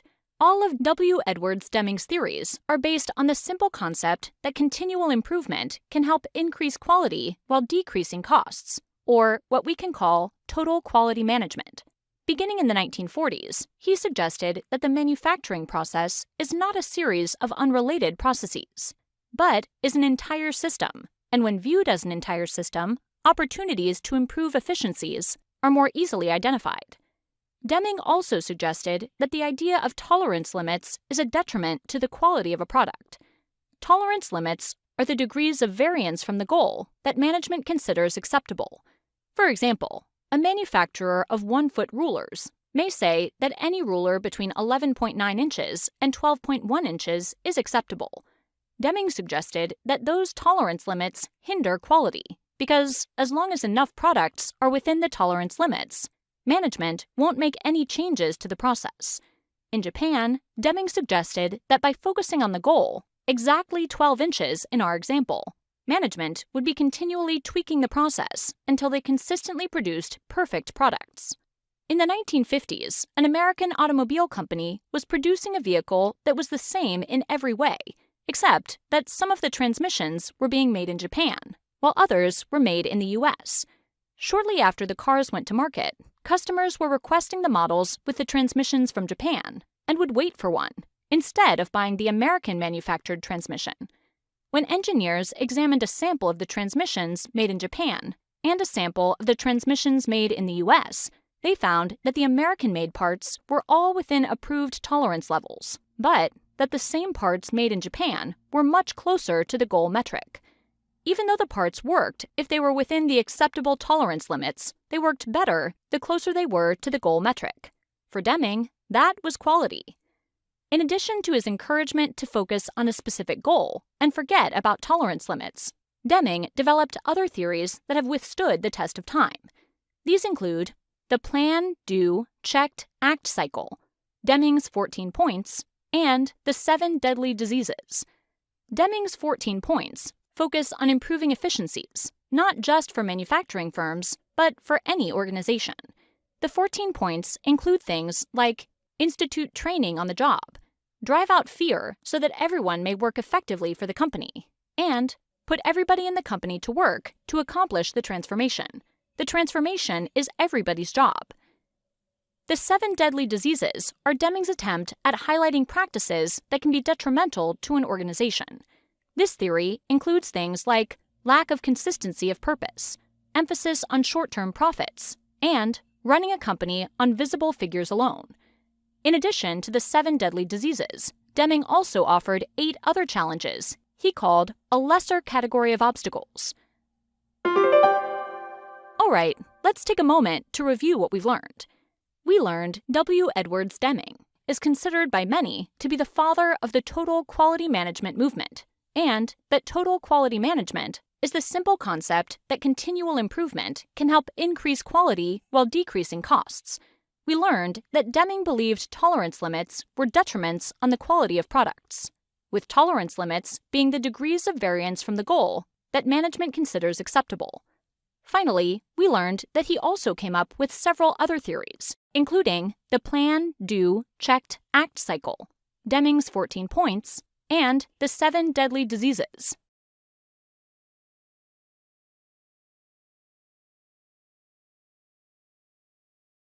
The company you work for produces children's toys, and a project to implement a newly designed baby toy is underway. You want to make sure the toy is high quality, so you bring together the project team to discuss how to ensure a quality toy is produced. As the team sits down for the meeting, one of the team members, Sam, asks what quality is and how the team is going to make it happen. You tell the team that quality is a measure of how consistently a product matches its intended purpose. How we get quality products is through project quality management. Project quality management is identifying, assessing, and in controlling the quality of a product to consistently achieve acceptable quality levels. It follows specified processes, including planning quality management, performing quality control, and performing quality assurance. Quality must be planned into a project in order for it to succeed. The quality management process involves identifying quality requirements and standards and deciding how to show a product meets the quality criteria. At the end of the meeting, you're going to have a few documents as outputs, including your quality management plan, which defines the acceptable level of quality and how the project will ensure quality is met in the product and processes, and your quality metrics, which is an objective measure of the quality standards. The first task is to identify the quality requirements. The purpose of the new toy is to squeak when squeezed by a child, so that's the first quality criteria. Government regulations state that the toy cannot have small parts a baby could choke on, so that's the second quality criteria. Finally, our stakeholders require it to be easily washable, so that's the third quality criteria. You can see that the product's quality criteria came from different requirement sources. These requirements are inputs, or prerequisite information, to the planned project management process. Inputs to a quality management plan are different depending on the project. Now that we have our criteria, let's move on to the second task in the planned quality management process, which is to specify the measurements or standards for our quality criteria, the quality metrics. For quality metrics, we want to determine the acceptable levels of quality. Our new toy has 3 criteria, so let's look at each one and determine what standard to set for each. Our first criteria is that it squeaks when squeezed. Let's keep it simple with a yes or no measurement. However, some babies are stronger than others, so a weaker baby might not be able to make the toy squeak. For our quality standards, we'll ensure the toy squeaks 95% of the time. Our second criteria is that the toy can't have small parts a baby could choke on. To measure this, our team will use a specialized small part cylinder to ensure no part is small enough to present a choking hazard. Any part that fits inside the cylinder is too small. The standard for this quality criteria is 100%. Meaning all parts must pass this test. The third criteria is that the toy must be washable. We want to be sure the toy can be washed without showing significant wear. The metric would be that it can go through 100 wash and dry cycles and still look good. The last thing the team needs to do is determine how to show we met the criteria. The team suggests recording the number of defects per 1,000 units and providing quality testing reports. Your team now has what they need for the quality management plan. You identified quality criteria, determined the metrics, and can provide proof the criteria was met. Months later, the team performs quality control on the new toy. The quality control process verifies that the project deliverables meet quality criteria and take any needed corrective actions. Using a random sample of new toys from the production line, the team performs quality testing to ensure the standards are being met. To verify the toy squeaks when squeezed, the team gives the toy to a group of babies and records the number of times it squeaks when squeezed. The standard for this was 95%, which the team verified and recorded. To test that the toy had no small parts, the team disassembled several of the new toys. Using the small part cylinder, the team tried to place each part inside and recorded the results. The team found no parts fit inside the cylinder, so the 100% standard for this criteria was met. Lastly, the team verified that the toy could be washed without showing significant wear. Using normal household appliances, a sample of the new toys were washed and dried 100 times. The toys were then compared to brand new toys' appearances and the results recorded. The team then surveyed parents, asking if the washed toy appeared to have significant wear and tear, recording the results. The team provided a report on the quality testing, which showed that all quality criteria were meeting the stated standards. To ensure continuous improvement, the team performs quality assurance. The quality assurance process focuses on improving quality processes and activities. In short, it's an audit of the quality criteria and results. After several quality tests had been performed on the new toys, the quality control process was audited by officials from the Consumer Product Safety Commission. During the audit, the agents reviewed the quality testing results for accuracy and compliance. The agents then performed their own quality testing. The report they provided was positive, assuring the project team and the company that their project quality management was working well. Let's review. Quality means a product consistently does what it's supposed to do, and project quality management is identifying, assessing, and controlling the quality of a product to consistently achieve acceptable quality levels. There are 3 processes involved in assessing quality, including plan quality management, which determines the criteria, standards, and reporting process for product quality, perform quality control, which verifies quality, and perform quality assurance, which involves an audit of quality processes and activities.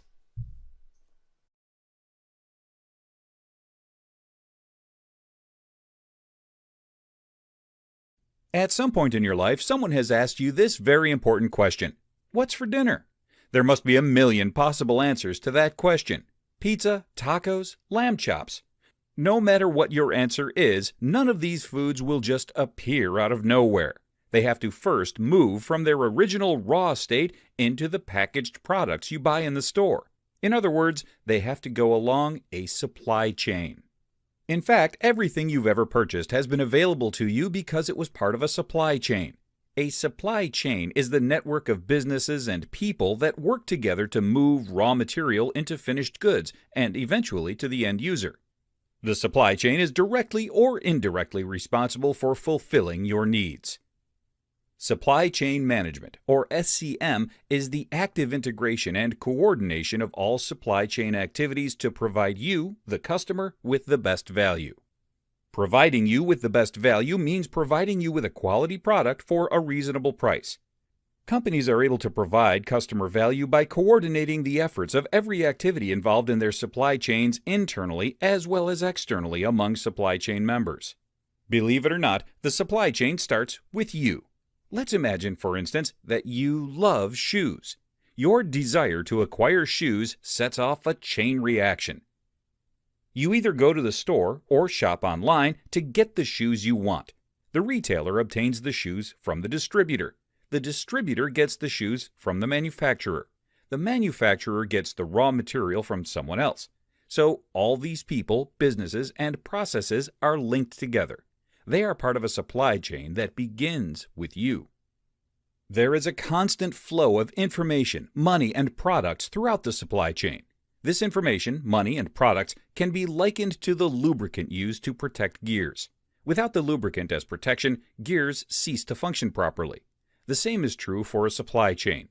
Without information, money, or products acting as lubrication for its gears, a supply chain ceases to function properly. When you purchase the shoes, you exchange information, money, and products with the retailer. The retailer, in turn, does the same thing with the distributor, and so it goes. Money flows upstream from the customer to supply chain members. Products flow downstream from supply chain members to the end user. Information, however, moves both upstream and downstream. SCM is important because it increases competitiveness and customer satisfaction. In this day and age, SCM plays an integral part of a firm's success. Efficiently running supply chains allows firms to quickly deliver products to the end user for a low cost. Firms are able to sell more products and thus increase their competitiveness. Firms are able to better compete against other firms. Consumers have higher expectations than they have had in the past. They want better products, faster service, and lower prices. When firms have efficiently run supply chains, customers benefit from product availability and lower cost. Consumers are happy because they're able to get the products they want for the prices they want. A supply chain is a network of businesses and people that are directly or indirectly responsible for fulfilling your needs. Supply chain management, or SCM, is the active integration and coordination of all supply chain activities with the objective of providing you with the best value. The customer is the beginning of the supply chain. A supply chain has three flows. Money flows upstream from the customer to the supply chain members. Information flows both ways, and products flow downstream from supply chain members to the end user. SCM is important because it increases a firm's competitiveness by providing fast service to customers and lower prices. This in turn leads to increased customer satisfaction.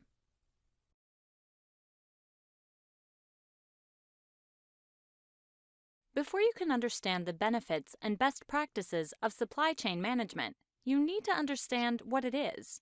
A supply chain is the network of partners that a business uses to move its product from one stage of development to another. For instance, Sparkle Designs purchases jewels from Green Mine Incorporated. It then creates custom jewelry designs which are sold at several jewelers throughout the United States. Everyone that participates in this process is part of the supply chain. This would include such businesses as a distributor, a supplier, or a retail store. It would also include the customer, since the customer's demand for a product is the catalyst for a business to supply it. Supply chain management is a systematic approach to integrating and managing all functions related to producing a product. This approach includes sourcing and procuring products, product design, production planning, material handling, inventory management, customer service, order processing, warehousing, and transportation. Now that you have a good understanding of what supply chain management is, imagine that you're the supply chain manager at Sparkle Designs. What type of benefits do you think you'd gain from supply chain management? What type of benefits do you want to gain? Both of those questions are important because there are many benefits to be gained from supply chain management. However, you're unlikely to gain all of them. Supply chain management uses an analytical approach to improving the supply chain. Its benefits may include the reduction of waste, shipping delays, or overhead. Past data, such as sales reports or other financial reports, are used to understand past trends and create future forecasts for inventory. Forecasting inventory based on past trends helps you to reduce overhead, since you have a better idea of how much inventory you'll need and when.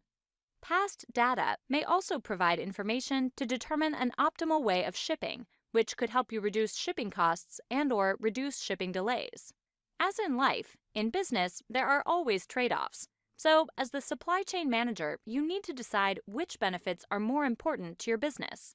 Finding the best shipping company for Sparkle Designs may mean that you have to decide between lower shipping costs or fewer shipping delays, because you may not be able to find both benefits in one shipper. Is it more important for Sparkle Designs to have a lower shipping cost or a faster delivery? It should be noted that the answer to this question may change over time or depend on your customer's needs. Using past data to determine future actions also helps firms to mitigate risk related to purchasing materials and delivering products. Since you'll have a better understanding of past successes and failures, you're better able to make decisions. This will allow you to improve operations and gain a competitive advantage.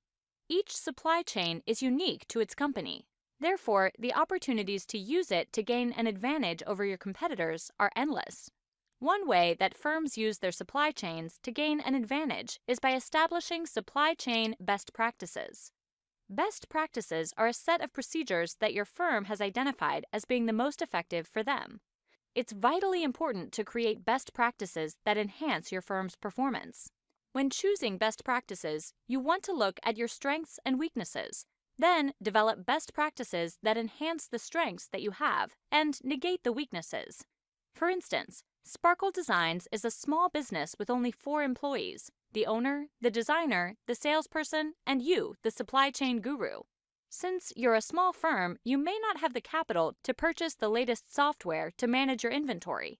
However, you can make technology a best practice by using it to drive sales.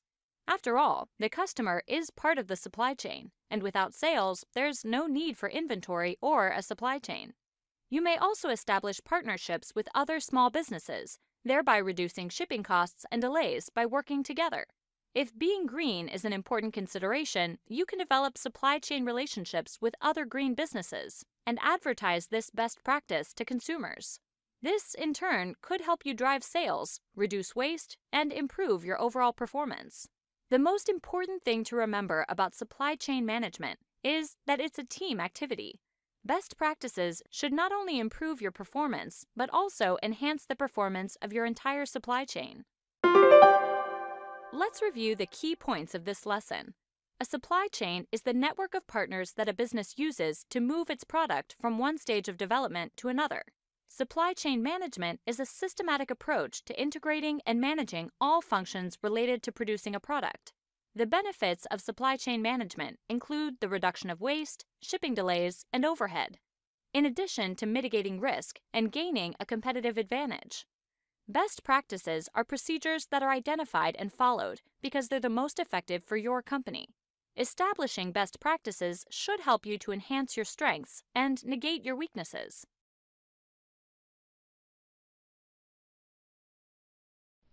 Most organizations have to change as part of keeping up with the competition or adjusting to new market trends or technologies. Things such as mergers, restructuring, technological advancements, process enhancements, changing customer demands, and new product lines are fairly common in today's business environments.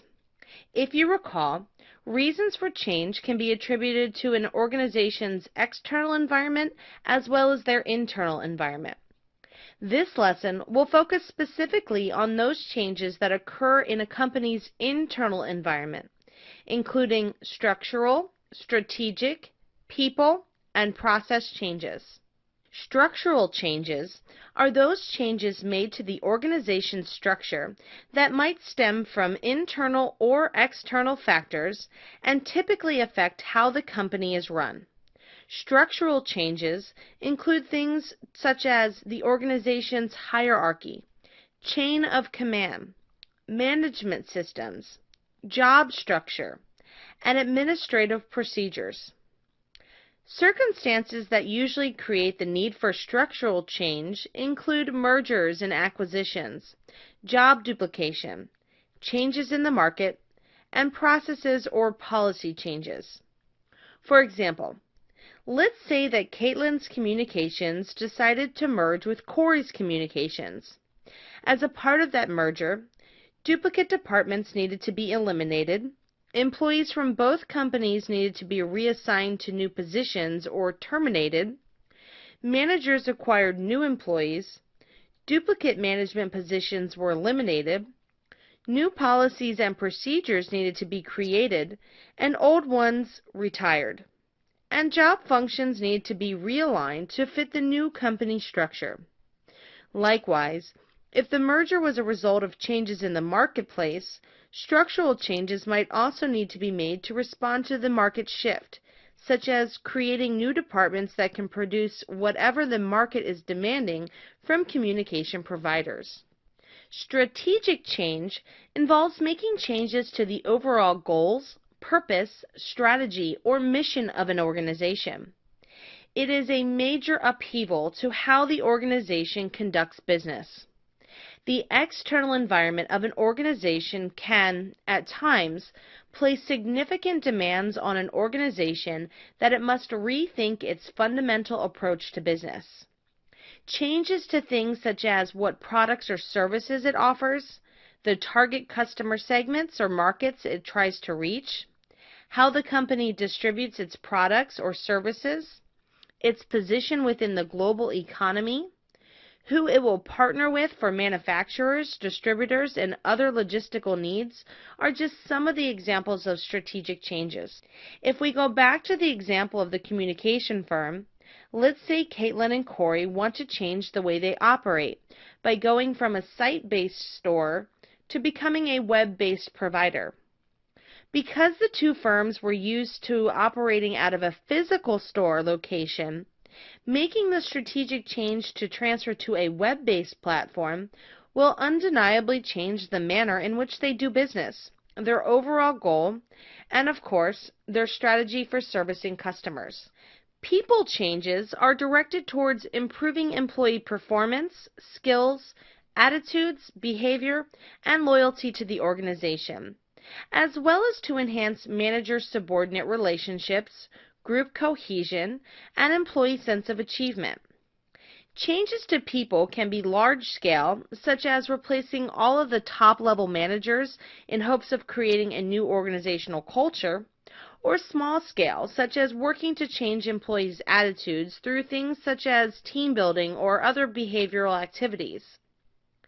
Because Caitlin and Corey are merging two companies into one, and consequently two sets of employees into one, they will need to ensure that they make the necessary people-oriented changes to blend the two groups seamlessly. This might include holding some team-building events, offering training for new job functions, providing leadership training to any employees who will now assume a management position, and offering opportunities to allow employees to demonstrate their area of expertise to managers and coworkers. Process changes are used to improve the overall workflow efficiency and productivity within an organization.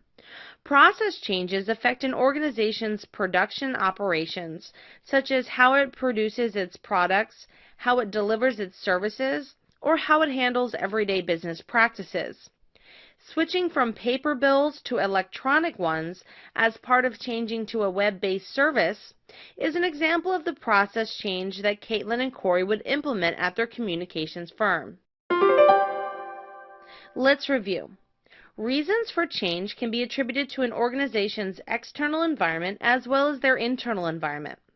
This lesson focused specifically on those changes that occur in a company's internal environment, including structural, strategic, people, and process changes. Structural changes are those changes made to the organization's structure that might stem from internal or external factors and typically affect how the company is run. Strategic change involves making changes to the overall goals, purpose, strategy, or mission of an organization. People changes are directed towards improving employee performance, skills, attitudes, behavior, and loyalty to the organization, as well as to enhance manager-subordinate relationships, group cohesion, and employee sense of achievement. Process changes are used to improve overall workflow efficiency and productivity within an organization. Organizational change is the restructuring that takes place organization-wide, akin to a total transformation of the way things are currently done. There are many reasons a company makes radical change. It could be in response to external or internal environmental factors. Sometimes there is an interdependency between external factors and internal environmental factors that require radical change. External factors are things that management has little control over, like political, social, technological, and economic changes that management must respond to. Internal environmental factors involve changes to things like policies or systems, procedures, or a change in the culture. Radical change can be scary for employees, making change difficult for management to implement. Lucky Duck's Casino recently experienced a change to an external factor that led to change in the internal environment. When the state regulations mandated that casino goers must be 21 years of age, not 18 as it was in the past to gamble, it changed everything for the casino owner, Chip Bucks. His gambling profits plummeted. The casino was barely half full of senior citizens playing penny slots. As customers disappeared, he was no longer able to support the casino operations. Money was tight. Bucks thought long and hard. Bucks teamed up with his brother, Tom Longhorn Bucks, who owned a nearby casino. He believed that the partnership would bring new marketing and management ideas. Staff from Longhorn's casino would relocate to work with Lucky Duck staff as they merged to become one big casino group. This is an example of change in the internal environment brought about by an external factor. Bucks was worried about one thing. How would employees feel about the drastic change? His employees have been working with him for years. He knew how difficult the staff was when he changed the uniforms. This change may send them over the edge. Managers know that the more planning they do to implement drastic change, the more willing employees will be to accept change. It also means that change in processes and systems will be quicker. Lucky Duck's employees resisted the change for many reasons. The most common reasons employees resist change are uncertainty about their future or the future of the organization, a natural reaction against change, status quo mentality. Change threatens security. New people, processes, and systems are not trusted, and they don't understand the reason for the change. With a new staff of experienced casino workers, Lucky Duck's employees now had competition. It also meant learning new ways of performing their job. Employee-related changes were not the only stressors for these displaced employees. Process-related changes occurred when changes were made to cash handling procedures. Even the gin pouring procedures for their signature Lucky Martini changed. Bucks evaluated the way he initiated the change to see if he could have done things better. He realized some of his pitfalls. The timing may not have been right. Process changes may be inadequate. Insufficient resources, lack of commitment to change by employees, and culture resistant to change. Some employees openly fought change, while others tried to sabotage Bucks and Longhorn's plans. A few quit. To make things right, Bucks and Longhorn can communicate the need for change, work with employees to determine mutually agreed upon smaller changes, perform team-building activities, and make employees feel as secure as possible during the transformation. Organizational change is the restructuring that takes place organization-wide. Change occurs from external factors like political, social, technological, or economic changes. Changes in the internal environment can mean changes to processes and systems, procedures, and attitudes, like new ways to perform tasks. When managers implement change, some of their challenges are employee-related or process-related. Employee-related challenges might include lower trust levels, uncertainty, and a lack of understanding for the need to change. Process-related challenges for management might be training a resistant staff to rethink the way they do things. The good news is there are ways to overcome the challenges. Managers should openly communicate change so employees can ease into it. Work with employees in mutual decision-making, build teams by reinforcing the new culture, and make employees feel as secure as possible. Change is often one of the most challenging events that an organization will go through. At times, it may seem like trying to climb the Himalayan mountains barefoot. From the moment a change becomes necessary through implementation, a great deal of factors come into play. To maximize the success of any organizational change, managers need to create and follow a logical sequence of steps to ensure the objectives of the change are accomplished. The planned change process is typically made up of the following steps: recognize the need for change, develop change goals, appoint a change agent, assess the current climate, develop a change plan method for implementation, implement the plan, and evaluate the success of the plan at reaching the change goals. In today's business environment, there are many factors that force an organization to change. These factors can be internal to the organization, such as employees, culture, policy, or procedures, or external, such as customers, competitors, the economy, or politics. Managers at all levels, top, middle, and low level, must be aware of these internal and external forces that potentially compromise the success of the organization and promptly respond by changing some aspect of the organization. Recognizing the need for change is pivotal to the long-term sustainability of an organization. Once a manager recognizes that a change should happen in the organization, they must be certain to understand why the change is needed. Developing change goals provides managers with the objective or expectation of how a change will respond to whatever internal or external forces are driving the need to change. For example, when Redbox made their explosive entrance into the marketplace with their movie kiosk service, Blockbuster was forced to duplicate this offering in order to stay in business. Redbox essentially created a service that literally stole the customer base from many traditional movie stores by offering the same product at a fraction of the price and at a convenient location. This required traditional movie stores like Blockbuster to recognize they needed to change what they offered as well to meet their goal of staying in business. Once a manager recognizes that a change must happen in the organization and develops the change goals, they need to select somebody to carry out that change. The change agent is someone who serves as a leader during the change development and implementation. They are typically forward-thinking individuals who are highly charismatic, good with people, and capable of inspiring the workforce to accept the change and even aid in the implementation. It is important to note that while change agents are leaders, not all leaders are change agents.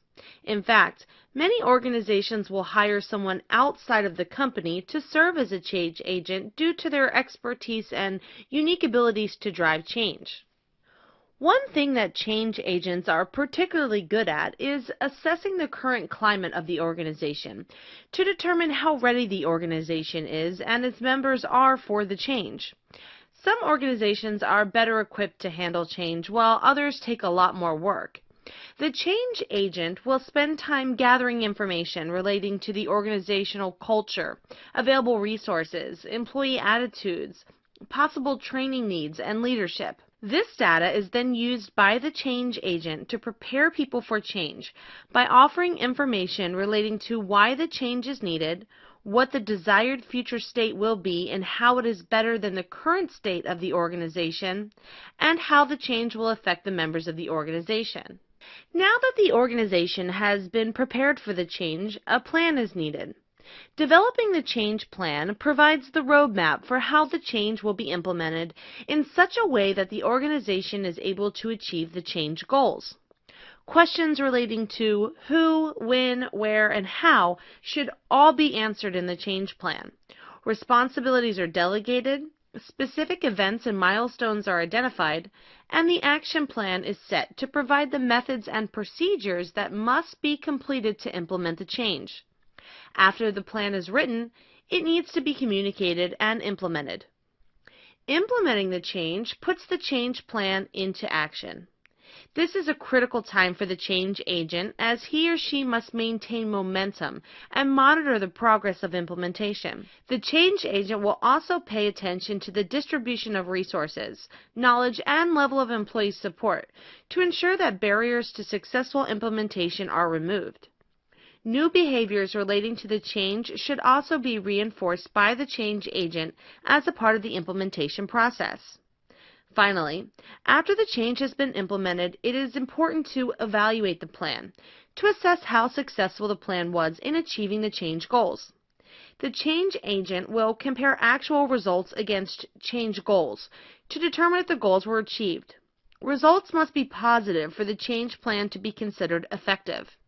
If, however, the results are negative, the change agent will need to spend some time identifying areas of improvement and work with organizational members to develop a new change plan that is better suited to achieve the change goals.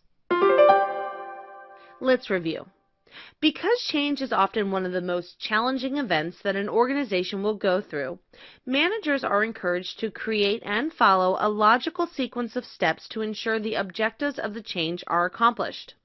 The plan change process is typically made up of the following steps: recognize the need for change, develop change goals, appoint an agent, assess the current climate, develop a change plan and method for implementation, implement the plan, and evaluate the success of the plan at reaching the change goals.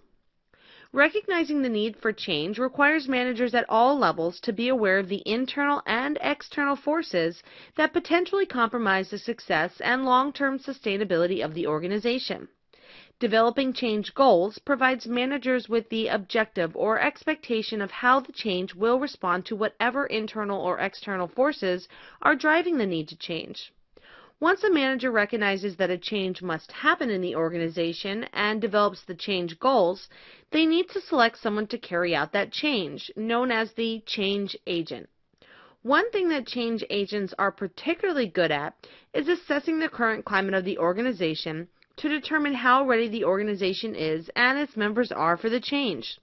The change agent will gather information to help prepare the organization for the change. After the organization is prepared for the change agent will then develop the change plan to provide a roadmap for how the change will be implemented. Implementing the change puts the change plan into action. Finally, after the change has been implemented, it is important to evaluate the plan to assess how successful the plan was in achieving the change goals. If the actual results are not positive, the change agent will need to work with organizational members to create a new change plan. Kurt Lewin developed a change model involving 3 steps: unfreezing, changing, and refreezing. The model represents a very simple and practical model for understanding the change process. For Lewin, the process of change entails creating the perception that a change is needed, then moving towards the new desired level of behavior, and finally solidifying that new behavior as the norm. The model is still very widely used and serves as a basis for many modern change models. Before you can cook a meal that has been frozen, you need to defrost or thaw it out. The same can be said of change. Before a change can be implemented, it must go through the initial step of unfreezing. Because many people will naturally resist change, the goal during the unfreezing stage is to create an awareness of how the status quo, or current level of acceptability, is hindering the organization in some way. Old behaviors, ways of thinking, processes, people, and organizational structures must all be carefully examined to show employees how necessary a change is for the organization to create or maintain a competitive advantage in the marketplace. Communication is especially important during the unfreezing stage so that employees can become informed about the imminent change, the logic behind it, and how it will benefit each employee. The idea is that the more we know about a change and the more we feel it is necessary and urgent, the more motivated we are to accept the change. Now that the people are unfrozen, they can begin to move. Lewin recognized that change is a process where the organization must transition or move into this new state of being. This changing step, also referred to as transitioning or moving, is marked by the implementation of the change. This is when the change becomes real. It's also, consequently, the time that most people struggle with the new reality. It is a time marked with uncertainty and fear, making it the hardest step to overcome. During the changing step, people begin to learn the new behaviors, processes, and ways of thinking. The more prepared they are for this step, the easier it is to complete. For this reason, education, communication, support, and time are critical for employees as they become familiar with the change. Again, change is a process that must be carefully planned and executed. Throughout this process, employees should be reminded of the reasons for the change and how it will benefit them once fully implemented. Lewin called the final stage of his change model freezing, but many refer to it as refreezing to symbolize the act of reinforcing, stabilizing, and solidifying the new state after the change. The changes made to the organizational processes, goals, structure, offering, or people are accepted and refrozen as the new norm or status quo. Lewin found the refreezing step to be especially important to ensure that people do not revert back to their old ways of thinking or doing prior to the implementation of the change. Efforts must be made to guarantee the change is not lost. Rather, it needs to be cemented into the organization's culture and maintained as the acceptable way of thinking or doing. Positive rewards and acknowledgement of individualized efforts are often used to reinforce the new state because it is believed that positively reinforced behavior will likely to be repeated. Some argue that the refreezing step is outdated in contemporary business due to the continuous need for change. They find it unnecessary to spend time freezing a new state when chances are that it will need to be reevaluated and possibly changed again in the immediate future. However, as I previously mentioned, without the refreezing step, there is a high chance that people will revert back to the old ways of doing. Taking one step forward and two steps back can be a common theme when organizations overlook the refreezing step in anticipation for future change. To better understand Lewin's change model, let's take a look at the following example.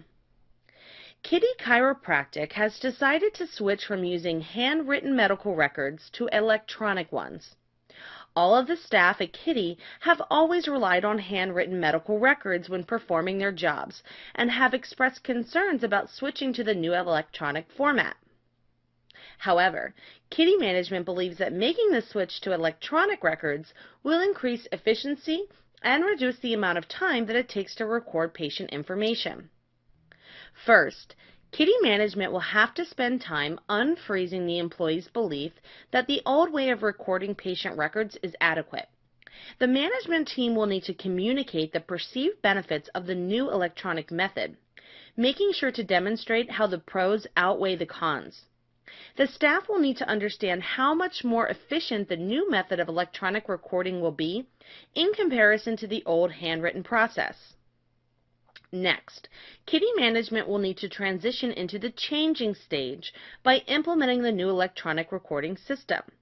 This will mark a time of uncertainty in the Kitty staff, making it necessary for the management team to offer training and support as the employees become familiar with the new electronic system.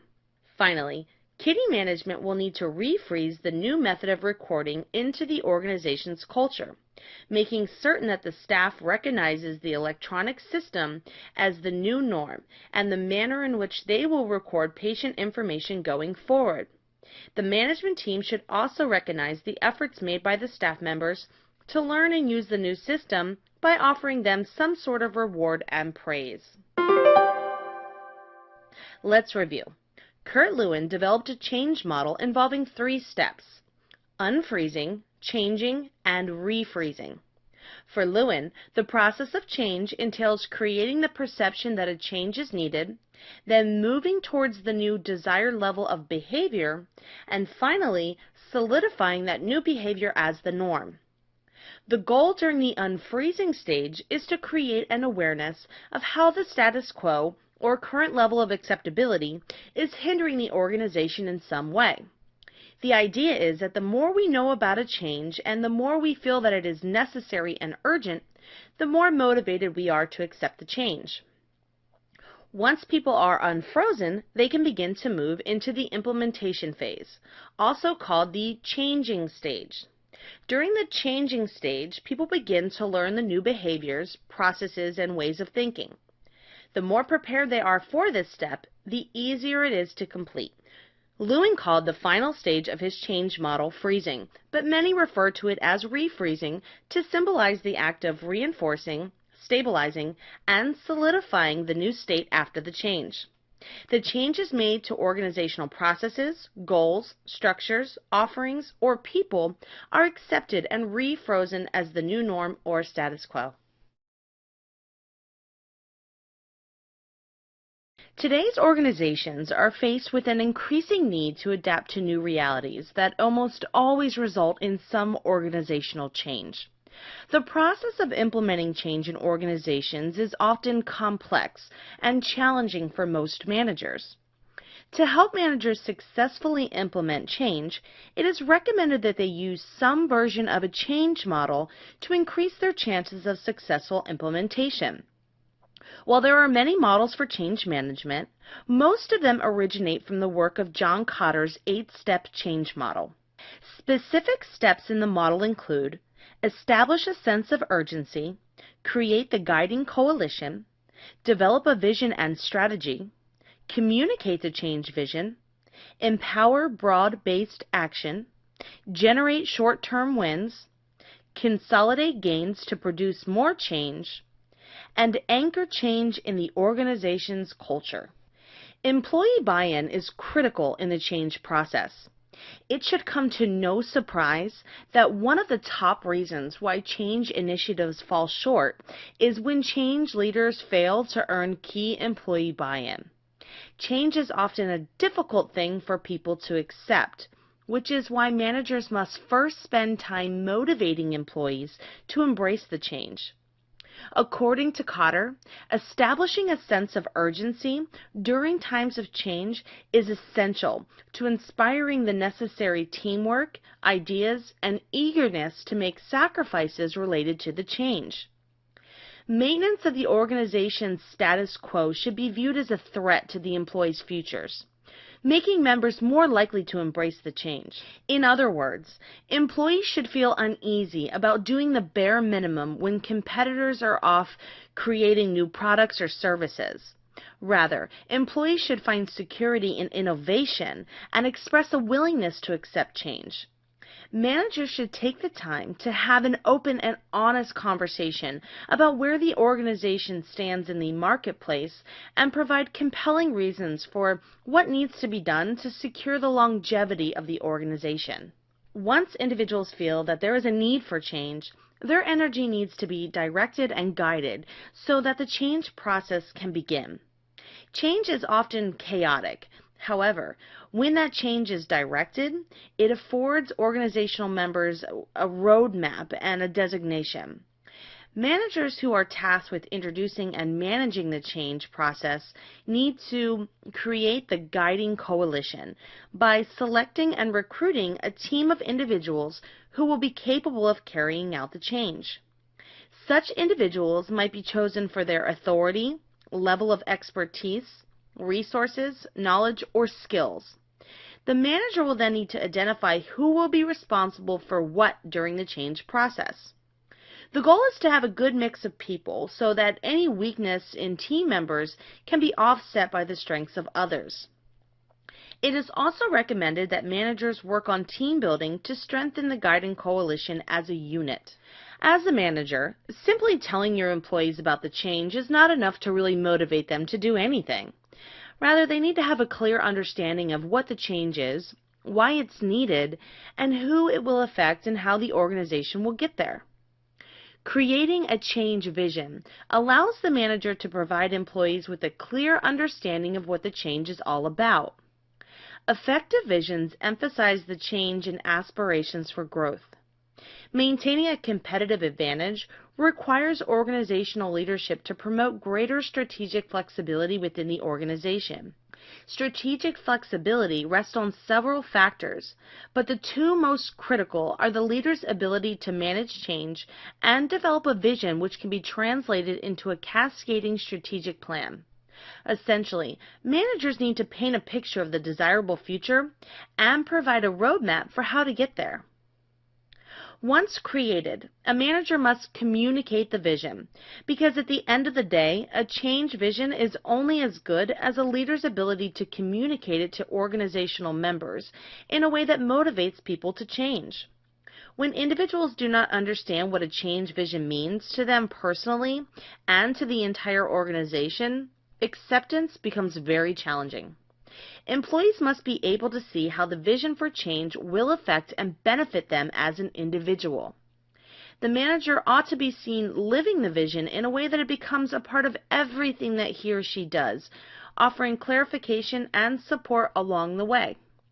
Doing so will ensure that the vision is communicated to all members of the organization. Cotter believed that empowerment through broad-based action was a fundamental component of successful change. As such, obstacles that block the change vision or disempower individuals with unrealistic and unattainable goals must be addressed. Such barriers lie in supervisors, subordinates, information systems, and a lack of knowledge or skills. Throughout the change process, managers must be sure to identify and remove these potential barriers to efficiency. Removing barriers for change involves thinking strategically about the possible resistance that management or the guiding coalition might experience, human or otherwise. Doing so will empower those needed to execute the change vision and keep the change process moving in a positive direction.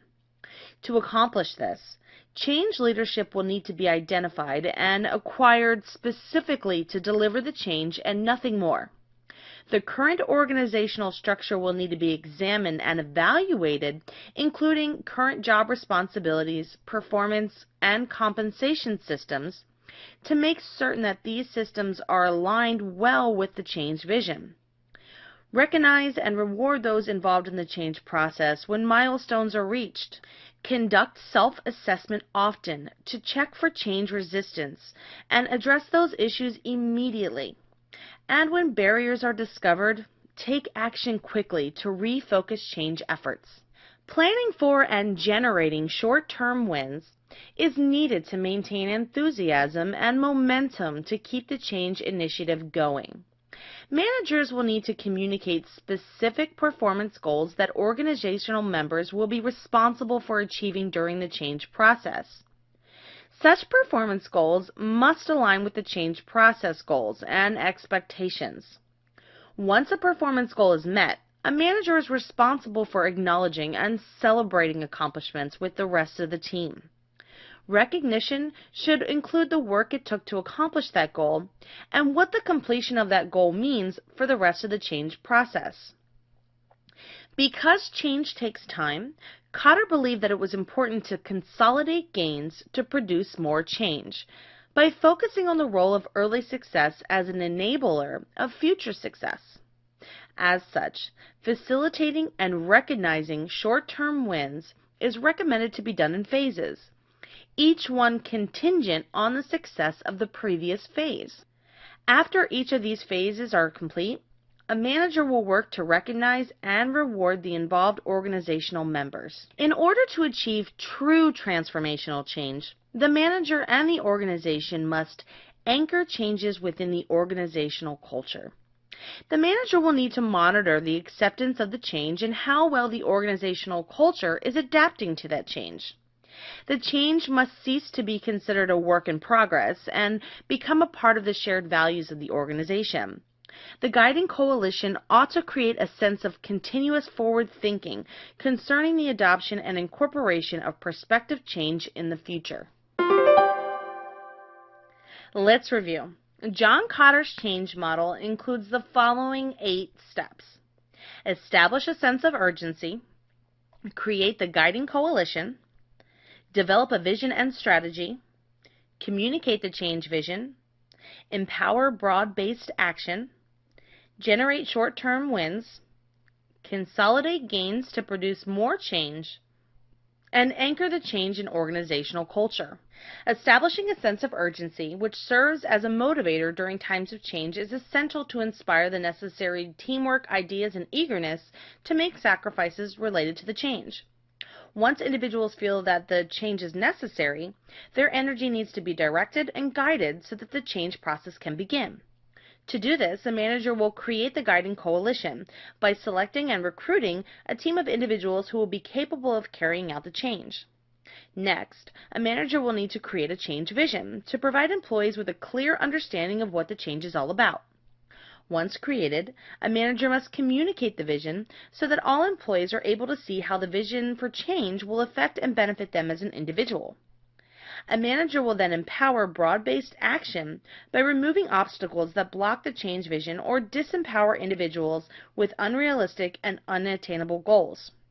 Throughout the change process, planning for and generating short-term wins is needed to maintain enthusiasm and momentum to keep the change initiative going. Because change takes time, Cotter believed that it was important to consolidate gains to produce more change by focusing on the role of early success as an enabler of future success. Finally, in order to achieve true transformational change, the manager and organization must anchor changes within the organizational culture by monitoring the acceptance of change and how well the organizational culture is adapting to the change. When attempting to implement transformational change in organizations, many managers will turn to the work of John Kotter as a guide. If you recall, John Kotter's change model includes 8 steps, including establish a sense of urgency, create a guiding coalition, develop a vision and strategy, communicate the change vision, empower broad-based action, generate short-term wins, consolidate gains to produce more change, and anchor change in the organizational culture. In this lesson, each step of the Kotter model is discussed, using Carl's car wash as the contextual example for making lasting change at the car wash. Carl is an owner of a local car wash that has struggled in the past months to maintain a steady flow of customers. The reasons for this change range from a poor economy to the recent building of 2 franchise car wash locations within 10 miles of Carl's car wash. Carl knows that if he does not do something quick to change the current status of his car wash, he will soon be out of business. After much deliberation and brainstorming, Carl has decided to introduce an interior shampooing service to the menu of services the car wash offers. The goal is to generate additional revenue and maintain a competitive advantage over other car washes in the area. From past experience, Carl understands how important it is to use a change model to guide the process of implementing this new service. He turns to Kotter's 8 steps. To establish a sense of urgency, Carl holds a meeting with his staff to discuss the current financial situation at the car wash. He informs his employees that they are all on the verge of losing their jobs due to the limited revenue coming into the car wash. Carl assures his employees that closing the doors to the car wash is the last thing that he wants to do, but that it is a reality that they are all facing. He explains the need for change at the car wash and shows the connection between making changes and creating job security for his employees. Carl's employees recognize their jobs as being in jeopardy and express their commitment to making whatever changes are necessary to secure the longevity of their jobs and the car wash. Now that Carl's employees understand the sense of urgency of the change, he must decide who his guiding coalition will be. This step will require Carl to select employees who will help him to see the change through. Carl chooses 5 employees. Maria to help with the logistics of acquiring the necessary equipment for the shampooing service. Jose and Mark to learn the process of shampooing and who will be tasked with training other employees on how to perform the shampooing service. Samantha for marketing the new service, and Adam to work on pricing of the new service. These 5 employees form the guiding coalition, who will provide the necessary direction for developing and implementing the new shampooing service at the car wash. Carl must now think about how he will present this change to the rest of the employees. Creating a change vision will allow Carl to provide his employees with a clear understanding of what the change is all about. He must create a vision that connects the new shampoo service to long-term sustainability of the car wash. Once this vision is written, Carl must communicate the vision to his entire staff. Carl's employees will need to know what's in it for them. Therefore, Carl will need to show not only the connection between the new shampoo service and the long-term sustainability of the car wash, but also how long-term sustainability of the car wash will lead to the long-term security of their jobs. For the new shampooing service to be successfully developed and implemented, Carl also knows that he needs to spend time identifying and removing potential barriers to efficiency to empower broad-based action in his employees and the guiding coalition. Carl must make sure that his employees have all of the resources that they need to accomplish their respective tasks in the change process. He must also make sure the car wash has adequate staff to begin offering this new service and the means to promote the service to new and existing customers. Throughout the process, Carl will need to address any barriers brought to his attention by his staff immediately to keep the change process moving. Performance expectations and incentives will need to be provided to Carl's employees who are working on the new service. Carl ought to check in with his guiding coalition periodically to be certain he is acknowledging their successful efforts to keep them motivated to continue to work towards project goals. Such efforts should be recognized publicly as part of Carl's attempts at generating short-term wins. Again, recognition should include the work it took to accomplish that goal and what the completion of that goal means for the rest of the change process. To consolidate gains to produce more change, Carl will need to focus on the role of the early success as an enabler of future success. For example, after compiling results from a customer survey on the desire to see a new shampoo service added, Carl might hold a staff appreciation event where he shares the results from the customer survey that demonstrates the interest in the new shampoo service by existing customers and the projected revenue expected by those individuals. These events could be focused on team building at the same time, providing a platform for recognition of those involved in the project and their achievements, as well as the opportunity to demonstrate future milestones and reinforce the vision. Finally, once the new service has been added, Carl will need to anchor changes within the organizational culture. Carl will want to monitor the acceptance of the new service and how well the organizational culture is adapting to having it on the menu of services. This could be as simple as Carl asking his staff to discuss the service with potential customers, or even encouraging employees to explore new services independently, then report back to Carl on any services the car wash might consider adding to the menu. Such actions will better prepare employees to be ready for new services that might be introduced in the future. Let's review. In this lesson, Carl used John Cotter's 8-step change model to introduce a new interior shampooing service at his car wash. Specific steps of the model include: establish a sense of urgency, create the guiding coalition, develop a vision and strategy, communicate the change vision, empower broad-based action, generate short-term wins, consolidate gains to produce more change, and anchor change in the organizational culture. Each step of the Cotter model was discussed using Carl's car wash as the contextual example for making lasting change at the car wash. However, Cotter's model can be universally applied in a variety of change situations to promote the successful implementation of change in any organization. Have you ever baked a cake? If you have, you will know that there are certain types and amounts of ingredients that go into the cake so it will turn out correctly. Too much of one ingredient or not enough of another, and your cake could turn out more like a doorstop than a tasty treat. The same holds true when we look at managerial functions in international organizations. What ingredients you have and how you add them to the mixture will determine your success. For a person to be an effective manager, they will have to take the ingredients they would normally use here in the U.S. and change them a little to make them work in an international setting.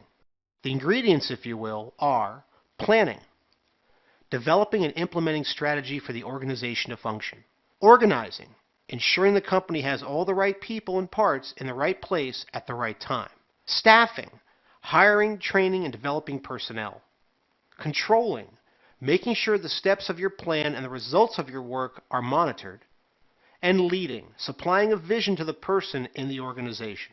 You see, these are all key aspects of being a manager, but they take on a very different flavor when we put them in an international context for a variety of reasons. For a manager to be effective, he or she has to have a plan. They simply cannot come into work every day and determine what needs to be done that day. Rather, they need to have a plan for managing and growing their department or company over time. In an international setting, planning takes on a different feel because the manager has to take into account all the different aspects present in an international environment. They have to understand aspects such as how taxes are handled in a foreign country and how that impacts their business, the employment or staffing requirements and laws per country, the amounts of money that can be put into and taken out of the company based on laws present in that country, regulatory issues that would impact what the company can do should they want to expand. As you can see, these are not much different than what we will experience in the U.S., but they need to be understood from the aspect of the international country you're in. For example, many countries have foreign direct investment laws, laws that regulate, among other things, How much profit can be taken out of the company and sent back to the corporate office in the U.S.? If you are operating within just the U.S., this is not an issue. But in international settings, it's a very real issue. Picture this. You walk into a room and it's your job to get everyone seated before a lecture is to begin. Now, picture that each one of the people in the room speaks a language other than your language. You have to organize and get them into their seats before the speaker comes out. Can you imagine how difficult it would be? This is the primary challenge when looking at organizations from an international perspective. People might interpret what you are saying differently because they do not fully understand you due to language barriers. Now take this example and multiply it by having to run an organization in Europe. You would have to organize individuals who do not speak your language, but who also do not speak each other's language. The challenges here are fairly apparent, and it's something a manager has to learn to overcome to work in a foreign setting. Remember, we are not talking about only the languages, but also how the translation is interpreted. Obviously, a manager wants to find the best person he or she can for the job. In the U.S., we have familiar, understood rules for hiring people via background checks and the interview process. In foreign markets, those rules are totally different. For example, in Germany, if you have a sales representative who handles a market for you and you want to let that person go, you must pay that person the commissions earned in that territory for a year after you let them go. The German courts look at it as that person developed that market and is entitled to that money. Thus, you have replaced a person who was not performing and have to pay the new person, but you also have to pay the person you let go for a year. This is a very different aspect to staffing that we would not experience in the U.S. Compound tricky laws with different holiday schedules, religious beliefs, and accepted work ethics, and a manager in a foreign market really has a lot to think through when it comes to staffing. How do you put together a puzzle? Do you organize the pieces into inside pieces and border pieces and then start by putting together the border? This is an example of organizing the information you have in order to understand it better. What would you do if the puzzle was different than a traditional puzzle? Let's say that instead of traditional smooth border, the puzzle has no border at all. It would be more difficult to distinguish the inside pieces from the border pieces. This is kind of what it's like for the international manager. They have to work with unfamiliar information and try to organize it so they can put everything together. In an international setting, the puzzle pieces do not look as familiar, and it's not as easy to control the process because you are unaware of all the nuances of how they work or fit together. So, organizing in a foreign setting is challenging to say the least. All the aspects we have talked about so far have to be controlled. We have talked about how each has their own set of rules when it comes to an international situation. Thus, controlling them is a big challenge. There will be different laws, rules, formal norms, and informal norms that will come into play that a manager has to understand or learn. Banking will be different, accounting statements will be different, and labor laws will be different. A manager will use all of these tools to control his or her operations, and they will be totally different than what we are used to here in the U.S. Finally, we have leading. In this case, the main challenge is the interpretation of the words and actions used, as well as bridging cultural barriers. For example, in many South American markets, it is acceptable to be late for meetings or work. These cultures are not as time-bound as we are. So, if a manager wants to lead his production team to be on time and work hard, he or she will be leading into a black hole. The culture simply will not accept it. Thus, a manager has to totally adapt his or her leadership style to the market conditions and accepted norms to have any chance of leading. International managers take on the same challenges as U.S. managers. There is just a different spin on it, mostly due to laws and culture. Planning. A manager must understand the laws present and the information at hand to be able to plan effectively. Organizing. Once they understand the information and laws, they need to be able to get all the pieces working together to get to the desired outcome. Staffing. Culture and language barriers play a large role here, as well as laws and accepted norms. Controlling. International managers have to be able to understand how all the information they get in an international setting is to be interpreted in order to be successful. And finally, leading. Language and culture again play a large part in this aspect. A good manager will need to adjust his or her leadership style to the culture at hand to have any chance of success. In the end, while many of the aspects are the same as what we face in the U.S., they have totally different forms to them. It is a shape, if you will, that is recognizable yet different due to it coming from a foreign market. To quote Dorothy from The Wizard of Oz, "We're not in Kansas anymore, Toto." Every manager has to have a wide range of skills to truly be successful. When we say skills, we do not mean the ability to walk on a high wire or make animal balloons. While those might be pretty impressive skills, the truth is that in order to be successful, a manager has to be able to plan, have a specific outline of the steps that will take to be successful or have their department or company be successful. Control, be able to keep all the pieces and parts of the plan moving together. Organize, get all the people and equipment together to support the plan. And then finally, lead, show vision and enthusiasm to reach the goal of the plan. Now, we have all had managers that were good, and we have probably had some that were bad. What made those managers good or bad probably also contributed to their overall success. If all these areas were part of their success or failure, just think how much more comes into play when a manager is working in a global company. When we look at the characteristics of successful global managers, we are looking at characteristics that managers who work only for domestic or U.S. companies probably lack.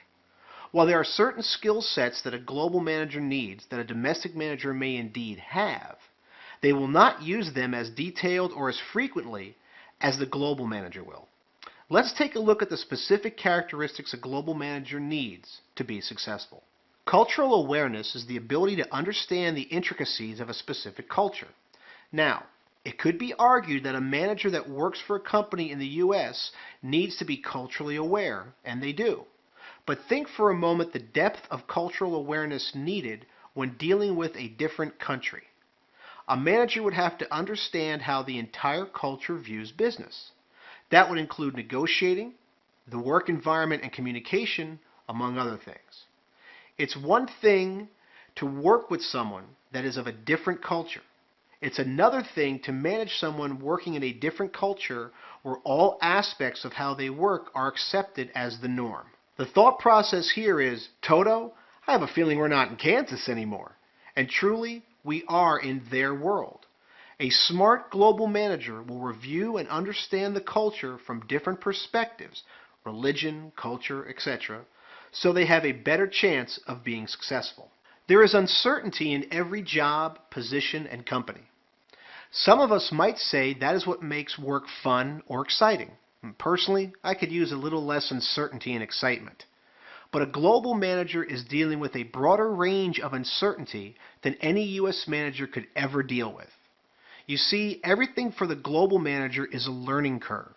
For instance, if you are promoted to a manager position here in the U.S., you could probably understand what is expected, how to treat people, legal issues, work environment, etc. Now, let us take that same situation and drop you in a company office in Taiwan. Think of the level of uncertainty that you will have to deal with. Do you think there would be more uncertainty present in this situation than if you were promoted to a position in the U.S.? You bet there is. How you deal with that and what systems you put in place to lessen the uncertainty will dictate your success or failure. It is difficult for a manager born in the U.S. to work in a foreign market and, for lack of a better word, forget they are an American. To be successful globally, a manager has to possess a global mindset. That is to say, they need to see business in a global perspective and not just how Americans see it. Chances are that global company is working with many international vendors and customers, and a successful manager will need to think globally when it comes to all issues. They could be working with shipping issues from China, investment issues from Germany, and labor issues in India. Being able to see the entire global picture is critical for success in this position. It is very different than wondering if the truck from Phoenix got where it was going. The basic skill sets are the same. A manager needs to plan, control, organize, and then finally lead, no matter where they are. As we described here, the global manager needs to do that and more by being culturally aware, have a broader sense of dealing with uncertainty, and having a global mindset. These skills are typically learned on the job since you need to be in a specific situation to use them. But the desire to learn them and the capacity to understand them are within the global manager.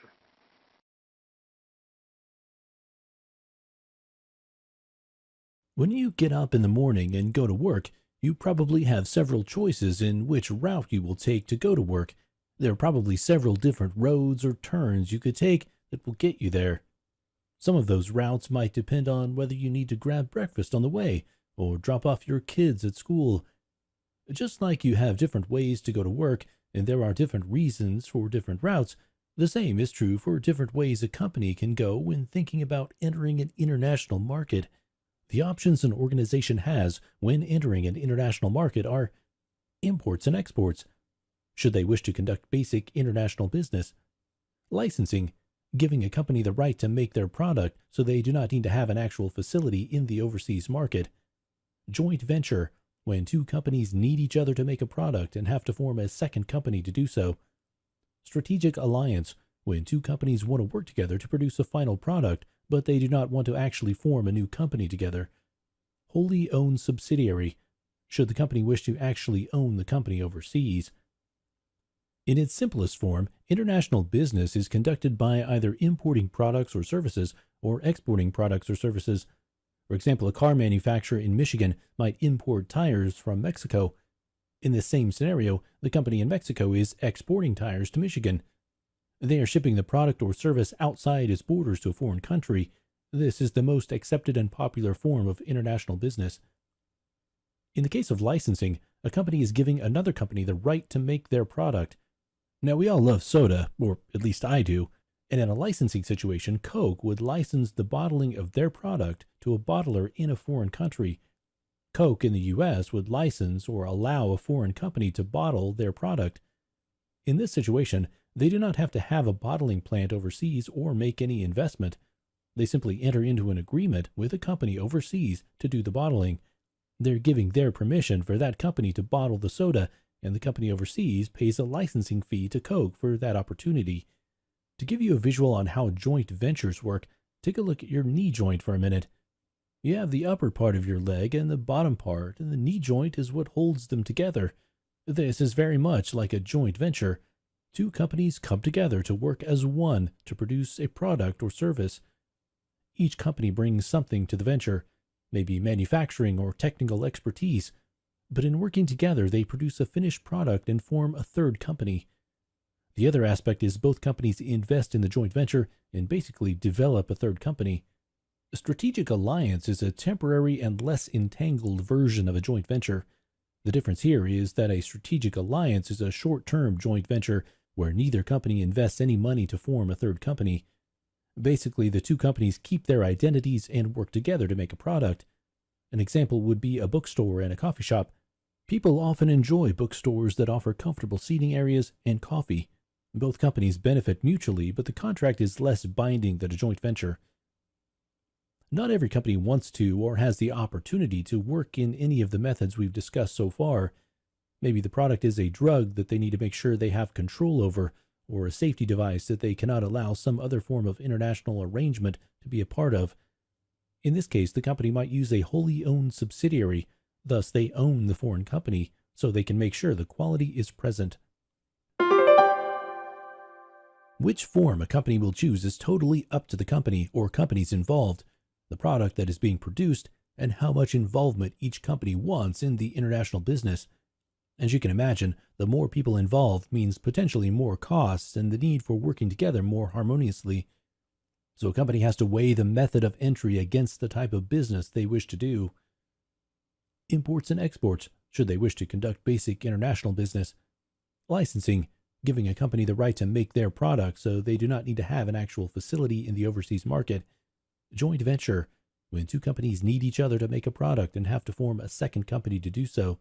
Strategic alliance, when two companies want to work together to produce a final product, but they do not want to actually form a new company together. Wholly owned subsidiary, should the company wish to actually own the company overseas. There are many choices, and it boils down to the type of business you wish to conduct overseas.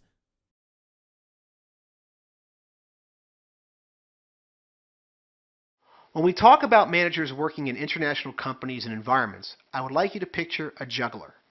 Now, this is no ordinary juggler because he is not juggling balls, oranges, or even chainsaws. No, this one is juggling something much more serious, all the aspects present in the international environment. The main areas a manager must deal with are political, legal, sociocultural, economic, and technical environments. Each of these areas impact managing in an international setting and have their own unique set of circumstances. It is important to understand that the political and legal aspects of international business are two separate areas, but it has been my experience that they are very closely linked since the political environment will drive the structure of the legal environment. The political environment consists of the government and its actions. The legal environment is the court systems and laws that are present in a foreign country, so it's easy to see how these two areas are closely linked. The political environment is what makes a country feel stable or unstable based on the performance of the political leaders. Just like in the U.S., if our president is strong and our political system is stable, companies can feel more comfortable conducting business. If the political system is not stable, you can see how managers might be more conservative and potentially pull back on investing. Similar to this is the legal environment, which is driven by the political system present in the market. A manager for an international business must stay in touch with the laws of that country, which could be totally different than what they might be used to in the U.S. Should a legal issue arise, a manager must deal with that issue within the laws of that country. This could impact employee law, business law, and even the monetary actions of the company. To understand how managers have to deal with sociocultural issues, we have to understand what sociocultural means. It is defined as the blending of social and cultural aspects in a country. As an example, we could say that in the U.S., our society is one of freedom of speech, and part of our culture is to challenge our political leaders if we do not agree with them. For some, that would seem very odd depending on their society and culture. Think of someone coming from Saudi Arabia, where there are kings that would never be challenged openly and women have limited freedoms. Thus, if you are managing in that culture, you have to take all that into account so you do not make mistakes. Economic environment is the economy and the economic system present in a country. The economy could be weak and the system might not be stable, which would impact how a manager would manage his or her operations in a foreign market. It is apparent why a manager needs to stay close to this area as it will impact their business directly. Is the economy growing? Is the economy stable, or is it shifting around so a manager cannot get a clear picture of what is happening or what the future looks like? Issues like this will impact how a manager makes decisions in a market. The technical aspect of managing internationally has a unique twist that you might not be aware of. Here we're talking about technology that is present in a market. To help you understand this, let us use China as an example. In China, the government regulates and censors the internet. Thus, they control information. This technology, the internet, has developed into something every company relies on, but in China, this technology is not freely available. Another aspect is that just because we have the technology here, good phone lines for example, it does not mean that the same technology will be in a foreign country, India for example. Back to that juggler now. We can see that he is juggling political, the government present in a market that a manager must deal with and understand, legal, the laws in a culture as well as the political system, sociocultural, the culture and society present in a market, economic, the strength or weakness of the economy, technical, the available technology in a market. Pretty tough juggling act if you ask me. If the world of international trade was a soap opera or a reality show, it would be called Many Different Worlds. There would be a diverse cast of characters, all with different loyalties and alliances. Just like in reality shows, sometimes those alliances would be to their benefit and sometimes not. Well, the same basic principle applies when we are dealing with exporting and importing and add-in regional integration. In its most basic form, international trade deals with importing and exporting of goods and services between countries around the world. Companies in one country purchase and sell goods and services to companies in other countries, and that is international trade. It can and indeed does get a lot more complicated than that, but the goal here is just to give you an understanding of what international trade is. The most asked question is, if I buy something, say, from Japan, and ship it all the way over to the U.S. to use in my company, how can that be less expensive than finding someone to make it in the U.S.? The answer is simple. In different countries around the world, labor can be less expensive. There might be raw materials that are abundant in one country that cannot be found here. Some countries may have more advanced manufacturing capabilities. And then finally, exchange rates might be in your favor when buying product from another country. All these reasons add up to making the world a truly competitive place. When companies buy and sell products to one another, there are a few other considerations that need to be understood. Exchange rate, the value of one currency for the purpose of conversion to another. For example, $1 buys 0.76 euros. Thus, the exchange rate from dollar to euros is 0.76. Tariffs. Tariffs are the taxes paid on a product when it enters a market. For example, if the tariff on tires entering Saudi Arabia is 10%, then the purchase cost of the tires plus 10% would be what the buyer pays. It is similar to the tax you pay when you buy something at the store. Transportation. As one would expect, this is the charge for transporting the item from one country to another. If a company needs the product quickly, they will ship it by airplane. If not, they will ship it by ocean. Ocean takes longer, but it's much less expensive. All these factors need to be taken into consideration when a company decides to purchase products from another company in another country. Of all of them, exchange rate is the one that most companies look at first. In our example of the euro and dollar, basically 76 cents in euros buys $1 worth of goods. That is a 25% savings if someone in Europe buys a product from the US. So let's look at this from a cost point of view. A German company wants to purchase bolts. They can find them in Germany from a German supplier for 1,000 euros per pound. They can find them from a US manufacturer for $1,000 per pound. If the exchange rate is 0.75 euros for $1, they could purchase the bolts from the US supplier for 750 euros, or 1,000 times 0.75, which again equals 750. And we need to add in tariffs to the purchase, so let's add another 8%. We need to also add transportation costs to the purchase, so we can add another 5%. Thus, the breakdown looks like this. The German supplier, 1,000 euros. The US supplier, 750 euros. Plus 60 euros, which is 8% of 750 for the tariffs they're going to pay. Plus 37.50 euros, 5% of 750 euros for transportation, and all this equals 847.50 euros. As you can see, it is cheaper for the German company to purchase the products from the US supplier. Now that I've explained all this, I'm about to unexplain it, if that's even a word. You see, countries got wise to the fact that developing trade alliances using regional integration helps strengthen their trade and as a group makes them stronger. Regional integration is a process in which countries enter into a regional agreement in order to enhance regional cooperation through regional structure and rules. The most well-known of these are NAFTA, the North American Free Trade Agreement, which is with the US, Mexico, and Canada, and the EU, or the European Union, which has 27 member countries in Europe. There are several types of integration that are present on the international market. Economic integration is the process where the economic barriers between two or more countries are eliminated. It involves specific policy decisions by governments designed to reduce or remove barriers to mutual exchange of goods, services, capital, and people.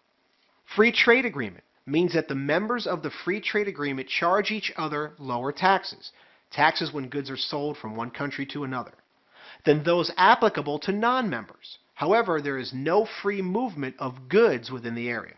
A custom union goes further than a free trade agreement and requires its members to implement a common external tariff, or taxes, on imports from outside the union. The aim is to facilitate goods to move freely throughout the union. The creation of a common market has a goal of free movement of labor, capital, services, and persons. Now, not just products, but people, money, and services can move between the member countries freely. And finally, we have the establishment of an economic union, which entails a common currency and/or the unification of monetary, fiscal, and social policies. Depending on the type of integration present, managers can adapt their business operations to make the best use of regional integration. It is important to understand that the regional integrations are set up or formed by the member countries, much like NAFTA was formed by the US, Mexico, and Canada. It is the manager's goal to understand his or her needs for international sales and match that to the regional integration that is present. For example, if the product or service has political aspects to it, maybe it's governed by laws that impact how it's produced, a manager would want to work with countries that are part of an economic union because there are laws in place that are common throughout this type of integration. Thus, as he or she works with all the member countries that are part of that integration, the laws will be the same moving from country to country. If a manager is only worried about people and products, a common market would be potentially the best type of integration to work with. They want people and equipment to move freely throughout a region, and laws are not a concern for them.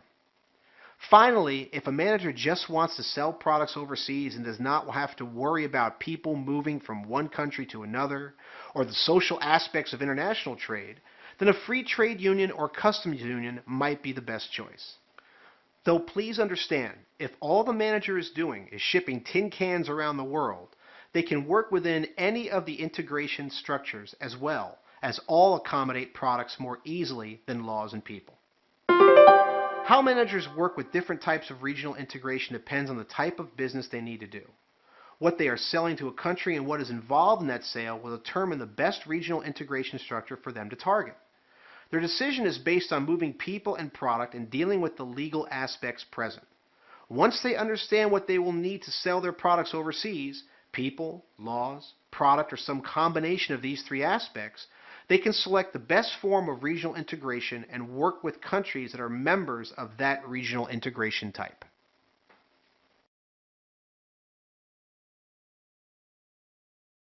The next time you're sitting in a food court, take a moment to look around you and see all the different cultures, diversity if you will, of the people there. You'll undoubtedly see people of varying cultures and backgrounds all in one place. Now, they are not necessarily working together as if they were in a company, but the mental image is important. Keep that image in your mind and think about the challenges a manager would have managing such a diverse workforce.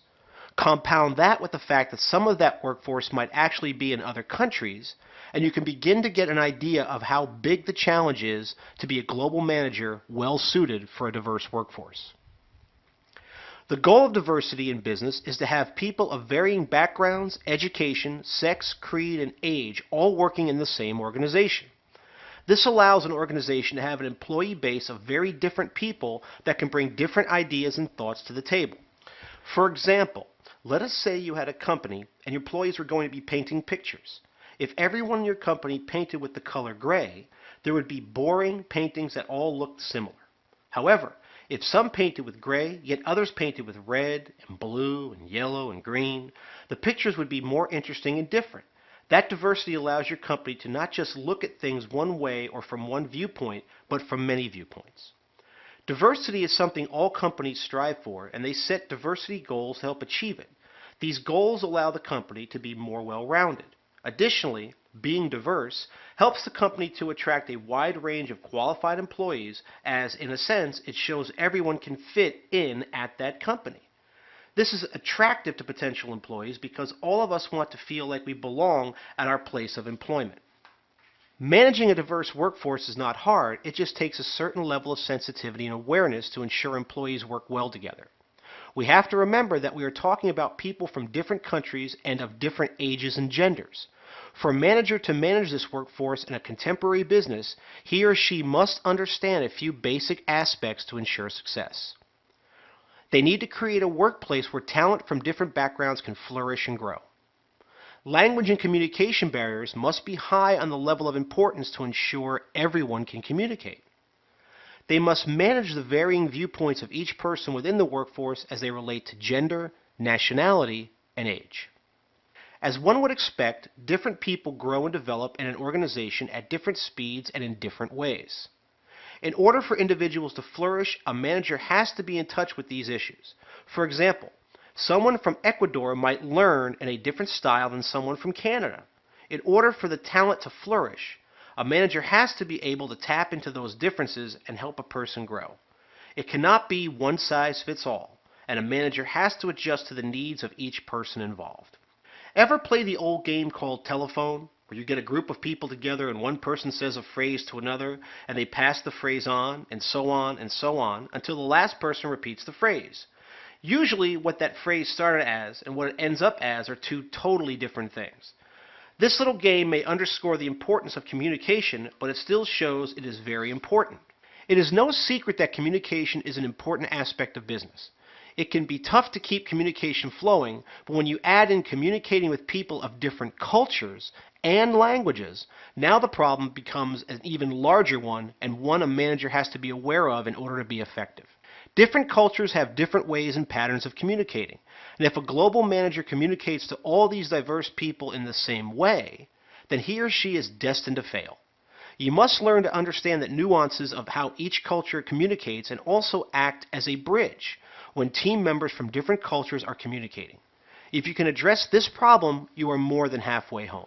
Different cultures have different viewpoints on life and business, and, as they say, that is what makes the world go round. The challenge is some of those viewpoints, while completely valid in their home country, may not work in other countries. The Middle East has a very different view of women working than we do. Japan looks at older workers with much more respect and admiration than other cultures might. All these aspects are present when points of view are being discussed, and it's important, again, that a global manager act somewhat like a buffer or an interpreter in order to ensure the communication or work at hand stays on task. Think of how challenging it would be for a woman from Spain to be ignored in a meeting by a man from Saudi Arabia due to his cultural perspective of women in the workplace.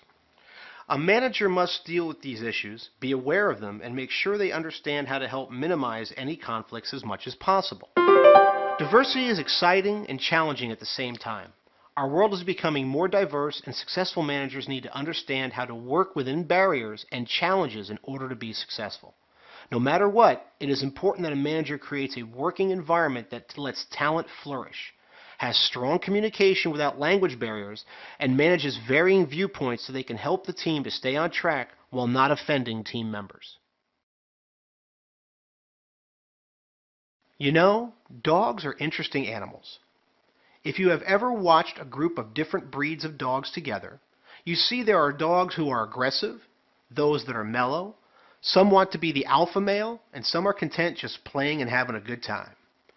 These different dimensions are very similar to Gert Hofstede's cultural dimension theory, a theory that looks at unique aspects of cultures and rates them on a scale for comparison. Gert Hofstede was a professor who researched how people from different countries and cultures interact based on different categories of cultural dimensions. Those categories are power distance. This dimension expresses the degree to which the less powerful members of a society accept and expect that power is distributed unequally. Individualism versus collectivism. This dimension focuses on the question about whether people prefer a close-knit network of people or prefer to be left alone to fend for themselves. Masculinity versus femininity. Masculinity represents a preference in society for achievement, heroism, assertiveness, and material reward for success. Its opposite, femininity, stands for a preference for cooperation, modesty, caring for the weak, and quality of life. Uncertainty avoidance. This dimension expresses the degree to which the member of a society feels uncomfortable with uncertainty and ambiguity. And finally, long-term versus short-term orientation. Long-term orientation dimensions can be interpreted as dealing with society's search for virtue. Societies with a short-term orientation generally have a strong concern with establishing the absolute truth. As we look at the different aspects and definitions of these dimensions, we can begin to see how a manager would have to deal with them and interpret them in an international setting. Just looking at individualism versus collectivism shows us that there are societies or people that accept working alone and look at their existence in terms of being an individual rather than part of a group. However, a collectivist would look towards the group's success more so than their own personal satisfaction or accomplishments. Would it surprise you that the U.S. is high on the individual scale, while Japan is more on the collectivist side? This means we Americans think more I than we, while Japan is exactly the other way around. Staying with this example, The U.S. has a low score for uncertainty avoidance. Basically, we are okay with ambiguity and not knowing everything for certain. On the other hand, Japan is very high on this scale, and they do not want uncertainty, they want facts. By now, you are likely thinking that one country compared to another, one will be high and one will be low. This is not the case, though. Take, for example, power distance. Japan and the U.S. are almost equal when it comes to their acceptance of the distribution of power. Knowing what you do now about these two countries, where do you think they land on long-term versus short-term orientation? This, like the other dimensions, directly relates to their culture and societal norms.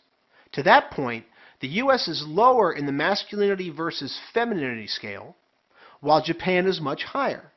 Thus, Japan looks for a more harmonious world where everyone works together, but Americans are fine being the hero. It is easy to see that different cultures have different views of the world based on their culture and history.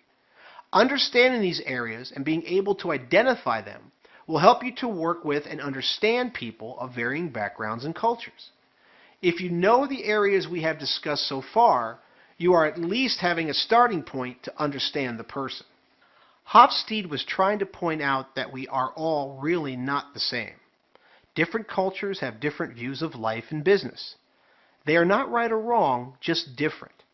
These dimensions have shaped cultures, and these cultures are shaped by these dimensions. It's a revolving cycle. To illustrate that point, the U.S. is an aggressive culture. We strive for success, are driven to succeed, and thrive on competition. That is our culture, and that culture helps shape and promote those aspects of our society. They are forever linked in a revolving door. To be effective in a global sense, one has to understand the dimensions Hofstede identified and weighed on his scale. Once again, they are power distance. This dimension expresses the degree to which the less powerful members of a society accept and expect that power is distributed unequally. Individualism versus collectivism. Do people prefer a close-knit network of people, or do they prefer to be left alone to fend for themselves? Masculinity versus femininity. This dimension represents a preference in society for achievement, heroism, assertiveness, and material reward for success. Its opposite, femininity, stands for a preference for cooperation, modesty, caring for the weak, and quality of life. Uncertainty avoidance. This dimension expresses the degree to which the member of a society feels uncomfortable with uncertainty and ambiguity. Long-term versus short-term orientation. Long-term orientation dimensions can be interpreted as dealing with society's search for virtue. Societies with a short-term orientation generally have a strong concern with establishing the absolute truth. Knowing these, or at least understanding they exist, will help a manager adapt to the culture he or she is working with or living in. It is a way for you to now not take other people's actions or viewpoints personally, and to realize that it is cultural norms that you're dealing with.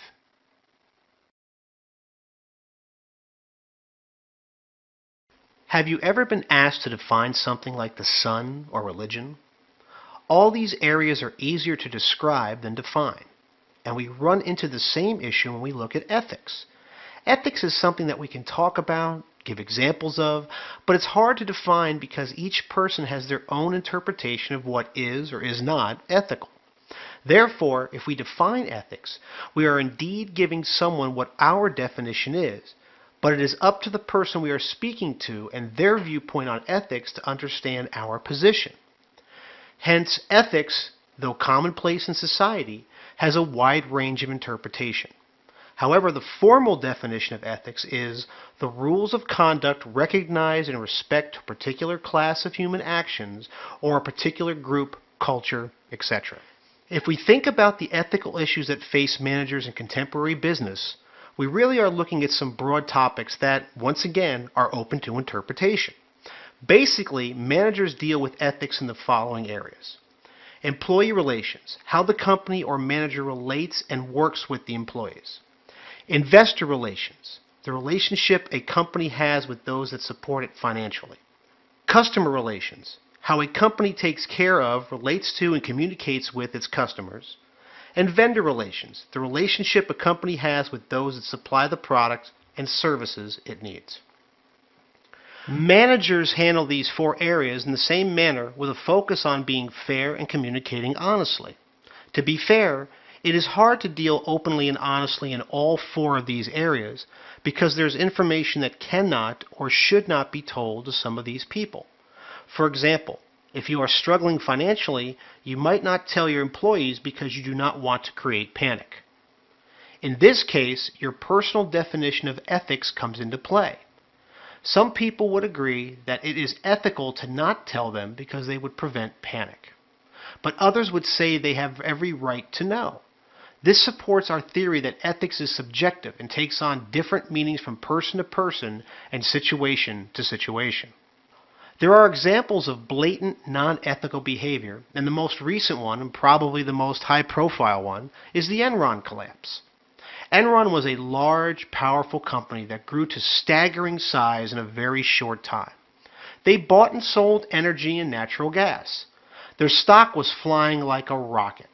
Once their unethical behavior was uncovered and the company collapsed, it was staggering. Their stock went from $70 a share to 25 cents a share in just 1 year. Why, you ask? Well, let's take a moment to look at the story of Enron. As I said, Enron bought and sold energy, and the fact is many companies do that. The problem is that Enron created a new type of accounting system called mark-to-market. While it's a little confusing, mark-to-market allowed Enron to count sales and profits of energy that had not yet occurred on their account books. For example, they would look at a sale they thought would happen in a year, but log the profits of the sale now. Can you say unethical? You sure can. The collapse came when the projected profits did not become realized. The money did not come in, and the company began to collapse. I know what you're thinking. Wow, that is some terrible lapse in ethics, but it gets worse. As the company was collapsing, the senior executive managers were not allowing their employees to sell off the stock in their company-backed retirement plans, all of which was Enron stock. This was because it would lower the value of the Enron stock if all the employees started selling it off. And the senior managers wanted to keep the price high so they could sell off their stock and make as much money as possible. They made hundreds of millions of dollars, and when the collapse hit, their employees were literally left with nothing. Individuals that had hundreds of thousands of dollars in Enron retirement stock literally had nothing because the stock was worthless. In the end, the senior executives did go to jail, so there is justice, but the complete lapse of ethics is legendary. There was bold-faced lying, deception, and outright criminal acts involved. One of the main reasons this was allowed to happen, or why it happened, was Enron and their accounting firm, Arthur Andersen, worked together to compile their SEC, Security and Exchange Commission documents. The SEC is the governing body whose main mission is to protect investors and to keep the stock market in order. This was, at the time, incredibly unusual, but no one thought much about it until the collapse. The collapse itself ended Arthur Andersen as a company, and as I said, brought the leaders of Enron to criminal court where they were sent to jail. So as you can see, ethics is indeed a matter of perspective. But we all seem to have a general understood limit of how far they can be pushed. Is it ethical to sell a car if you know the engine sometimes does not start? No, and most of us would agree with that position. However, what Enron executives did was the car situation on steroids. And they did it with a complete lack of conscience and disregard for anyone but themselves. It's important to remember that while we need to act ethically as managers in the 4 areas of employee, investor, customer, and vendor relations, the perception of what is ethical is still subjective, but the guidelines of honesty and fairness are relatively widely accepted. Green. What an interesting word. Back in the day, it was just a color. In some instances, it was associated with envy. Thus, green was a very simple color and did not have a lot of different meanings. However, all that changed with the focus for companies to be socially responsible and minimize their carbon footprint. Now, green means being clean and not hurting the environment, and that is the driving force behind organizations being socially responsible. Social responsibility, while around for some time, really kicked into high gear with the advent of social networking sites, Facebook and Twitter, for example, and the focus was put on saving the environment. Now, companies have to actively take part in making sure they are doing their part to make the world cleaner and/or working to help society. Thus, social responsibility can be defined as a company, person, or organization that, during the course of its business dealings, works with the benefit and society as a whole in mind. Thankfully, many companies have adopted a socially responsible stance when they conduct their business. It can be argued some do it for the positive public relations they receive, but we have to think that a majority of the companies out there are doing it because they generally care about the environment and want to make the world a better place. And, while I have spoken a lot so far about environments, being socially responsible also branches out into helping individual people as well. Thus, the term encompasses a wide variety of actions and contributions, all designed to make the world cleaner while also helping individuals or specific causes. There are so many companies involved in being socially responsible that the list can stretch on for miles. It does help, though, to get an understanding of some of the work that is being done out there by companies of varying size. For example, according to McLean's, IBM founded the Green Sigma Coalition, an industry alliance of over 10 companies to provide technological solutions and management for a number of natural resources and greenhouse gases. Kellogg's initiated a unique breakfast sharing program that aims to provide 1 million breakfasts in schools in the 2011-2012 school year by engaging consumers to contact the company's website with photos and descriptions of breakfasts. The Body Shop, a subsidiary of L'Oreal, assures that their products are not tested on animals by meeting the standards of the Humane Cosmetics Standard of the British Union for the abolition of vivisection. At McDonald's, over 1/4 of the company's management positions, vice president level or above, are filled by women. As you can see, the spectrum of social responsibility is very broad. We have companies thinking about animal safety, feeding people, and trying to find greener ways of managing our world. However, the question remains, how does a manager in a company deal with the focus on social responsibility? For a manager or company to deal with and get engaged with social responsibility, they have to think of the old cliche, in for a penny, in for a pound. That means you cannot just dabble in being socially responsible. That is like saying you are a little pregnant. Rather, you have to be engaged with the aspects of social responsibility, review them, and determine how your company, or you as a person, can support them. Some areas to think about before getting socially engaged: does your company produce a product that could help others if it could easily be put into their hands? Is it available to people that normally would not be able to purchase it? Is there a way for your company to produce a product and lower its carbon footprint? Is there an organization that could benefit from your company or you joining or getting involved with it? Social responsibility is a wide-ranging topic that takes into account making the world cleaner but also a better place. Its focus is to help companies and managers give back to the world they live in and make it better for everyone. As we discussed, it is not only about reducing your carbon footprint, but helping people that need help and being engaged with the community as a whole. If you can keep that one goal in mind, you will most certainly embrace social responsibility and can indeed make a difference. One would think we could not learn a lot from a simple bacon and egg breakfast. We have our bacon, our eggs, and maybe some coffee. However, there is a very simple business rule that can be learned from this tasty breakfast, and that is that the chicken was involved, but the pig was committed. In other words, the chicken contributed to the breakfast by supplying eggs, but the pig committed to the breakfast by giving up his life. E-business is all around us and is generally understood to be any business or business communications that is conducted via the internet. Purchasing products or services online, getting help via an internet chat, even Skype could be considered some form of e-business. If you notice, the one thing all of these different types require is indeed the internet. It has become the glue that holds businesses and consumers together and allows us to talk and work with each other 24 hours a day, 7 days a week if needed. However, when it comes to e-business, just like with our breakfast, there are some companies that are the chicken and some that are the pig. The level of their involvement resides in several areas. The type of product or service they provide. Crazy as it sounds, some products or services cannot be completely internet-based. Dentist, automotive repair, etc. The level of involvement in how technology savvy the business is.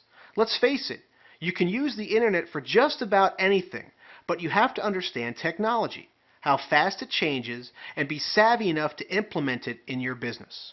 While it is true the type of product or service does dictate if it can be offered via an e-business platform, or to what degree it can be offered, that platform is built by how much technology a company uses internally to communicate within their four walls or other offices.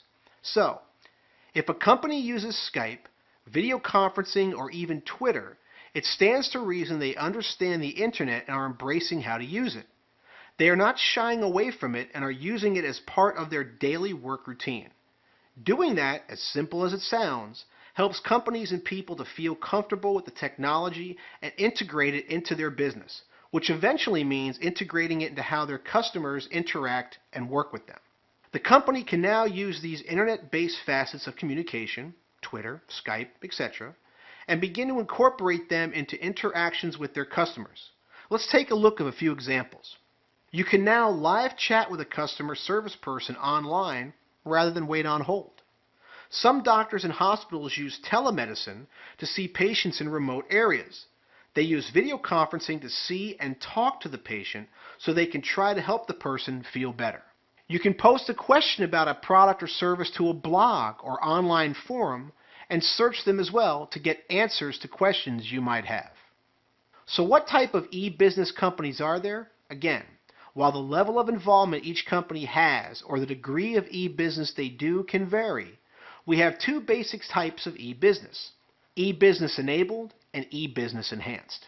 E-business enabled means an organization that works manually, paperwork, but it can also be operated online, accessed via the computer. It is easy to understand the e-business enabled companies as pretty much any company that is out there. Most companies use some type of internet or e-business, and most have some type of blending of paper and paperless, or the internet, work and interaction with customers. They might still send invoices or purchase orders, and yet they can have customers contact them via live chat or make appointments to see them online. For this type, the internet is not critical, but important to the work and business they perform. Examples might be medical offices, factories, utility companies, and stores.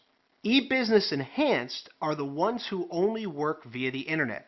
Without computer access, it is non-functional. An example would be Amazon.com. For e-business enhanced, the internet is like a lifeline. They simply cannot run without the internet, and it is a huge part of how their company operates. Think about the airline industry. When was the last time you went to the airport to book a ticket? Today, that would be almost unheard of because the internet has permeated the airline industry. So much it has taken over for travel agents and ticket counters. Now, even our boarding pass can be printed at home, making it even more convenient for everyone.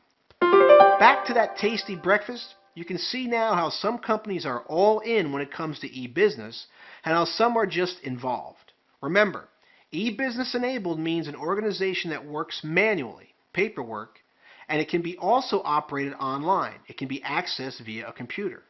While e-business enhanced companies are the ones who only work via the internet. Without computer assets, it's not functional.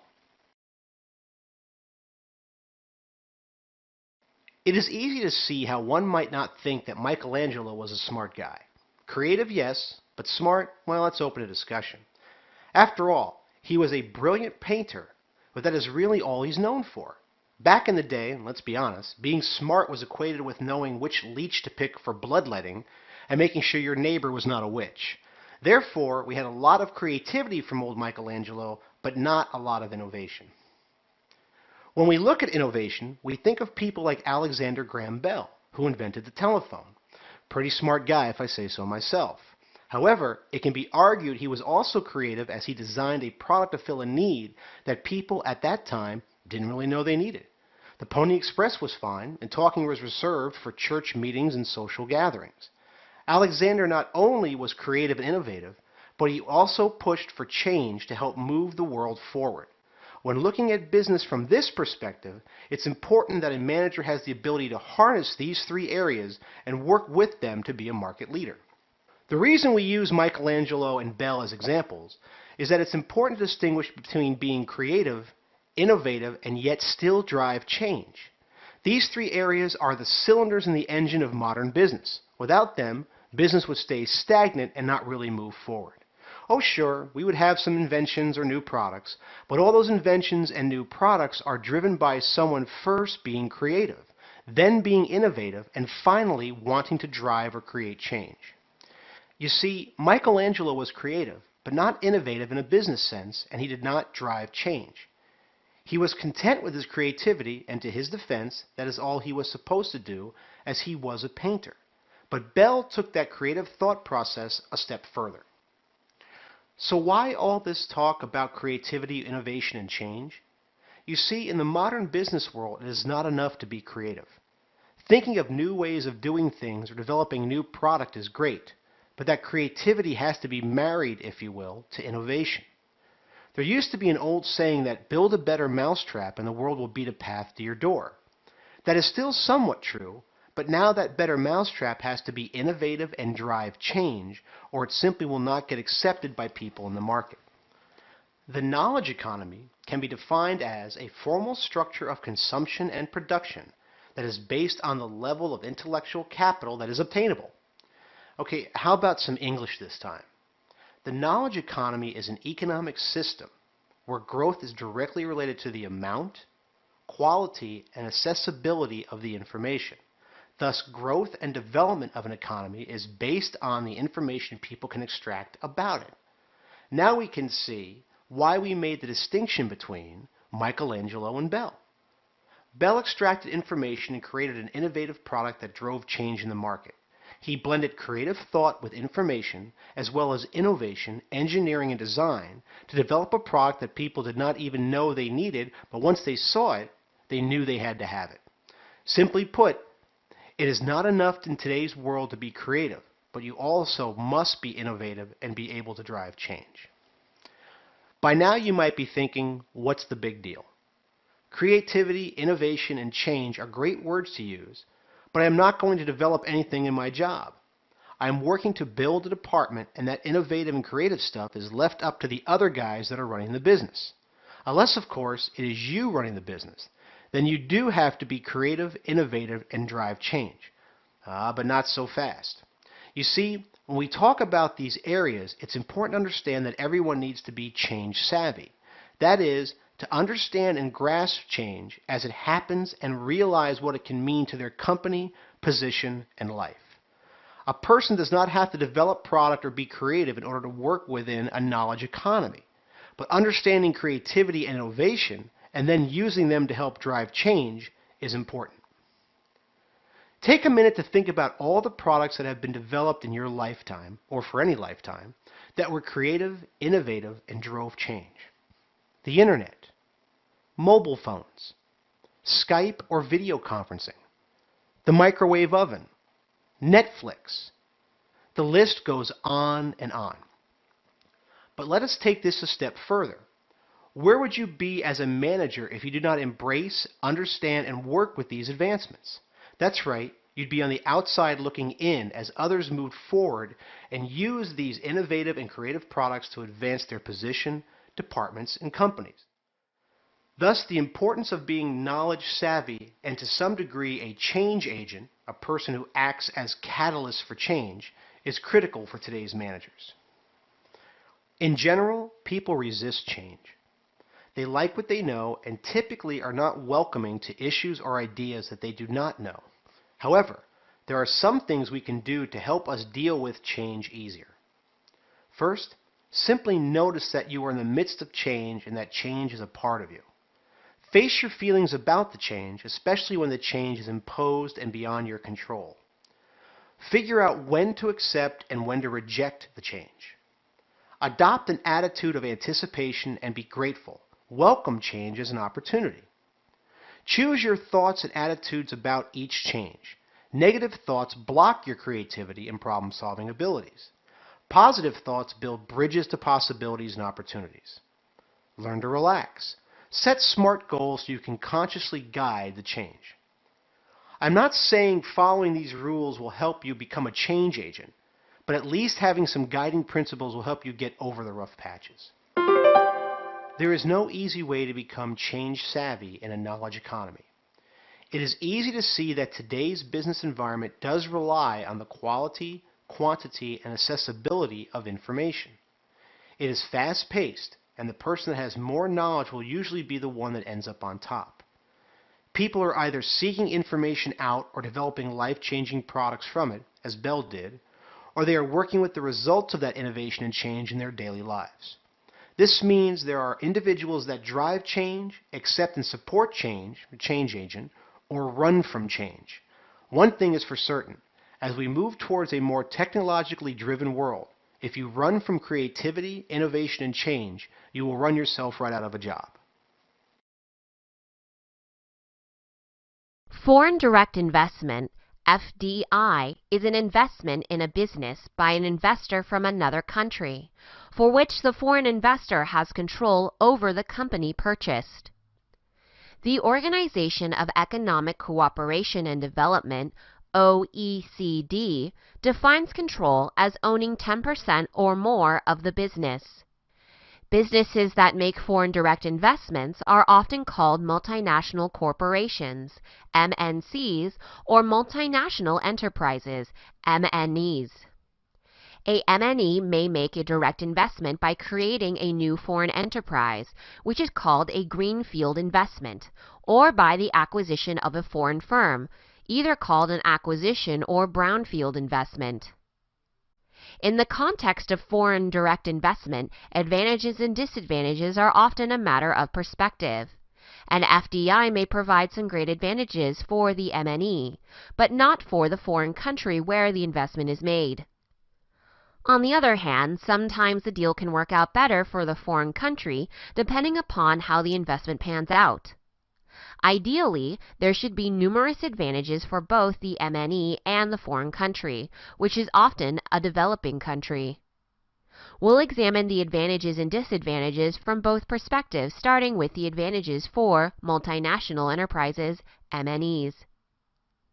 Access to markets. FDI can be an effective way for you to enter into a foreign market. Some countries may extremely limit foreign company access to their domestic markets. Acquiring or starting a business in the market is a means for you to gain access. Access to resources. FDI is also an effective way for you to acquire important natural resources, such as precious metals or fossil fuels. Oil companies, for example, often make tremendous FDIs to develop oil fields. Reduces costs of production. FDI is a means for you to reduce your cost of production if the labor market is cheaper and the regulations are less restrictive in the target foreign market. For example, it's a well-known fact that the shoe and clothing industries have been able to drastically reduce their costs of production by moving operations to developing countries. FDI also offers some advantages for foreign countries. For starters, FDI offers a source of external capital and increased revenue. It can be a tremendous source of external capital for a developing country, which can lead to economic development. For example, if a large factory is constructed in a small developing country, the country will typically have to utilize at least some local labor, equipment, and materials to construct it. This will result in new jobs and foreign money being pumped into the economy. Once the factory is constructed, the factory will have to hire local employees and will probably utilize at least some local materials and services. This will create further jobs and maybe even some new businesses. These new jobs mean that locals have more money to spend, thereby creating even more jobs. Additionally, tax revenue is generated from the products and activities of the factory. Taxes imposed on factory employee income and purchases, and taxes on the income and purchases now possible because of the added economic activity created by the factory. Developing governments can use this capital infusion and revenue from economic growth to create and improve its physical and economic infrastructure, such as building roads, communication systems, educational institutions, and subsidizing the creation of new domestic industries. Another advantage is the development of new industries. Remember that an MNE doesn't necessarily own all of the foreign entity. Sometimes a local firm can develop a strategic alliance with a foreign investor to help develop a new industry in the developing country. The developing country gets to establish a new industry and market, and the MNE gets access to a new market through its partnership with the local firm. Finally, learning is an indirect advantage for foreign countries. FDI exposes national and local governments, local businesses and citizens to new business practices, management techniques, economic concepts, and technology that will help them develop local businesses and industries. Of course, there can also be some drawbacks to foreign direct investment. We'll start with the disadvantages for multinational enterprises, MNEs. Unstable economic conditions. Much of the FDI takes place in the developing world, which is thusly named because it's just developing its economic systems. The market conditions in the developing world can be quite unstable and unpredictable. Unstable political and legal systems. An even bigger problem may be unstable or underdeveloped political and legal systems. A company may have to deal with a corrupt or unstable political system. Additionally, the legal system may be underdeveloped. Contracts and property rights may not be easily enforced, for example. There can also be disadvantages for foreign countries involved in FDI. Race to the bottom.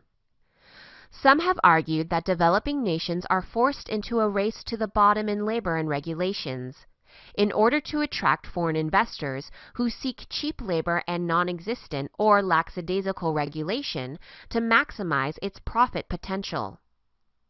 Such a race could result in severe environmental damage to the foreign country, the stripping of natural resources, and abusive labor practices that are not acceptable in the developed world. Crowding out local development. Foreign investment may also crush the local competition, resulting in problems in long-term economic development. Undue political influence. MNEs can theoretically exert a huge amount of power in a developing country because of the capital it brings into the country. This influence may be compounded if a corrupt government is in place willing to acquiesce to deals that may not be in the best interests of its citizens. Let's review. Foreign direct investment, FDI, occurs when a business invests in a foreign country by either acquiring a foreign business that it controls or starting a business in the foreign country. Advantages and disadvantages often depend upon whether you are the investing company or the foreign country. Advantages for the company investing in a foreign market include access to the market, access to resources, and reduction in the cost of production. Disadvantages for the company include an unstable and unpredictable foreign economy, unstable political systems, and underdeveloped legal systems. Advantages for the foreign country include infusion of foreign capital, increases in revenue, development of new industries, and the ability to learn from foreign investors. Disadvantages for the foreign country include getting caught in a race to the bottom resulting in poor labor treatment and environmental destruction, the risk that foreign investment will crowd out local development, and the possibility of undue political influence of foreign investors.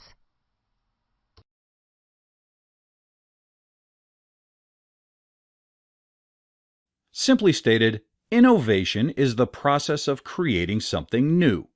The last century has witnessed explosive innovation with dramatic results.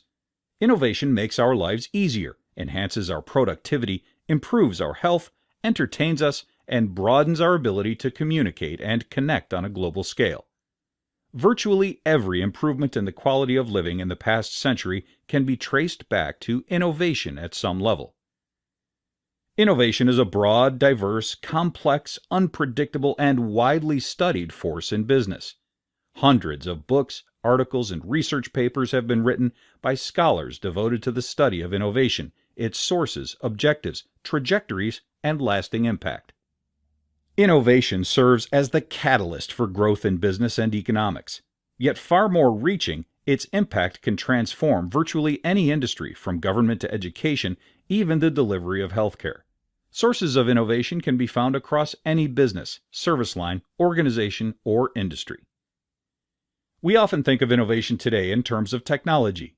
While it's true that technological innovations in the recent past have been groundbreaking, innovation can come in many forms. It can be a creative new teaching method to enhance student engagement. It can be a unique incentive program to reward high-performing employees. Or it can be a process, such as lean methodology, a model which streamlines workflows and eliminates waste to keep costs low while maintaining quality. Innovation can be incremental, such as a slight variation on an existing product formulation, like adding a new color or fragrance, or a groundbreaking product that revolutionizes an industry. Think iPod. Innovation can respond to a clearly defined problem or create a complete paradigm shift when the problem itself is undefined or the path to a solution is unclear. The benefits of innovation are not limited to new product development. The models of innovation are just about as numerous as the objectives they are intended to serve. Innovation can improve almost every aspect of a product or service lifecycle, from business model innovation to pricing strategies, marketing, and service delivery. Think of how discount airlines, such as Southwest, transformed the airline industry with innovative pricing. Amazon.com transformed e-commerce with its innovative distribution channels, making a huge array of products available nationwide virtually overnight. Innovation doesn't always produce something entirely new. Sometimes innovation makes an existing product or service better. Small entrepreneurial businesses often develop new products that are components of products that larger, more established firms manufacture and sell under an established brand name. Improvements to everyday products, such as DVD players, digital cameras, and prescription drugs, are not unique to the companies that sell them. Cutting-edge component parts or pioneering research and development were provided by smaller firms with innovative ideas. Some small firms have built their entire business models around developing and producing products that help larger, well-known companies be more efficient or effective, and ultimately more competitive. There are dozens of published theories of innovation. Perhaps the best known is the concept of creative destruction. Joseph Schumpeter was a renowned economist who first coined the term. He argued that innovative thinkers develop new products and technologies that over time make obsolete a product or process that had once dominated its market. The innovation often starts at the low end of the market, for example with lower-priced goods or components of higher-end products, and slowly works up to the higher end, taking market share from the big players as processes and products improve. Word processors made typewriters, and often their manufacturers, obsolete. This is a common theme in the study of innovation. World-renowned innovation expert Clayton Christensen wrote about similar themes in his best-selling book, The Innovator's Dilemma. He called his theory disruptive innovation, but the essence is the same. Innovation starts with disrupting the old way of doing things. At first, the disruption may be too small to be noticed by the established players. However, as the disruptor continues to improve processes and develop more complex products or services, the establishment must either take notice or risk becoming obsolete. It's a phenomenon that happens all around us every day in virtually every industry. Creative destruction is driven by innovation and led by entrepreneurs and entrepreneurial thinkers. Some innovation scholars believe that the entrepreneur as the innovator is the essence of capitalism. Specifically, the innovator shows that a better product, a process, or a mode of organization can be efficient and profitable, and that elevates the entire economy. Better products drive consumer demand, which in turn creates new jobs and new industries that grow the overall economy. There is, however, a flip side to these benefits. The process of creative destruction destroys those organizations and brands who suddenly find their technologies and systems outmoded and unprofitable. Businesses shut down. People lose jobs. The automation of many manufacturing processes had a dramatic impact on the labor market. The era of ubiquitous technology and information sharing sometimes comes with a feeling of loss of individual privacy. The market dynamics of the modern economy, driven in part by rapidly emerging technology, are changing so quickly that any organization that fails to keep pace will quickly be made obsolete.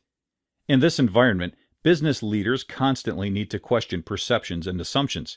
Sometimes, the old rules don't apply to emerging problems in the face of rapid innovation, and new rules may not exist yet. Such swift change sometimes leaves organizations and their managers in the position of continually doing things they have little experience with or have never done before at all. The ability to quickly adapt to change may dictate survival or failure in the economy of innovation. Managing organizational change, including innovation, is now one of the most critical managerial competencies in any organization. Let's review. Innovation is everywhere. It can be small and incremental or groundbreaking and market-changing.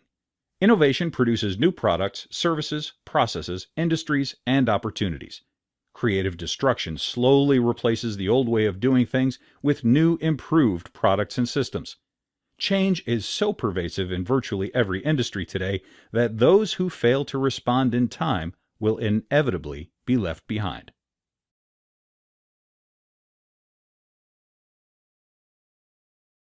Starting a business is an exciting prospect. Each year, millions of people venture into the world of entrepreneurship and start their own companies. If you're ready to be your own boss, there are several steps you need to take to launch a company. It all starts with a good idea. What are you going to offer that will have value, create demand, and attract customers? This is one of the most vital steps for your success. Whether it's a product or service you plan to offer, you need to take time to ensure you will have enough business. There are many factors that determine if you have a good idea, including competition, uniqueness of the idea, geographic area, and target market, among others. For instance, if you're talented at decorating cakes and want to start a small business offering special order wedding cakes, you'll want to see what the potential is for cake orders. If you live in an area that already has many large bakeries that specialize in wedding cakes, or where there's little demand for wedding cakes, you'll have more difficulty growing your business than if you live in an area that has high demand with few suppliers. Do your homework to see if there's a need for your product or service, if there's demand, and if you'll be able to create a solid business. Next, make a business plan. There are many programs that can walk you through the steps of creating a business plan. By going through these steps, you'll have a chance to think through the details of how your business will be organized. For example, will it be a sole proprietorship, partnership, LLC, or corporation? Additionally, a business plan will help you consider how you'll finance your company and manage operations. The next step is to create a team. Regardless of if you're the only employee or if you'll hire some help, you'll need professionals to help you get your business off the ground. If you need help with legal forms, find a good attorney to help you get started. If you have no accounting experience, find a bookkeeper to help organize your books. Be honest about areas where you need help and find qualified people to help you in those aspects. Now, it's time to work through the details. After testing your idea, creating a business plan, and organizing a team, you'll know what other details need to be handled before you start. This might include finding a work or commercial space, creating marketing materials such as a logo and business cards, and, if necessary, acquiring products to sell. Finally, jump in. Tell everyone you know about your business. Network with potential customers, market to possible clients, and spread the word about your company. Ask for referrals and request that people tell their friends and family about your new business. Creating demand for your product or service is critical to your success. Let's look at an example. Since your childhood, you've loved to jump on trampolines. Even now, there's nothing that makes you laugh harder and feel more young at heart than jumping with kids on your backyard trampoline. You just got your trampoline a few months ago, and already you're noticing neighborhood kids are lining up for their turn. This makes you start to think about how much fun, not to mention how profitable, it could be to open an indoor trampoline business. You want to know if this is a feasible business, so you start researching and creating a business plan. You evaluate possible locations in town, the amount you can charge for admission, and what resources you'll need. Before long, you have all your details pulled together and are ready to take your business idea to the next step. Pulling a team together takes a little longer than you expected. You want to make sure you have the right legal advisor, financial advisor, and an investor or banker to help you finance your dream. You also start looking for the right employees who will have as much excitement and passion for your idea as you do. With your team in place, you finalize all of the details, get the facility ready, initiate marketing to announce your grand opening, and test out the trampolines. You call it quality testing, but it's actually more of a fun family party to ensure all of the trampolines work properly. Leading up to the grand opening and the months following, you actively tell everyone you know and meet about your exciting new indoor trampoline facility. You offer parties, celebrations, and special events. You join the Chamber of Commerce and other local networking groups to spread the word. Opening day is exciting. The crowds are large and all signs indicate that your business is going to be a huge success. If you're considering starting your own business, there are some basic steps that can help you get started on the right foot. Start by doing your homework to see if your idea has the potential to be successful. Then, create a business plan to have a framework for how your company will operate. Once you have a clearer idea of how your business will operate, create a team to help you execute your plan. They can help you work through the details before you jump in.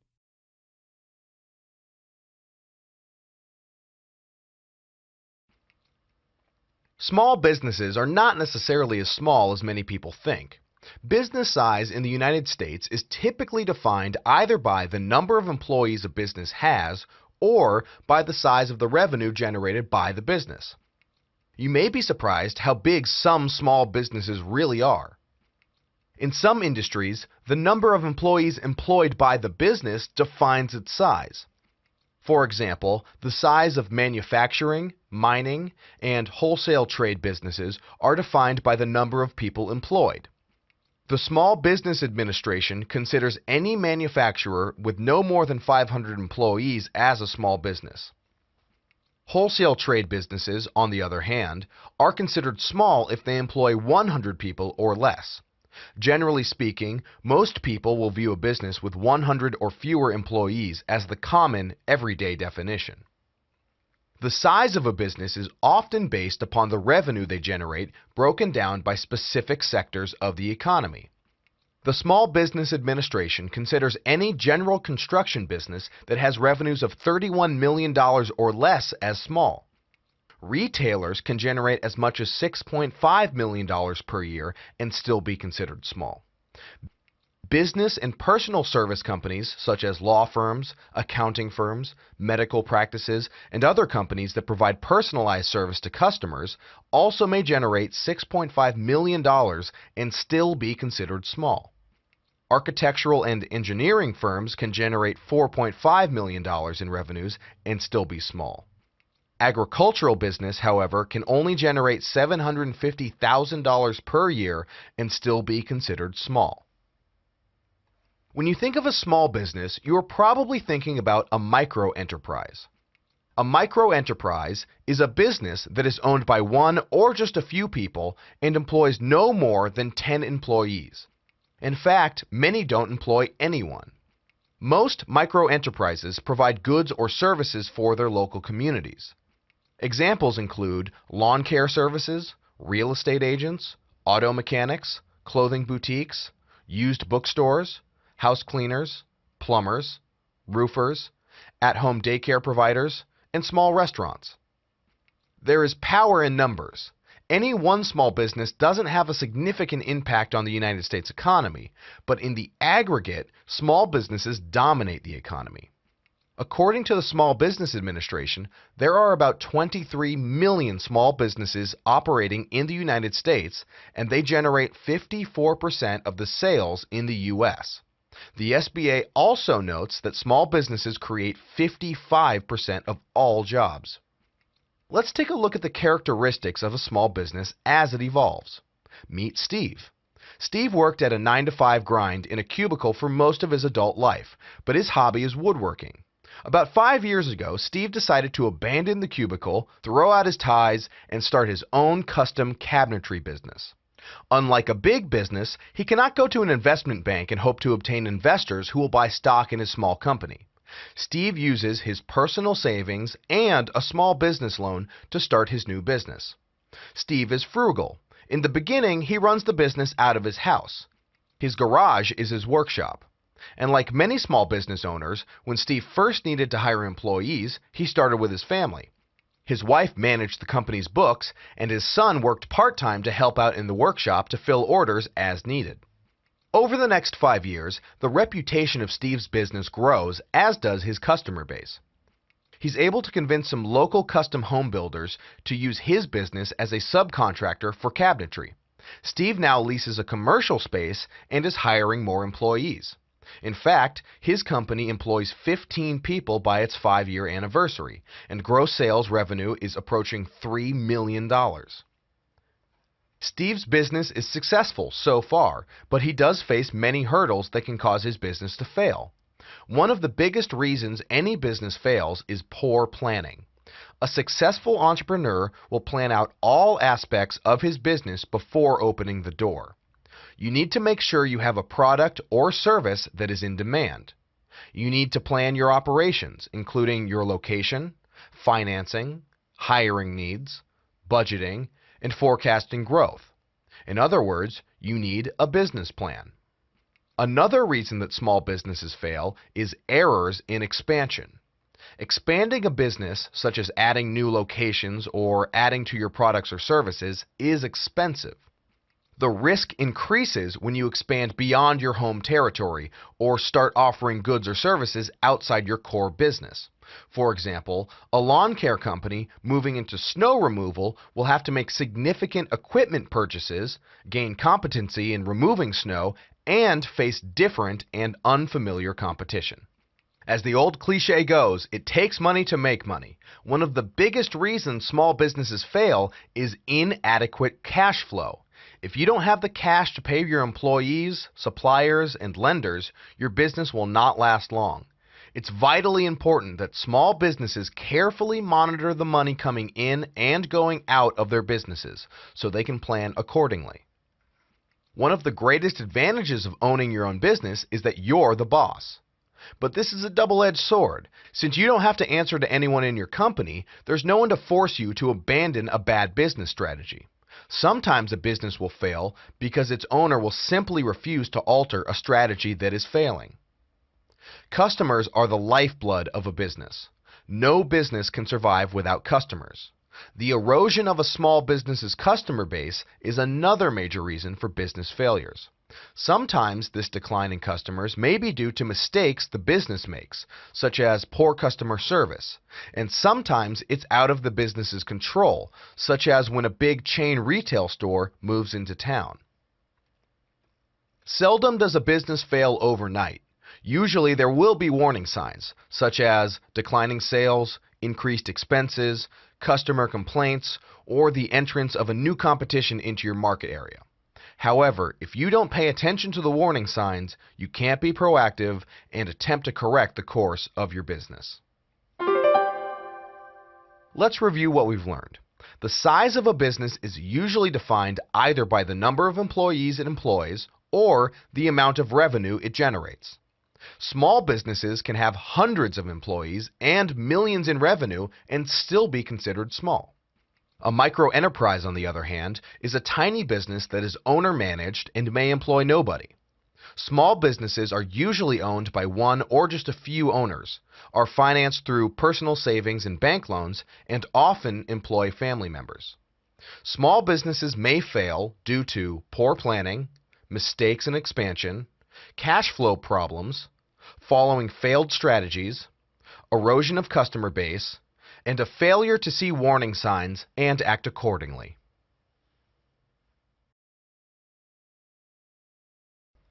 Meet Nicole.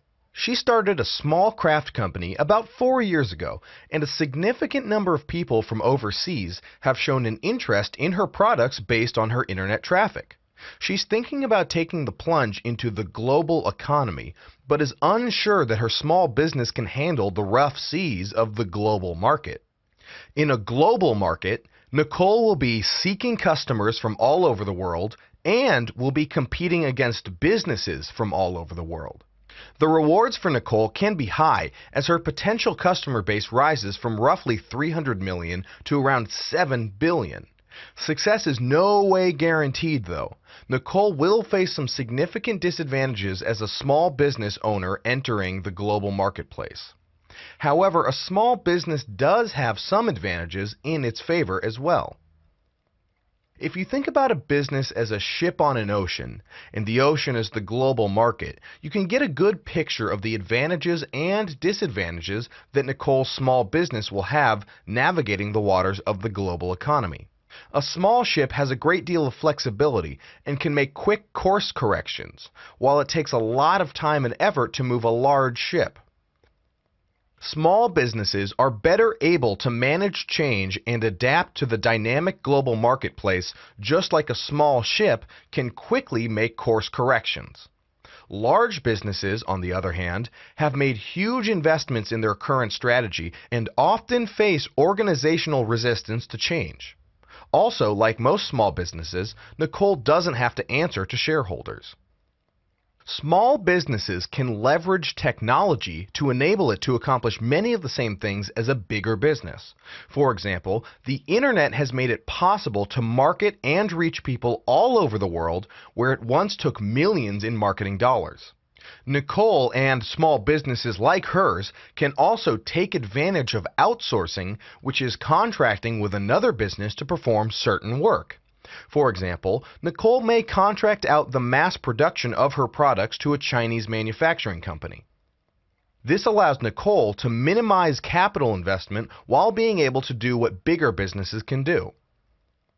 Nicole can offer great customer service more easily than a large business. Since Nicole is small, she can be focused on fewer products and meeting the needs of her customers. She can also adapt more quickly. Bigger businesses, on the other hand, often have to deal with rigid organizational structures where coordination is difficult and slow. This means addressing customer concerns and adapting to changing customer preferences is much more difficult. Big businesses do have some distinct advantages over Nicole and her small business. Size can be both an advantage and a disadvantage. While big businesses may be slow ships on the ocean, they are also difficult to knock over. Big businesses have access to resources that are not often available to small businesses. It's much easier for a large business to obtain financing and get access to venture capital from investors. Information is power and gives a competitive edge. Big businesses will usually have an information advantage over small businesses. Large corporations have funds to invest in targeted market research to determine the viability of entering a new market. They have the resources needed to study the cultural, economic, political, and legal barriers to entering a foreign market.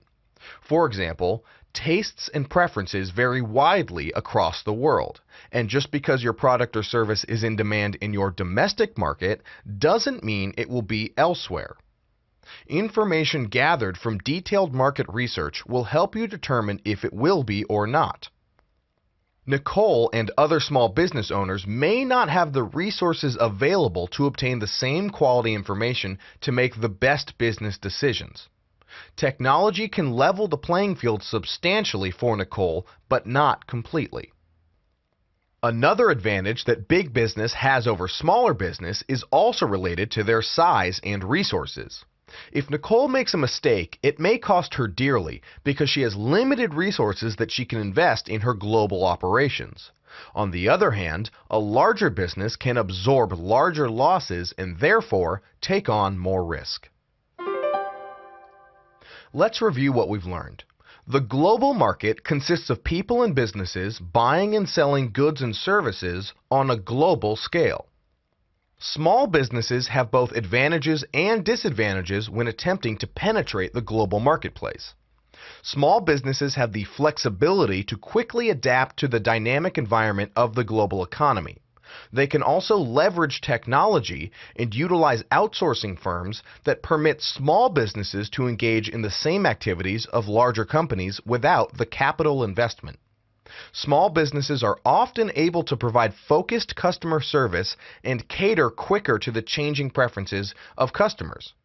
On the other hand, small businesses don't usually have the level of resources and access to capital that allows for acquisition of the best information and a higher tolerance for risk.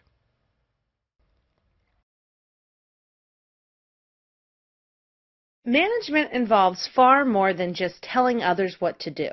Before any of you decide that you think you can do your boss's job, let's take a look more into what a manager does. The major functions that a manager completes can be categorized into 4 different functions known as planning, organizing, leading, and controlling. For some of us, we only see the final 2, leading and controlling. But you should know that for every managerial behavior you do see, there is an equal amount that you do not. Behind the manager's closed door, they spend a good deal of their time planning and organizing so that they can effectively carry out the functions of leading and controlling. Now, before you think your boss is different, you should know that the 4 functions of management are standard across industries, whether that be in a manufacturing plant, a home office, a grocery store, a retail store, a restaurant, a hotel, or even an amusement park. Effective managers understand how planning, organizing, leading, and controlling are used to achieve organizational success. Unfortunately, I do not have a rebuttal for those of you who have ineffective managers, but perhaps learning a little bit more about the 4 functions of management will help to identify what steps your ineffective manager needs to take to become an effective one. Try to think of the 4 functions as a process, where each step builds on each other. Managers must first plan, then organize according to that plan, lead others to work towards the plan, and finally evaluate the effectiveness of the plan. These 4 functions must be performed properly and, when done well, become the reason for organizational success. The first of managerial functions is planning. In this step, the manager will create a detailed action plan aimed at some organizational goal. For example, let's say Melissa, the marketing manager, has a goal of increasing sales during the month of February. Melissa needs to first spend time mapping out the necessary steps she and her team of sales representatives must take so that they can increase sales numbers. These steps might include things like increasing advertisements in a particular region, placing some items on sale, increasing the amount of required customer to sales rep contact, or contacting prior customers to see if they're interested in purchasing additional products. The steps are then organized into a logical pattern so that Melissa and her team can follow it. Planning is an ongoing step and can be highly specialized based on organizational goals, division goals, departmental goals, and team goals. It is up to the manager to recognize what goals need to be planned within their individual area. The second of the managerial functions is organizing. This step requires Melissa to determine how she will distribute resources and organize her employees according to the plan. Melissa will need to identify different roles and ensure that she assigns the right amount of employees to carry out her plan. She will also need to delegate authority, assign work, and provide directions so that her team of sales representatives can work towards higher sales numbers without having barriers in their way. The third function of management is leading. In this step, Melissa spends time connecting with her employees on an interpersonal level. This goes beyond simply managing tasks. Rather, it involves communicating, motivating, inspiring, and encouraging employees towards a higher level of productivity. Not all managers are leaders. An employee will follow the directions of a manager for how to perform a job because they have to, but an employee will voluntarily follow the directions of a leader because they believe in who they are as a person, what they stand for, and for the manner in which they are inspired by the leader. Controlling is the final function of management. Once the plan has been carried out, evaluate the results against the goals. If a goal is not being met, the manager must also take any necessary corrective actions to continue to work towards that goal. For example, if Melissa noticed that her team was behind in their sales halfway through February, she will need to put in place the necessary provisions to ensure that the second half of February is twice as productive as the first half, so that by the end of the month, the original sales goal will be met or exceeded. Because the control process also includes setting performance standards for employees and continuously evaluating their job performance, Melissa will speak with each of her sales reps individually to review their performance. Some have added a fifth function for managers known as staffing. Staffing is the task of evaluating, recruiting, selecting, training, and placing appropriate individuals into defined job roles. A manager must spend time evaluating their workforce needs, discovering where employees need to be added, trained, or removed, and then make those changes so that the organization can continue business as usual. Let's review. There are 4 functions of management that span across all industries. They include planning, organizing, leading, and controlling. You should think about the 4 functions as a process, where each step builds on each other. Managers must first plan, then organize according to that plan, lead others to work towards the plan, and finally, evaluate the effectiveness of the plan. Planning is the first step, whereby a manager will create a detailed action plan aimed at some organizational goal. Organizing is the second step, which involves the manager determining how to distribute resources and arrange employees according to the plan. Leading is the third step that is accomplished by communicating, motivating, inspiring, and encouraging employees towards a higher level of productivity. Controlling is the final function of the management, where a manager will, once a plan has been carried out, evaluate the results against the goals. If a goal is not being met, the manager must also take any necessary corrective action needed to continue to work towards that goal. Some have added a fifth function for managers, known as staffing. Staffing is the task of evaluating, recruiting, selecting, training, and placing appropriate individuals into defined job roles. In today's fast-paced, competitive world, businesses are continually changing. Most of these organizations are on the hunt for the competitive advantage, or a way to strategically move ahead of the competition in the marketplace. However, earning the competitive advantage takes work. Goals must be set, plans must be made, people must be motivated and mobilized, resources have to be gathered and distributed, and objectives have to be monitored and assessed. Enter managers. These men and women come in many forms, but all share the common task of working with people and resources to achieve organizational goals. An organizational goal can be something as simple as finding a way to shorten the amount of time it takes for a product to leave the warehouse, or as elaborate as introducing a new product to the marketplace that makes all previous versions of this type of product obsolete. Regardless of the goal, someone needs to manage all of the factors necessary to seeing that goal become a reality. Think of a manager as the foundation, support beams, and roof of a house. It provides the necessary support from bottom up, as well as provides oversight to all the parts in between. While this might seem like a great deal of responsibility and accountability for just one person to have, much like an onion, there are several layers of management.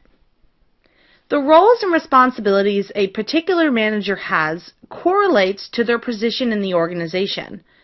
While job titles and roles can vary from organization to organization, they typically fall into one of 3 levels of management. The first level of management is called top-level management.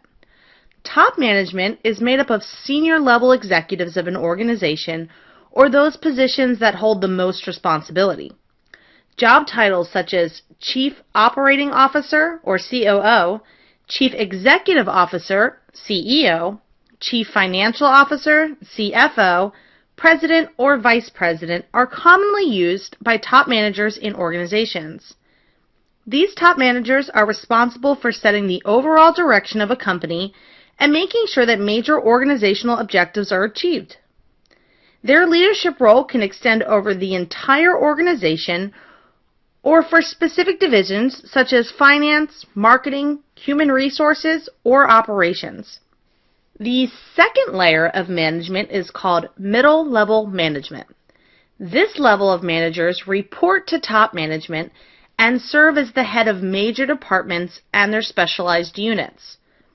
Middle managers serve as a liaison between top managers and the rest of the organization from a very unique standpoint. They are typically much more visible to the greater workforce than top management, but spend most of their time developing and implementing strategic action plans needed to achieve organizational goals set by top management. Middle managers essentially have the important role of designing, selecting, and carrying out the best plan possible as a means of propelling a company towards its overall goals. Job titles of middle managers include directors, assistant directors, regional directors, division managers, deans, branch managers, site managers, and so on. The third and final layer of management is called low-level management. Low-level managers work most closely with the greater workforce and hold a much more interpersonal role than any other levels of management. These managers work to ensure that individual employees are meeting their performance goals in a way that aligns with the organizational goals, such as completing a set number of projects by a specific deadline, or selling a set number of products within a certain period of time. Titles of low-level managers can also vary significantly from company to company, but typically resemble the department that they are situated in, such as an accounting manager, academic affairs manager, human resource manager, head of financial operations, sales leader, and so on. Let's review. Management is the use of people and resources to accomplish organizational objectives. Managers can come in many forms and serve a variety of functions. The roles and responsibilities of what a manager does can differ from organization to organization, but are typically categorized into 3 levels: top-level management, middle-level management, and lower-level management. Top-level management are your executives, such as a CEO, CFO, president, and vice president. These top managers are responsible for setting the overall direction of a company and making sure that major organizational objectives are achieved. Middle-level managers are the head of major departments and their specialized units and hold titles such as director, assistant director, regional director, division manager, dean, branch manager, and site manager. They spend most of their time developing and implementing strategic action plans needed to achieve the organizational goals set by top management. Low-level managers work most closely with the greater workforce to ensure that individual employees are meeting their performance goals in a way that aligns with the organizational goals. There are many roles that a manager has within an organization. Performing these roles is the basis of a manager's job. To be effective at these roles, a manager must be a complete business person by understanding the strategic, tactical, and operational responsibilities that he or she holds. While not always explicitly stated in a manager's job description, at any given moment, a manager might have to be a coach, a strategic planner, a liaison, a cheerleader, a conflict manager, a realist, a problem solver, an organizer, an optimist, a trainer, and a decision maker. These roles can change from day to day, but one thing is for sure. A manager must understand all of their roles and how to perform them effectively. This means that a manager must have a global understanding of all business functions, organizational goals, his or her level of accountability, and the appropriate way to serve both internal and external clients of the organization. Henry Mintzberg spent much of his career researching the managerial roles and behaviors of several chief executive officers, or CEOs. Mintzberg discovered that managers spent most of their time engaging in 10 specific roles. He was able to then classify these roles into 3 categories, including interpersonal, informational, and decisional roles. To better understand these roles, let's look at how they are applied by Bernard the Boss as he goes through his daily routine as a manager at a local grocery store. The first category of roles described by Mintzberg are called interpersonal roles. These roles involve the behaviors associated with human interaction. In other words, interpersonal roles are those roles which allow a manager to interact with his or her employees for the purpose of achieving organizational goals. There are 3 roles listed under the interpersonal roles, which include figurehead, leader, and liaison. Let's look at how these 3 roles are played out by Bernard. When Bernard arrives at the store in the morning, he holds a daily meeting for all employees who are working that day. He spends time talking about daily specials, sales goals, and motivates his employees for the day by holding a friendly contest between the workers to try to sell as many of the sale items as possible during their shift. He informs his employees that the highest seller will win a $50 gift certificate for the store. As a figurehead, Bernard the boss has certain social, ceremonial, and legal responsibilities that his employees expect for him to fulfill. Bernard is seen as a source of inspiration and authority to his employees. As Bernard goes about his day, he must make sure that he's monitoring the performance of his employees and how well they are doing in their sales. He checks with his employees periodically to make sure that they understand the products that are on sale and what key features to point out, as well as to remind them of their goal of winning the contest. Bernard the boss's role as a leader requires him to direct and manage the performance of his employees. He will spend time communicating performance goals, training and mentoring employees, supporting employee efforts, supplying resources, evaluating employee performance, and motivating employees towards a higher level of productivity. Bernard does not leave all the selling up to his employees because he likes to maintain contact with his customers to better understand their needs and how he can accommodate them. He stops and chats with several customers throughout the day to get feedback on sale items and to learn about the products that his customers would like to see the store put on sale in the future. Acting as a liaison is Bernard the boss's final interpersonal role. As a liaison, Bernard communicates with internal and external members of the organization. This networking activity is a critical step in reaching organizational goals, especially those concerned with customers. The second category of managerial roles are informational roles. The informational roles include those roles in which a manager must generate and share knowledge to successfully achieve organizational goals. There are 3 roles listed under the informational roles, which include monitor, disseminator, and spokesperson. After Bernard is comfortable with his employees' understanding of sales products and their goals, he heads back to his office to do some research for what he will put on sale next week. Bernard spends time reflecting on the feedback his employees gave, the information his customers shared with him that day, and he also looks at what his competitors are putting on sale at this time. The monitor role that Bernard the boss must fill involves the task of researching, locating, and choosing useful information.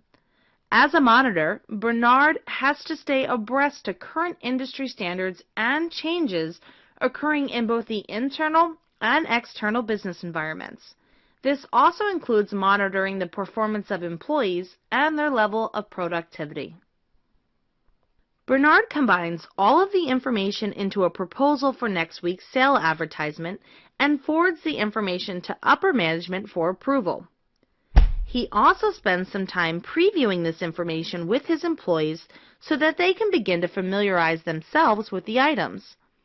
As a disseminator, Bernard must take the information he gathered as a monitor and forward it on to the appropriate individuals. Now that Bernard has approval from upper management, he creates the advertisement for next week's sale items and begins to distribute it to his customers. Acting as a spokesperson on behalf of the organization is Bernard's final informational role. As a spokesperson, Bernard communicates information about the organization to outside parties. The third category of managerial roles, according to Mintzberg, is called decisional roles. Decisional roles include those roles such as the entrepreneur, disturbance handler, resource allocator, and negotiator. All of these roles involve the process of using information to make decisions. Bernard checks in with his employees midday and notices that some of the sale items have not done as well as anticipated. After speaking with his employees, he learns that the items that have not been selling are sitting next to the generic brand on the shelves. These generic brands are still less expensive than the sale items and causing customers to choose the less expensive version. Bernard makes the decision to move these items to a special display area where they can sit by themselves and hopefully attract more buyers. As an entrepreneur, Bernard the boss is focused on process improvement. He looks for ways to improve productivity and efficiency within his organization and directs the change process from development to implementation. As Bernard is setting up the display, he notices that two of his employees are arguing over the contest, and he is not the only one. Customers have also noticed, and some are starting to even leave the store. Bernard quickly intervenes and helps to bring the employees to an agreement. Acting as a disturbance handler, Bernard serves as a conflict manager. He spends time taking corrective action during times of dispute to remove any barriers towards organizational success. After the display is set up, Bernard heads back to his office and sees that he has a voicemail. After checking the voicemail, he learns that one of his employees who works the night shift has called out sick. He needs to cover that shift and quickly begins to ask employees who are currently working if they would mind working a double shift. He finds a replacement and he is then able to go back to his daily responsibilities. Determining the best place for organizational resources to be distributed is what Bernard does in his role as a resource allocator. Taking the time to plan, dispense, and monitor resources is essential for Bernard to ensure that his employees continue to be productive. Bernard the boss ends his shift with a conference call with one of his distributors. He learns that the store will now be charged an additional $300 for each delivery. Bernard knows that he has to adhere to a set budget that was based on the old delivery fees.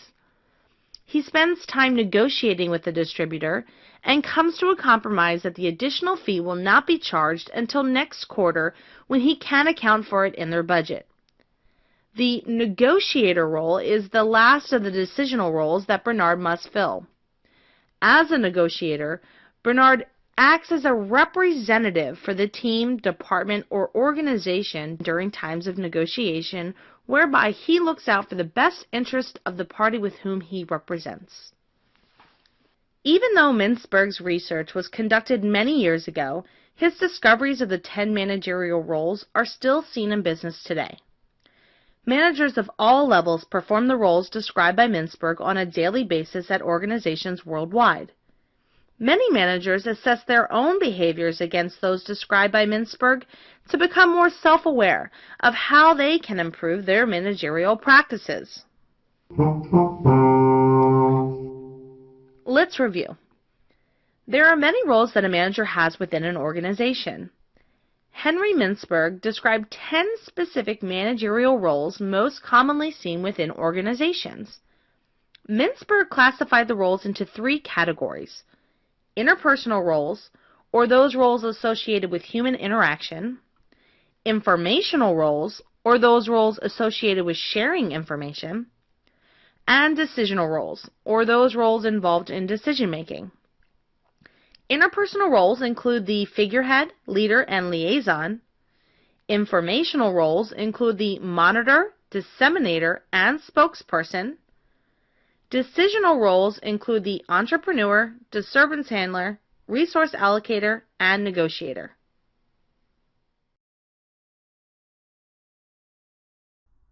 A process is simply a set of activities carried out together for a purpose. In most cases, we follow a process to get something done consistently each time we need to complete the task. For example, every morning you wake up and get ready to go where you need to go. Many of us carry out the same routine every morning. Our processes will vary from person to person, but common morning processes consist of taking a shower, getting dressed, and eating breakfast. We carry out these same activities almost every morning for the purpose of getting to where we need to be, whether that is work or class. When considering a business process, The definition does not change. A business process is still a set of activities that are carried out for a purpose. Business processes will vary depending on the type of business and the type of work that the individual does.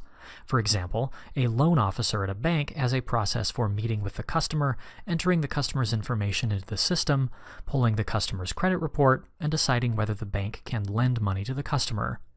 At a manufacturing plant, there is a specific process that needs to occur to transform raw materials into finished products.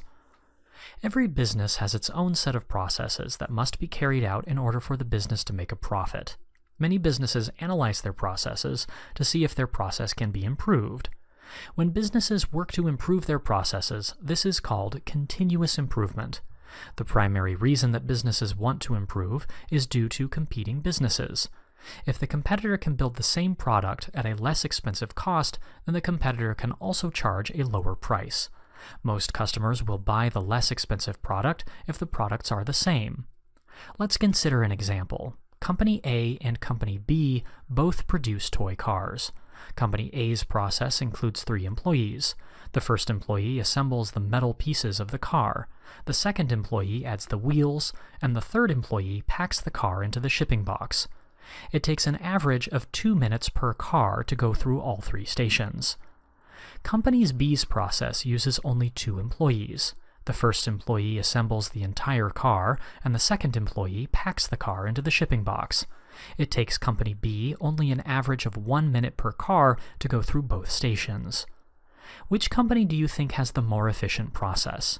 If you think Company B is more efficient, then you are correct.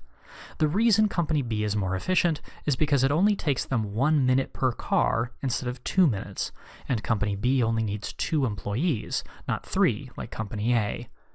Based on this quick analysis, it appears that Company B has carried out a higher level of continuous improvement than Company A.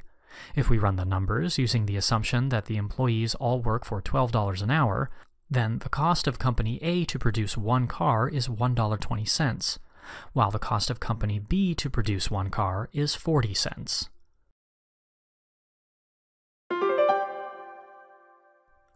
In summary, business processes occur in every aspect of the business, from manufacturing processes to accounting processes.